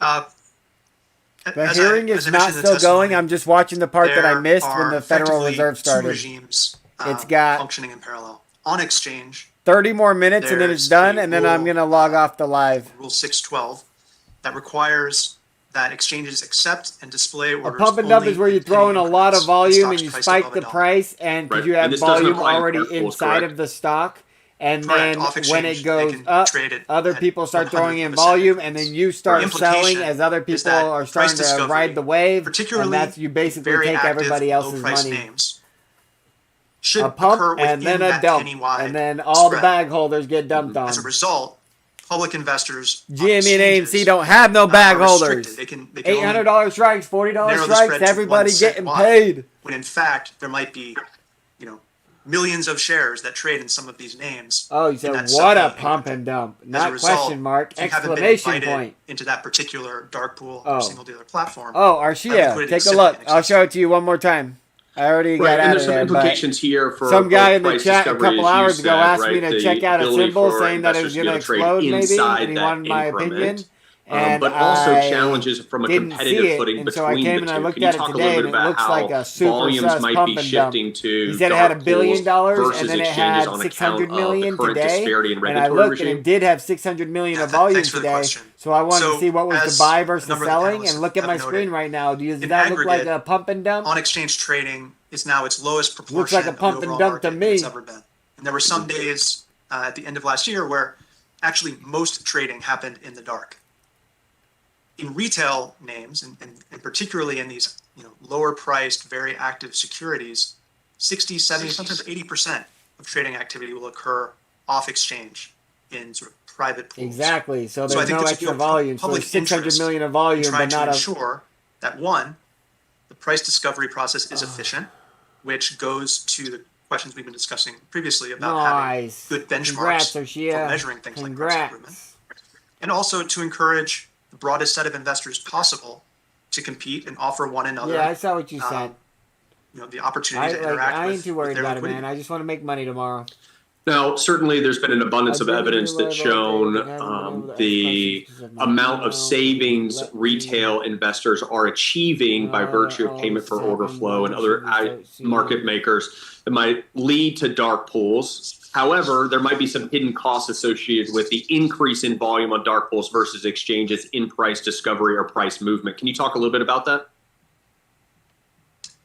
I think you have two different regulatory regimes. You have a regime with dark pools, which doesn't have a fair access requirement, allows for privately negotiated commercial terms, allows for a customer accommodation should there be some sort of dispute, and generally doesn't have any sort of Reg SCI or sort of stability regulation. Yeah, it was We're right not after the whistle too. asking You're right, Arshia. for those regulatory burdens. And then the stocks to bounce right be after shifted that too. to dark pools as well. We're simply hoping for a level playing field. And let the public investors who participate on exchanges AMC's looking strong trade at the same ass. price points. And it certainly stands to reason that retail investors and investors writ large would benefit from a competitive platform that was agnostic between players. And correct. To the extent that there's another public investor that's going to offer a more competitive price, that accrues to the benefit of the investor. Thank you very much. The gentleman from Guam, Mr. San Nicolas, is now recognized for 5 minutes. Thank you, Madam Chairwoman, and thank you to our witnesses for being here Tomorrow's today. a big day for us. This hearing has been feel very, it. very informative, and your background and expertise are AMC very well volume noted, slow and, today, I'm but definitely absolutely more interested green than in red. considering Same with policy options as a GME. result. Same with GME. Like, the movement's pretty small. We're I pretty wanted to tapped out, but I don't think we circle need to do back anymore. on, I think inflation's going to do the the, rest for us. As soon as purpose of people see why we gas have go up to markets. $4, $5, $6, I $7, think we get $8, so caught up people on start the selling trading everything, aspect panic of it mode, and, boom, boom, boom. All the money ends up in GME, the AMC, and volatility we're of on the it. moon. But really, Mr. Kelleher, you I think in your opening statements, Arshia really wants everyone to know captured that there the was fact that 2 markets trades of $10 exist million for us to worth be of able to, contracts grow purchased our right commerce, after grow market close. our, so it does our not private show sector. on this guy And, right it's here, supposed but to be right here providing where my environments list is for right those now, kind of $10 activities to million take place. worth bought. So tomorrow And market when open I should be a big dug day. Like deeper into the that, whole, all buying of 10 million at 1 second, GameStop trade, the effect that that could kind have a of stock at an open precipitated price could be a all of these really big deal. inquiries. One of the things that really jumped out at me was the fact that, at least on what I was able to find as a layperson, the What I did. information on the short interest on the GameStop stock was indicating that it was at 150%. And that really just kind of jumped out at me for a number of reasons. And Mr. Blogren, your testimony, $10 million about shares, which is $100 million worth, data, which is a really, wild really, volume, captured my attention as well. which is and I wanted to kind of tie it all literally, together before I get into my questions. if that's by stating true, this. tomorrow when we is have the day. short If selling there in the was market, $100 million put in intended to after kind of hours, be a it's not showing on balancing this screen component. right now, all at one But when you time, have all buy orders, it is 150% of going to $40 tomorrow. float, short sold, Woo! and the price compressed as a result of that, you're inhibiting businesses from being able to go out and raise equity at a higher price point. And so, Mr. Blogren, can you expand on your testimony on the opacity of the short selling that is going on and how that potentially could be inhibiting businesses from being able to go out and raise equity capital at a rate that would be more, I think, reflective of the fair market value of the stock? Thank you very much for the question. With respect to raising capital, you're certainly right that if a stock price is depressed, then the cost of capital for the company would be higher than it would otherwise be. With respect to short positions, that data is now reported twice a month. He ran away. And it certainly provides a lens into the relative activity, but it's really not actionable. It doesn't allow a market participant, whether they're hoping to borrow the stock or whether they're considering lending their securities, regulators or the issuers themselves, to understand if there is risk developing, if there is this potential for rehypothecation to introduce some significant problem. And so our view after discussing this issue with issuers and investors is that you really need to go one step upstream. You have to look at the securities lending market itself, which currently is relatively anachronistic. And there's an opportunity for the SEC to promulgate rules that they were directed to promulgate under the Dodd-Frank Act. So they have the authority today to bring transparency to this marketplace. And so we would urge that the SEC consider doing that as a high priority. Mr. Kelleher, would you be interested in offering some comment on this discussion? Yes, I agree that the upstream disclosure increase for the securities lending part of these activities needs to be addressed, either through legislation or through regulation. That's clear. But we also need increased disclosure of the short activity that we currently have, separate and apart from what we need for the securities lending. But for the short activity, we need greater disclosure on the timing and the frequency, or the increased disclosure on timing and frequency of that disclosure. We need to expand the firms that are subject to the disclosure. It needs to cover hedge funds, broker-dealers, and everybody else engaged in those activities. And it has to expand to cover all the products that are being used. It's not just puts and calls. You've got equity derivatives, total return swaps, synthetic exposure of all sorts of ways. So multi-layered increased disclosure and transparency will benefit everybody in the market. Thank you, Madam Chairwoman, and I yield back. You're welcome. Mr. Stile is now recognized for 5 minutes. Thank you, Madam Chair. I also look forward to the day where we can be back in person and not on Zoom. I know we've had some broadband issues here in the House. It'll be good to all be together soon. If I can dive in particular, as it relates to settlement times, Mr. Pivovar, you recently wrote an op-ed. We've talked about it a little bit here today, supporting a move to faster settlements. In the op-ed, you wrote that U.S. securities markets may now be ready to really benefit from some of the technology and operational advances in back office administrative functions and a move to shorter settlement cycles. You oversaw the process of the SEC in particular from T3 to T2, and during that process, the commission looked at the possibility to move to T1. I know Warren Davidson earlier brought up the ability of blockchain and possibly being a solution. Can we look back a little bit, as in particular what's been changing since 2017 that may make the move to T1 settlement feasible as you kind of look at that broader picture? Yeah, thank you, Congressman.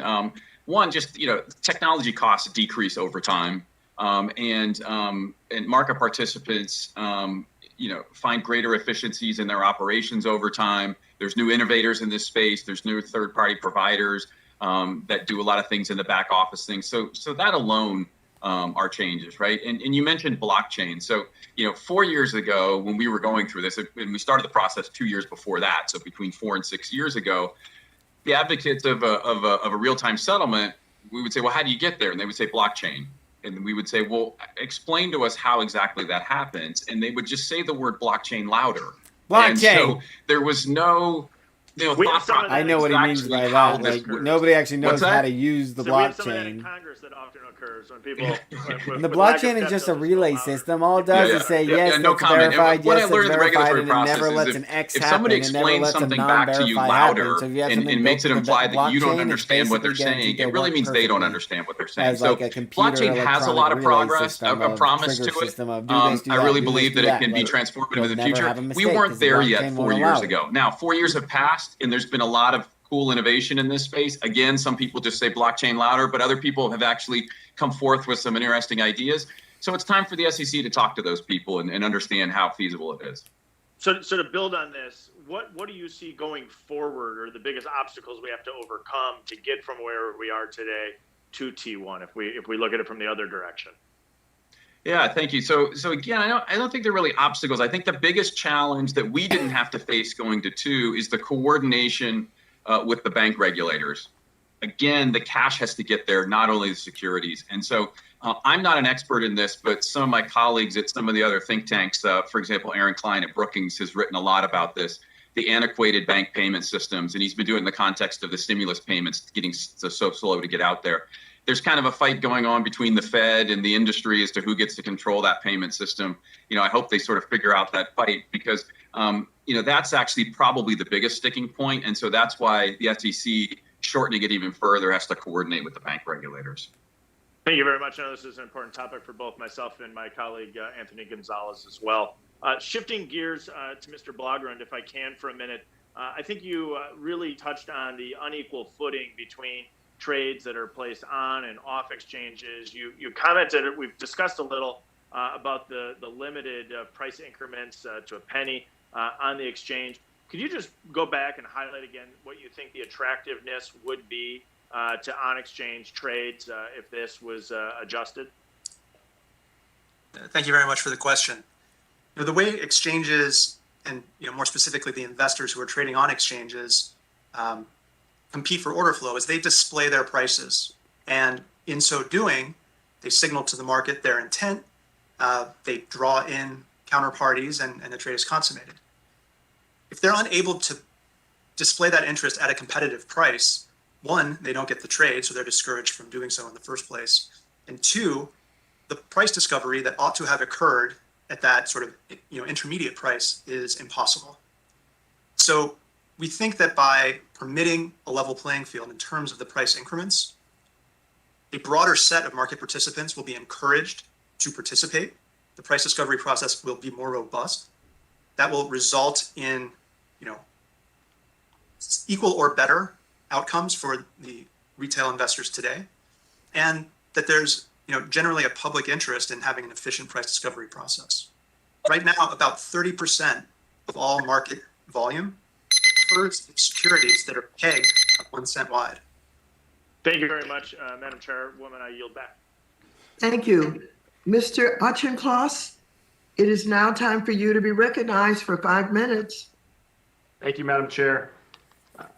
I want to raise the issue of the wealth gap in this country as it relates to what we've seen over the last few months. The stock market overwhelmingly benefits higher income households, and for many middle income or lower income households, the interaction that they have with the stock market is through retirement accounts, pension plans. Only 10% of US households own 87% of all stocks and mutual funds. I don't think that's sustainable for us to have a form of capitalism that works for everybody. I want to tackle this question of wealth inequality from 2 angles. First, with a question for Dr. Bogan. we have seen, I think, in the last few months, examples of what does not work in terms of fintech and people's psychology. I raised in the last hearing my concerns about inducing people to trade options through a gamification on an app. But I would welcome, Dr. Bogan, thoughts from you about what types of gamification, what types of fintech actually promote healthy wealth building activities that are more inclusive of the American population. Well, I think that, well, first of all, thank you for the question, Congressman. I appreciate it. And I think that it's important to make a distinction when we're talking about gamification between having a platform that is accessible for all households to participate in financial markets. And at the core, I think that that is a good and beneficial thing. What I think we need to carefully think about is the way people access those platforms and the user interface. I mean, we've talked a lot about the evolution of technology, and that's how people interface with financial markets, but the research on sort of behavioral cues has advanced quite a lot over the past decade. And there is a lot of information about how to set defaults and push people to use it for good and for bad. And I think where we need to take a careful look is at these user interfaces. I think access is great, but are the nudges and behavioral techniques being used for good or for bad and to manipulate customers in a particular way? I think that's a key area to investigate. To be looking at, as Cass Sunstein would say, the nudge factor for default choices in terms of how people save. Exactly right. Exactly right. And Richard Thaler does a lot of work with that too as well for retirement savings. And the second question is for you, Mr. Blaugrund, and it's about IPOs, which might seem like they're not really related to fintech or to wealth inequality. But my concern is that over the last 20 to 25 years, IPOs have become more rare. And when we have less private companies going public, we have fewer Americans able to access the value creation that happens. And increasingly, we've got companies raising in the private markets for valuations that are astronomical by the standards of even the 1990s or early 2000s. And a lot of that value capture is happening for a smaller and smaller pool of investors. Can you talk about things that the New York Stock Exchange and other organizations are doing to make IPOs easier and to democratize the access to the wealth that's being created there? Thank you for the question. It's a issue that we spend a ton of energy thinking about and trying to influence in a positive way. As you know, public companies are now larger and older when they have their IPO. And so we are keenly interested in trying to find more innovative ways to bring younger, faster growing companies to the public market. Two of the ways that have we've already been introduced recently or have achieved more the SPAC interest recently. The first is a direct listing. That is a mechanism that allows any investor to participate didn't we? Like the Fed didn't start until this was over. First trade in a way that democratizes to the investment company and daily redemptions would provide a nice vehicle for that with all the protections that we just talked about. Thank you. And moving back to the T2 versus T1 debate. So, one of the reasons or the reason why Robinhood had to restrict buys do that just yet. And I think that's why you hear most folks, I think there's perhaps some consensus about T+1 and some hesitation about anything quicker than. Good day today, guys. Diamond hands forever. We win. I think tomorrow might be like the beginning, like a major collapse. And then Friday's like the nail in the coffin. Like, I feel like every collapse has ever happened besides like the COVID thing was all like a 2-day event. Like one day is like, oh my goodness, that was so bad. And then the next day is just like, boom, even worse. And it's just like everyone can't believe it, but it all happens so fast and we all make so much money. So join me tomorrow, because if it does happen, you're going to see how I trade my options if something does move, and maybe that will help you understand what you want to do with yours, because I'm not just going to cash everything out right away. Maybe you will. That's up to you. I do not tell you what to do. I only show you what I do. One last time, I'll show you guys my account. So just in case anybody wants to get in tomorrow that's watching that hasn't invested yet, there's two options that I recommend investing in. The April 16th expiration GME 800 strike, and the June 19th expiration $40 strike for AMC. I'm just all in on both, and there's no one that can tell me otherwise or that there's something better, because I don't think there is. Is there anything else, guys? Is there anything? Oh yeah, portfolio. So aside from what I just told you as the investments I would do tomorrow morning, if you want to see my actual account, here it is. You can see right here my AMC and then my GME, and then I got like some puts on SPY and Tesla, but everything else is just like a small little bet. Doesn't even matter. 95% of my money is in the AMC and GME. So if you are not in this yet, you can do things that expire this Friday for AMC just because they're so cheap. Like you can literally buy a contract almost at the money for like $10 probably. Then we go to GME, like same thing. You don't have to buy the Friday expiration for GME like I did right here, the 17 contracts for $600, but why not? Like, what if it all happens on Friday? But then, like, majority of my money is in the 14 contracts of April $800 calls, and that one's 15 grand right now. So I got 38 grand in the AMC, but I spent 45 grand on this GME. So basically, you could get in for a third the value I got in. You can get the same amount of contracts. So do what you got to do.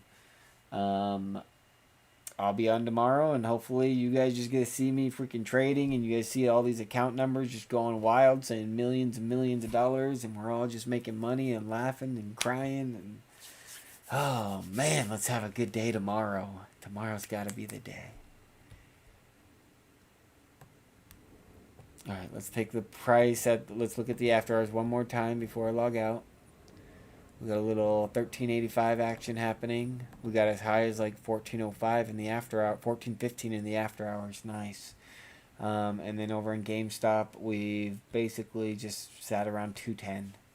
So good day, good day, good day. Thank you all for joining. Let's do it again tomorrow. Adios.